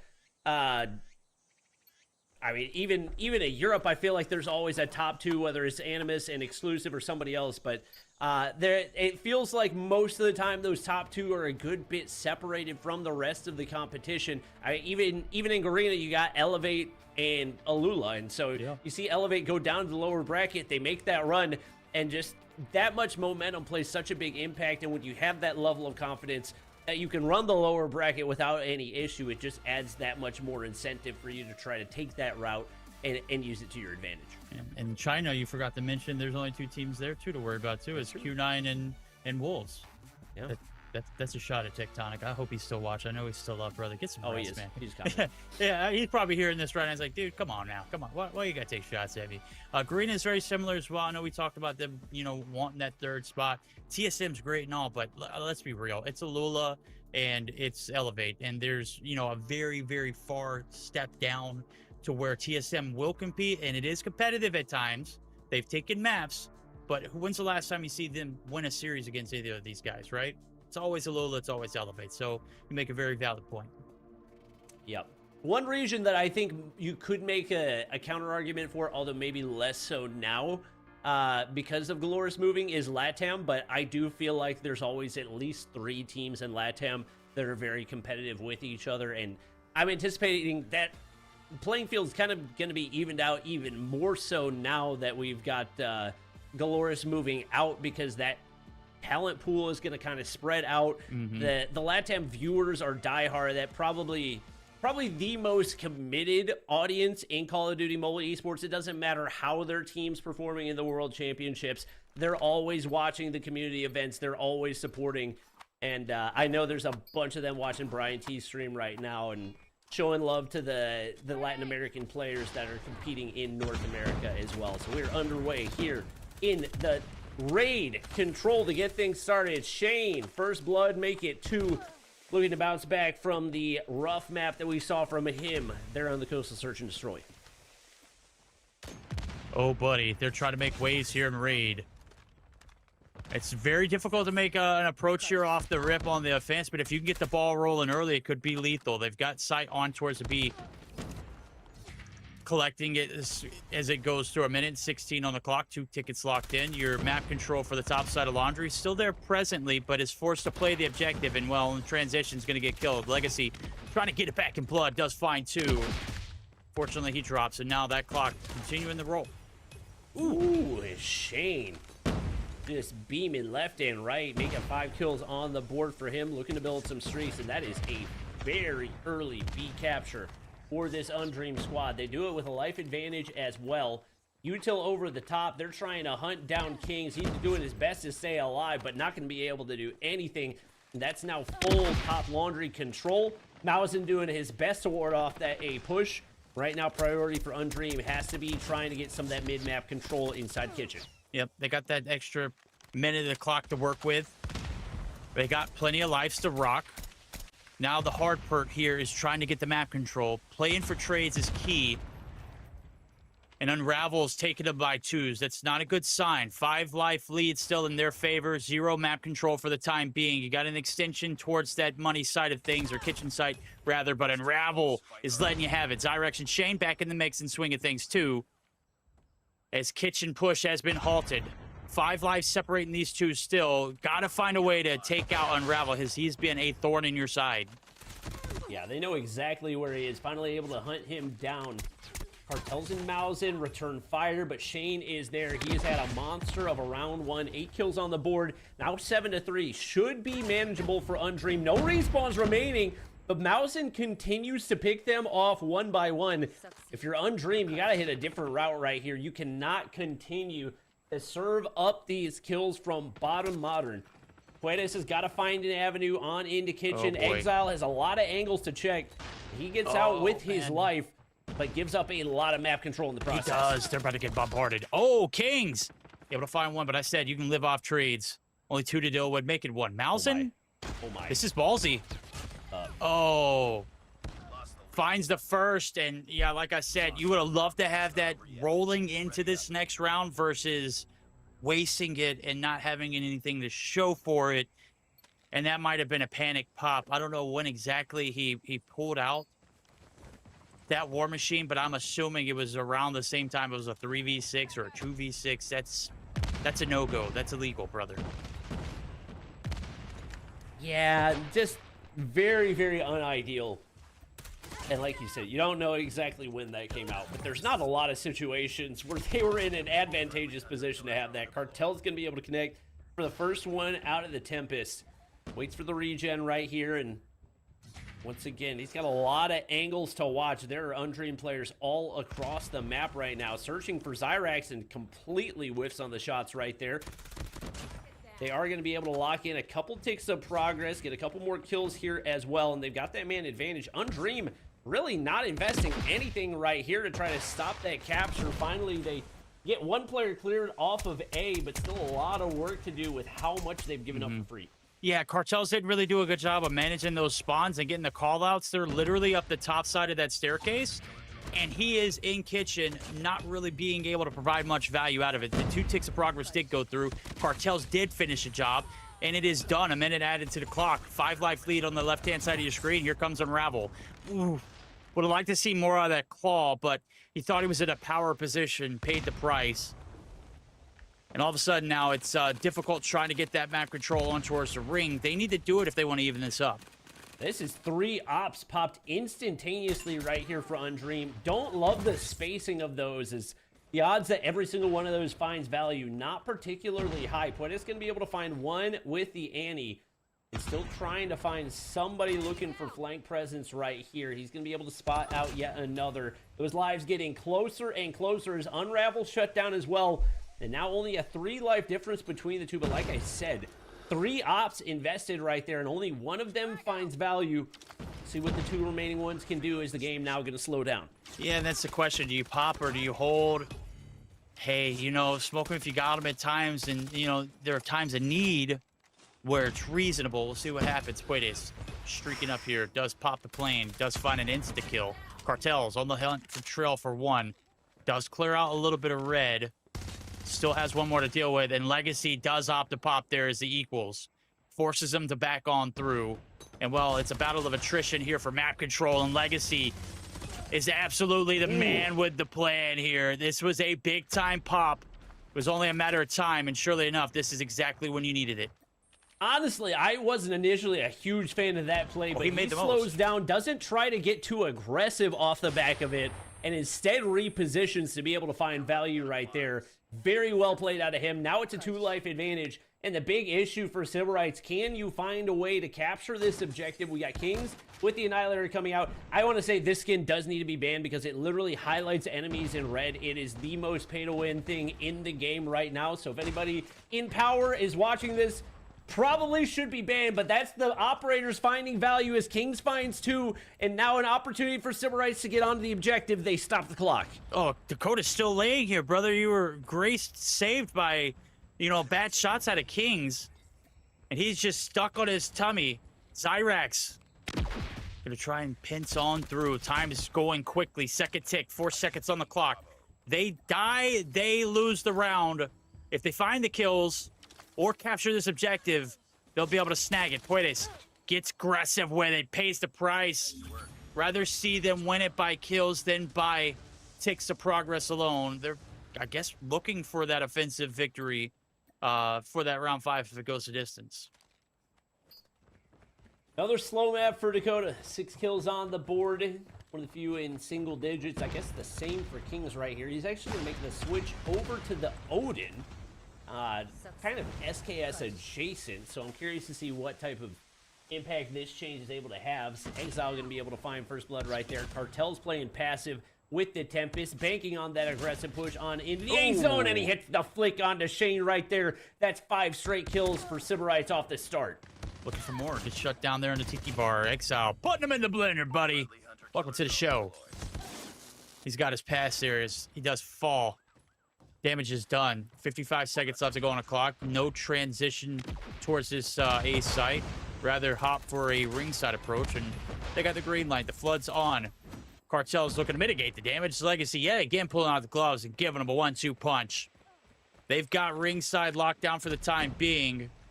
All it takes is just one shot from Exile, though, who's up top making it rain shots through, and Unravel to pin some on in as well, as this one's falling very short, Bobby. Nothing like that first round at all. Unravel's going to go ahead and pop Claw as well. They want to put this one away quickly. Trying to lock down this spawn trap. Dakota's going to be able to find one, but just no breathing room for this Undream squad. They finally break the spawn trap, but now find themselves down by 12 lives and just scrambling to try to get any objective capture possible. Only 1 tick through. No time to work with. No lives to work with either. It looks like they'll make their way onto the B objective. They stop the clock, but realistically, no way to win this round. You just want to get as many takes as you possibly can. And it's okay. You know, just count your losses, right? Get as many takes as you can, but look at it from this perspective. You got 4 operators locked and loaded, ready to roll for this next round. So live to fight another one. Have a strategy coming into it. And Kings and crew is just going to allow them to continuously capture for free as well. As they want to do the exact same thing. They want to operate loop as well. Boxing gloves out for the side of Puedes. Going to be able to find one. Cartel is able to put it into his Reign of Terror. Another minute added on the clock. I don't think this is the play. Maybe you just get that second tick and hop off and let the time expire. Now you're letting these guys cycle through as well. This is not good news. Yeah, and I understand wanting to get those ticks of progress, but you gotta wonder whether or not it's actually worth it in the grand scheme of things with the amount of firepower that you're letting Sybarites charge up on. Brother, they've already hopped the objective. You have to realize they have no intention of killing you. They're trying to make this last as long as possible. They're gonna keep on playing with their food. I almost feel like it would be worth it to just go ahead and hunter killer yourself, but he's going to continue to try to play his life right here, praying that he can pull off the miracle. And they're going to allow him to continue to believe that he can do that. Absolutely. Hey, Unravel got his streaks to go along with it. Who cares? We got 1 operator charged up, and I'm sure everyone's just going to be right at least 80%.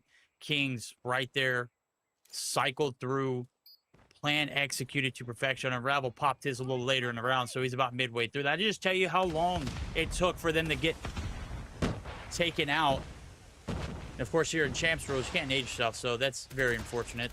Zyrex open up with a 2-piece there. As I said, the operators should be coming out here momentarily. Don't need to be holding on to them for too long. You need to go ahead and assert your dominance here in this defensive approach. Unravel building up to an EMP right there. Puedes pushing up, looking for value across the mid-map, but the pistol MW11 connects right there as Undream get off to the hot start. Zyrax gunnies blazing right now. Like you mentioned, they've got a lot of op charge. They get full aggro right here. Zyrax not taking his finger off the sprint button for a half a second. Dakota slides on through, and probably not as much value as you'd like to find off the claw, but a 5-life lead. Zyrax shut down off the Tempest. Sybarites do a good job of dealing with the investment right there, and Unravel's going to find additional value off the Pred. Time's of the essence. 30 seconds on it. Big gunfight one. Kings cleared him out there. Red was getting done dirty. Shane sniffs it out. He knows there's multiples there. He's waiting for a little bit of reinforcement. How are we going to approach this? 34 seconds on the clock. 2 ticks of progress. That is 1. Make it 2 operators. Mausen wasted. Cartels. Maximum value. Puedes tucked away in the corner. There's no way you check that, brother. Gets caught red-handed as that ticks do come through. Kings now trying to make something happen. They want to finish this one 3-1, Bobby, and I can't blame them very much. Well, the Annihilator, it can show you where the players are, but unfortunately it can't hit the shots for you. Shane gonna be able to hit one off the War Machine right there. Now up 5 lives. And especially with the way that we saw big investment out of Sybarites, this is shaping up really well for Undream, assuming that they can close this one out. Still plenty of time to find value off this War Machine, but you want to keep as many of those operators in pocket as you possibly can. Still 2 charged and ready to go. If at all possible, you want to try to find these last 6 kills with the gunnies, but 2 come through for Sybarites. And at some point, you might need to invest. Unravel strikes again, and my God, they're shooting laser beams. Yeah, this is bad, dude. Legacy's held on for so dang long. Puedes as well. Even if you do pop, you do win this round, which you may not even do. Oh my God. There may not even be a chance for you to have max value out of it. It's a 4v3. Things are getting too bright here. Shane, Puedes, last alive. Puedes does have the Eddie, but Exile's got the exit at the bottom of the staircase. Puedes drops. It's down to 1. Bobby, it's done. Oh my God. That just went from 6v11 to 5v0, and they had 3 ops charged. Brother, Infinity and I were having that conversation earlier. It's like, when do you pop? Do you pop now? Do you pop it as soon as you get it? There's a certain formula for it, but it's not that complicated. You can't allow the rounds to get too far into, especially when it's, you know, the potentially last round. You want to go ahead and get a little bit of dominance. You can't be playing off that back foot. You had the advantage, though. So that was 7v13. That was 7v13. As soon as that moment hits where you thinking maybe this is unclear, we need to go ahead and pop. You waited until the last stand, and then even if you do win the round, the next round you're gonna get grief just because those guys have already cycled through theirs because they popped theirs immediately. Yeah, that's brutal. That was an incredibly winnable round from so many different perspectives. They lose all the gunfights. They let the ops go to waste. And once again, credit to Sybarites for the way that they converted right there. You got Mausen, who is just a menace with the sniper. He goes 10 positive. And once again, Kings really struggling with that switch over to the SKS, but the rest of the team does their job. They clean things up in 3-1 fashion. Had that gone to round 5, I think it could have looked very, very different, but Undream get a little bit ahead of themselves trying to save up for the next round that didn't even arrive. Nope. That's okay, Bobby. They can unload here early in the Hacienda, brother. It's okay. It could be the last show here. We're on tournament point. Map advantage. We started out on Undream. Uncontested up until this point. Barrel to their face now, Bobby. Win or you lose. Well, last time the two teams played on Hacienda, Sybarites did not come out on top, but it was a very different looking Sybarites team. As this time around, it has been Undream who have just completely been unable to close out maps. And I feel like we've seen it on just about every map so far. Down 0-3 now in the finals. Yes, The scoreboard says 3-1, but that map advantage doesn't do a whole lot for you if you can't win anything afterwards. We'll see if they can find a way to bounce back here and prolong the series. Dakota opening gunfight, trying to get off to a better start than we've seen out of him in a couple of these openers, and that is a good feed for Undream to allow them some forward positioning and allow them to get some early time on this hard point. Yeah, get a little swagger going about your step. Can't be starting out in the hole and feeling bad about yourself. You just got to put everything that's happened so far in this series behind you. This is the only map that matters, okay? This is where you take your stand. Fortunately for you, could be your last stand. Cartels and crew trying to piece them apart there as we've got a pretty mixy P1, split down the middle for the time being. Undream going to be able to take a little bit of an advantage now as the topside control going through in their favor. It's a battle of wits as we do see the rotations starting to be made through as players now starting to focus on that P2 garage. Yeah, it's that time, buddy. Very, very even through P1 right here. Battle for P2 control going to be crucial, but it's Sybarites. The early setup right here, and Undream are coming from a mile away. King's playing the off angle. He's got any information needed on this early rotation. He's going to be there to shut down one. Trades do go through, and that outside presence for Sybarites looking pretty threatening right now. They've got a lot of space cleared out. One more water side that they've got to deal with, but they do exactly that. They'll continue to move upward as Cartels deals with the final player on that wave. Oh, yeah, man. Undream. Need to make something happen. They can't even make it out of spawn, brother. They're picking nades up as soon as they spawn, and they're dying. Tippus out there for Cartels as he's just continuing to run through them. Claw as well. They are dumpstering them. Not even giving them a chance to pull their head above the water. And it's an all-out scramble here early on. You got to slow things down if you're Undream. Can't give them these last 15 minutes or seconds for free. But you got to throw a shoulder at them and then set up for new proper. Yeah, and Undream don't have any ops charge. They are losing the gunfight battle in a bad way. 2 in double digits already for Sybarites.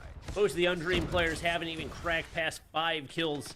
Zyrax finds 1 on rotation. He and Puedes have been that determining factor for this squad so far. They've got to start locking in. Oh. And unfortunately, that dead Tempest is not the way to make it happen. Oh, that just feels bad, man. You see moments before disaster, and then disaster strikes. Oh, man, Cartel is his name. He's bringing disaster and pain, brother. He is lighting it up. Through the smoke? Yeah, he's him. Can't be stopped. Puede says, finally, I'll put it into his run. But, brother, one-man wrecking crew. Operators coming through yet again on the right-hand side of your screen. It's the death machine there for Kings. And it is a crap show for Undream. They need to figure things out. They need to get the crud from out their eyes. They need to go ahead and put their foot down and start shooting back. This just does not look like the same Undream team that we saw yesterday. Or maybe more importantly, it doesn't look like the same Sybarites team that we saw yesterday. But my gosh, 1 player in double digits for Dakota. Literally everybody for Sybarites has already cracked it. And Unravel's trying to lap everybody right now. Finally, some kills go through toward that rotation anew, but it's 1 player all alone in Legacy to put in all the work. He's going to be able to find 1. Dakota with another. The Cartel's hopping up for the Tempest could blow this entire operation up. Oh, yeah, there it is. Oh, the dagger. Feels bad. Puedes. Evening things out there. Nade shot over the top. Thought the trophy was down. Wrong. Dane, next man up. Eliminated. Kings. They're running through them. Boxing gloves there. No, that was Zyrax. It just looked so quick. It just flashed in front of my eyes. I'm sure it was quick for the other 2 as well.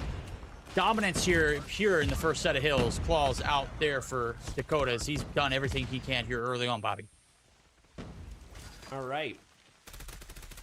Legacy, slow start. Same for Shane. Undream just trying to keep this map within touching distance, but an 80-point lead coming out of that first set of rotations.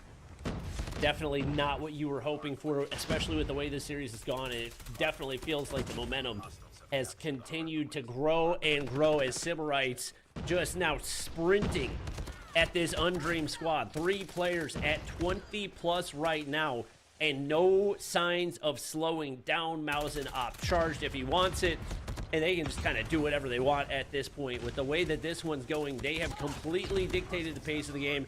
They have punched Undream in the mouth time and time again.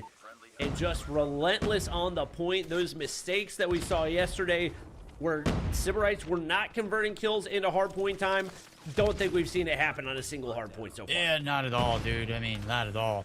They're just throwing it right there on the board and seeing what will stick. You're getting stuck right now, brother. Wake up. Start shooting Legacy. Not the performance out of him that you would expect after the series that he's had so far. Slow to start as this roster has been. Maybe they can pick up the slack. They got to start here. Those last 12 seconds mean everything. They got good side spawns, too, to go along with it. We've seen worse off situations with comebacks. Could be possible. Last 3 seconds going to be gathered. It looks like the side of Sybarites are going to be begging for a break here early on. Zyrax trying to play cutoff, man. Just too much to handle. You see that Mausen operator coming out for Michigan value. Poit is trying his best to lock things down while the troops arrive. And Death Machine gonna look to slide on through. He's quite positioned right here, and he gets shut down. Undream, solid opening to the hard point. It looks like Sybarites. They're gonna find some way, one way or another. Exile does get shut down off of the equalizers right there. Puedes runs out of Death Machine. Time possible. Another EMP on the table. This time it's for Mausen. He's got full streaks right here, and Sybarites continue to make their way upwards. 75 points away from closing out this open qualifier. One of 3 that North America will have throughout the month of June is we will be cramming Call of Duty Mobile down your throats. I'm sure you'll enjoy it. Right now, something's getting crammed down on Dream's throat. Let me just tell you, they're not breathing at all. Someone get a wellness check going. Get something to roll. And it is by nature. They're all over this P3 site, man. They are making it ugly. Saw a lot of Sybarite slander after the they took personally in a big way. 100-point clubbing Undream, and they're putting such a that the Whiteley cannot put it through onto the airwaves. I don't think it's been approved for public consumption the way that they are absolutely putting them in the blender right now. Cartels finds kill number 34 on the board. They're not even going to have time to crack the 40 kill mark. Undream have been absolutely obliterated in this one, and they're going to be sent back to the drawing board right here, as it is a 135 point lead. Oh, you were just, I mean, every second of the way, I was just like, okay, it's okay. They're slow to start. You know, they're going to pick it up. And just at every turn, brother, gunned, burned, buns. It's just not good. Exile's piece in 31 there as he finds a 3-piece, man. And good God, Bobby, just end it. 10 seconds and counting. Your champions here in North America, Sybarites, go undefeated in the lower bracket run. Oh my. I was really expecting a competitive grand finals. Oh, you get 2 players on Undream that didn't even make it past that 15 kill mark. That was about as one-sided as it gets right there. That was an absolute beating. And it kind of feels like it all really unraveled after that that raid control, which was 100% at least forcible into a round number 5. You got to feel like after that, the mental was just checked. You guys heard me right. Call of Duty Mobile all month long. You already know it. Here, this is the spot it's going to be at. Mausen, 39 and 19. Cartels, 38-19 to go along with it. You said everything unraveled. Unraveled was doing his thing, too. 196 impact. Everyone's kind of split up right there. Pretty close together. Exile as well. Man, it was just Sybarites doing everything right, from the gunfights to the rotations to the holds. They played the objective. They played outside of the objective. They used their operators properly. And there wasn't very much great things. There wasn't very many good things you could say about, you know, the side of Undream, except for they got to this point. And just couldn't capitalize on it. So Sybarites go up 4-1. They close it out, Bobby. Their first gig here, as we were questioning, is this going to be the super team for North America? I don't know if we'd say super team. We'd say the best team that they have best put forward. I mean, they've earned it today. feel like people throw around the word super team just I agree. way too liberally, because I think there's maybe 2 regions with enough talent to even put together something that you would consider a super team. This is definitely the team that was favored to be the best in North America, but to call them a super team was just silly for anybody who was saying it. That Thank being you. said, they absolutely lived up to the hype here in the grand finals as they looked untouchable, and I'm curious what those future matchups with Undream are going to look like. Whether that was jitters yesterday out of Sybarites, whether they weren't taking it seriously, whether we talked about earlier, maybe they just wanted to be in the lower bracket. Like, it seems more and more often like we see that team coming out of the lower bracket just steamrolling the grand finals. Might be something that we see continually happen in these tournaments. Who knows? But regardless of what happens in the future, it was Sybarites all the way through, all day today. Like I said earlier in India, we got Learn in. They didn't even have Viper, for Christ's sakes. It just, the lower bracket advantage exists. It's there. Learn didn't play his best, but Unk was shooting. He was shooting in the searches, man. He looked like he hadn't stopped playing. You could tell he was getting outpaced in the hard points and in the controls, but thankfully his teammates were all cracked, Skull Guy included. That guy was, I mean, I don't know if you can hear my dogs in the background. They're going crazy. They're trying to tell me how great Godlike was earlier. They're trying to tell me how great Sybarites was right now in this moment. But that lower bracket run is a thing. That is an advantage. You come in heated, and you saw there was no cooldown at all. No, not one bit. And it's a strategy that I think teams are probably going to experiment with heading into the later qualifiers. Once again, we got 3 separate qualifiers for the summer major and then another 3 qualifiers for the fall major. And all of that is leading up to those majors and up to the world championships. So this is far from the last that we will see out of these teams. Lots of opportunities for Undream to look back at the VOD, see where things went wrong, because once again, very winnable outside of the Hacienda. Hacienda was not winnable at all. That was not close. Yeah. Their spirit was broken. There's absolutely no question about that. But outside of that, the series was very, very manageable and came down to a few crucial mistakes. Absolutely. Hate to see it, but hey, that's how Championship Sundays run. We'll have plenty of them here from here on out through the end of June and early July. And then, of course, everyone, what are they competing for? That $5,000 prize pool, $2,500 of that already been awarded to Sybarites there as they've earned it. Not beaten once here throughout the entirety of today's broadcast. Uncontested, you know, a little bit of a rivalry here in North America. I could see it. I would love to see this one develop a little bit more. Maybe we see, hey, what if both of these teams drop down in the lower bracket? What if they both want the lower bracket cheese? It can't work like that, right? Bro, imagine freaking Marshy comes out of retirement. Oh! Tectonic decides to come back to North America. He said, forget China. I'm taking North America to the world. No, that's all right. We're getting There's still talent on the table in North America, though, that we've not seen compete in the tournament yet. So definitely don't count out any of these squads. And I think there's still a possibility. I believe Raph could compete. I would assume he would compete for Sybarites if he was going to, but that's another player that you got to keep your eye out for. Obviously, he's focusing on content right now, but lots of players that are doing other things right now, but could absolutely bring some value to one of these teams. You're absolutely right, man. We're stalling for a reason. We're trying to get these guys in here to maybe ask a few questions. You know, if there's anything on your mind you guys want to ask. Sybarites taking the victory here in a 4-1 fashion. Very undeniable as things got very mixy early on.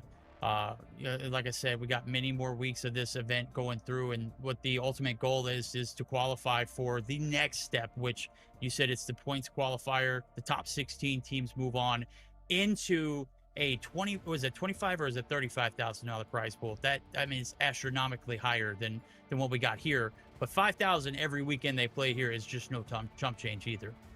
No, 100%. It's the best esports format that we've had for the Western regions, really for CODM champs in its entire history. So I'm really hoping that we continue to see the audiences build across all the regions. Obviously, we've got action happening in each and every region every weekend. So next weekend, I believe we got LATAM and EU and maybe Japan as well. I know North America and India are going to be on the same weekends, but it'll be back and forth. Like we said, for the entirety of the summer, it is a perfect time to be a COD Mobile esports fan. So we got lots more action coming at you guys in the future. Absolutely. We're working on times too. I know that you mentioned Europe. I know the expectations for North America for you and I were set at 6:30, and then we started at, or 7:30, and then we started at 3 in the afternoon for me and 4 for you. So I'm expecting it to be similar for EU. I'm hoping that it's going to be the same time though, because 10:30 a.m. is still like perfect good for the weekend for me. Any earlier, and then we're like back on demon time, because waking up at 4 to cast Attorney and 5 on Friday for India, and it being a single elimination, and we just get to see God like once, and it's not really good competition. Wasn't that fun, but I had a lot of fun afterwards. So I'm blessed to have some good timing here in North America, and hopefully we get some good timing for EU as well. It looks like EU starts at 1300 CEST, which you're Central Time, right? That'd be 6 a.m. for me. 6 a.m. for you. So Yep. nice early mornings for Verdict. Chat, I am not going to be casting EU. I'm just going to go ahead and get that on the table. It is going to be taking place on my channel. If I tried to cast 2 different regions and cast every single weekend throughout the entirety of the summer, it would not be good for my marriage. So unfortunately, I will not be with you guys for EU. But Verdict is going to be here bright and early. I'm always walking that line, brother. I'm always walking the line. It's like, what can... I'm a habitual line stepper. Let me tell you, my wife is at my throat 24/7. As a matter of fact, she's got dinner ready for me. She thought I was going to be done, because I told her, I was like, this series could be an hour or it could be 2.5. You know, it's just dependent upon the players. And, you know, we were lucky to get done in an hour and a half, and these guys just came in as business as usual, 4 up, 4 down. Love to see that. Hate to see it for Legacy and their crew. Is again, second place is at the scoff at. A little bit of inter-country rivalry is much needed here, as it'll definitely breed the competition. So, yeah, I'm looking forward to waking up at the... I would have to get up at like 4 in order for me to be regulated by 6. Get up, get a walk in, go make some breakfast, get some that's coffee nothing brewing. by CDM standards. Yeah, but I'm not doing all that for CDM. I'm waking up and I'm literally throwing on a t-shirt and I'm jumping in the chair and I'm ready to Honestly, rock and roll. CDM's going to be starting, so you could probably just start Oh watch my partying God. CDM, watch the No. first 2 matches, and then instantly. Oh wait, no, that's wait. I'm gonna be the I'm now Walking realizing Dead this there's month. going to be a problem because CDM is going to be happening at the same time as EU. Oh yeah, Oh. awkward.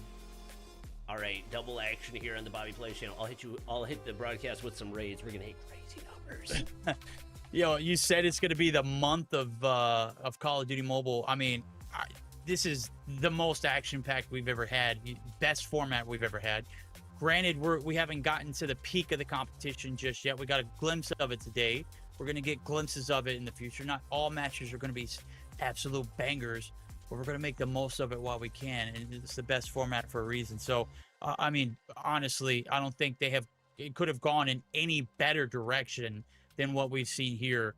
I will sack, 2-3 hours of sleep on a weekend in order to deliver some of the best action that we can, and I'll give you guys your dose of Call of Duty Mobile, because we know you guys need that hit. I know it ain't gonna be CDM, all right, but it ain't gonna be 10 or 11 hours either of broadcast time. So that is my rebuttal to that. Yeah, should be a good time. Like I said, we'll try to figure out everything.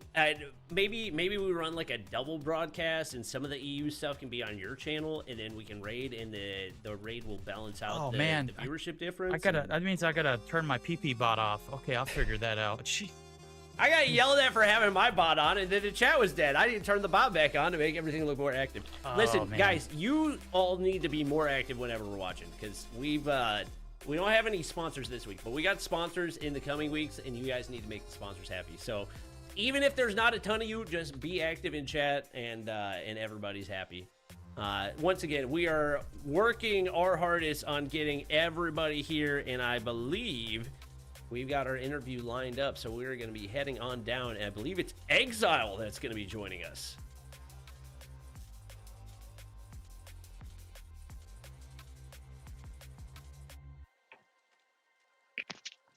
Hello. Yo, How's it going? good. I'm assuming this is Exile? Yeah, it is. All right. Well, congratulations on number one, playing in your first ever. I don't know if we call this a major tournament, but playing in your first ever champs tournament as a COD Mobile esport competitor. I guess my question would be first, how does it feel having watched COD Mobile esports for however many years you've been watching it and now having the opportunity to compete in your first tournament? It feels amazing. I've been like playing competitive for a pretty long time now and like watching it. And I didn't turn 18 until this year, so I had to basically miss out on every event. And uh, now I can finally get the chance to like prove myself to everyone. And yeah, I showed out. We showed out as a team, so it feels amazing. Dude, you did show out, and you showed out a little too hard. In game 2, I remember the body shots coming through. Talk to me. Are you and Yuhi tight, or was that like bad blood? Nah, I don't really have any problems with him. I think maybe he just got hyped, because he got an ace. But no, I don't have any beef with anybody, to be honest. That's fair, man. I like that. Coming into it, we were expecting you guys to, have you in the roster yesterday. We didn't get a chance to see that. We had Shisui in the mix in that. Talk to me. What's it like having a player that's interchangeable in here, and then you're getting plugged into the equation? And it was all. I'm not going to say it was all the difference, but I mean, you balled out today. You said you did your thing. You 100% backed it up. Yeah, it was. I wasn't nervous, but when you have a player on your team such as Shisui, probably like arguably the best player on the team, you do have to put the work in and lock in because I'm filling in the shoes of such a great player. So yeah, I did have to lock in, but yeah. All right, obviously you're playing alongside two players in Kings and Cartels that spent the entire last year playing in China. Do you feel like there's something they bring to the table, whether that's from a strategy element, from a teaching element? Do you think there are things that they do that kind of elevate you guys above the rest of the competition and give you an edge just because of that experience that they have? Oh yeah, for sure. Cartels is an amazing IGL, especially in S&D. He makes it so much easier to set up, especially in the S&D. And they're both great players. They competed in China for a year, so it definitely makes the game easier having veterans like that on your team that make it makes it easier to play. And they also have great gun skill. They've been in the game competing for like over 3-4 years now, so yeah. All right. Well, we don't want to keep you too long. Before we send you off, do you have any shout outs that you want to give before you head out and celebrate your first win? Well, I want to shout out obviously the other team, Shane, Legacy, Swish. Even though Swish was not playing, those are my homies. I've known them for a very long time, and there's no bad blood between us. At the end of the day, we're still friends, and we're all proud of each other here, no matter who wins. I want to shout out Select too. I want to shout out Jay, the coach Flower, especially our coach. He helped us. He's really the reason why we made it here. And then obviously I want to shout out my team, Unravel, Kings, Cartel, Shisui, Mao, all great players. All right. Well, we appreciate you talking to us. Excited to see you in all the future events. You guys looked amazing in this one and definitely made the most of that lower bracket run, kind of defending the title of #1 team in North America. So best of luck to you in all the future events, and hopefully we'll see you in the next ones as well. Thank you, man. Of course. All right. All right. Good interview there. I'm not going to lie. We were told we could only ask 4 questions. I want to ask a lot more questions. Brother, just the tip of the iceberg. He's so well spoken too, brother. Like, especially when it's somebody who has gives so you much. Yes. Yeah. He's just been around for so long. He's been so involved in COD Mobile esports, and cool to see him get the opportunity to win in his first ever event. So once again, congrats to everybody on that squad. Congrats to Unravel. And congrats to Undream, who put up a phenomenal fight, obviously sending Sybarites down to the lower bracket. They've certainly got some work to do, but definitely not far off of contending for a championship for themselves as well. Absolutely, man. Congratulations to all. It's concluding our first week here on the Call of Duty Mobile World Championship Open Qualifiers. One of many that are to come here in North America as well as EU and all across the globe. COD Mobile is hot right now. Get your hands in on it. Super excited about where we're going, and I'm sure we'll have plenty of time throughout this month to speak to Exile, because there are going to be plenty of times where this young man's going to be able to step up to the plate and deliver like he just did, and we'll be able to tune in and chime in with him the next time along with it too. So, Bobby, that concludes it, man. That was a blast, brother. Yeah, that was a good time. I've missed being excited about North American Call of Duty Mobile Esports. Obviously, we love CDM. We love watching Garena Masters, but these are the people that we started out with all the way back in 2020, casting them when they were rookies, and to see them come this far, and to still see more opportunities for players who are just now making it into the competitive scene.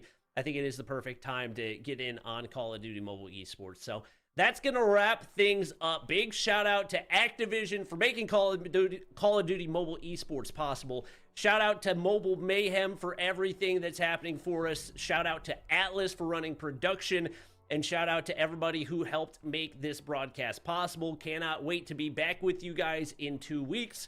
And for those of you guys who were not listening before, we will be back on this channel for EU Mobile Mayhem and World Championship qualifiers next week. Verdict Infinity will be leading that broadcast as well.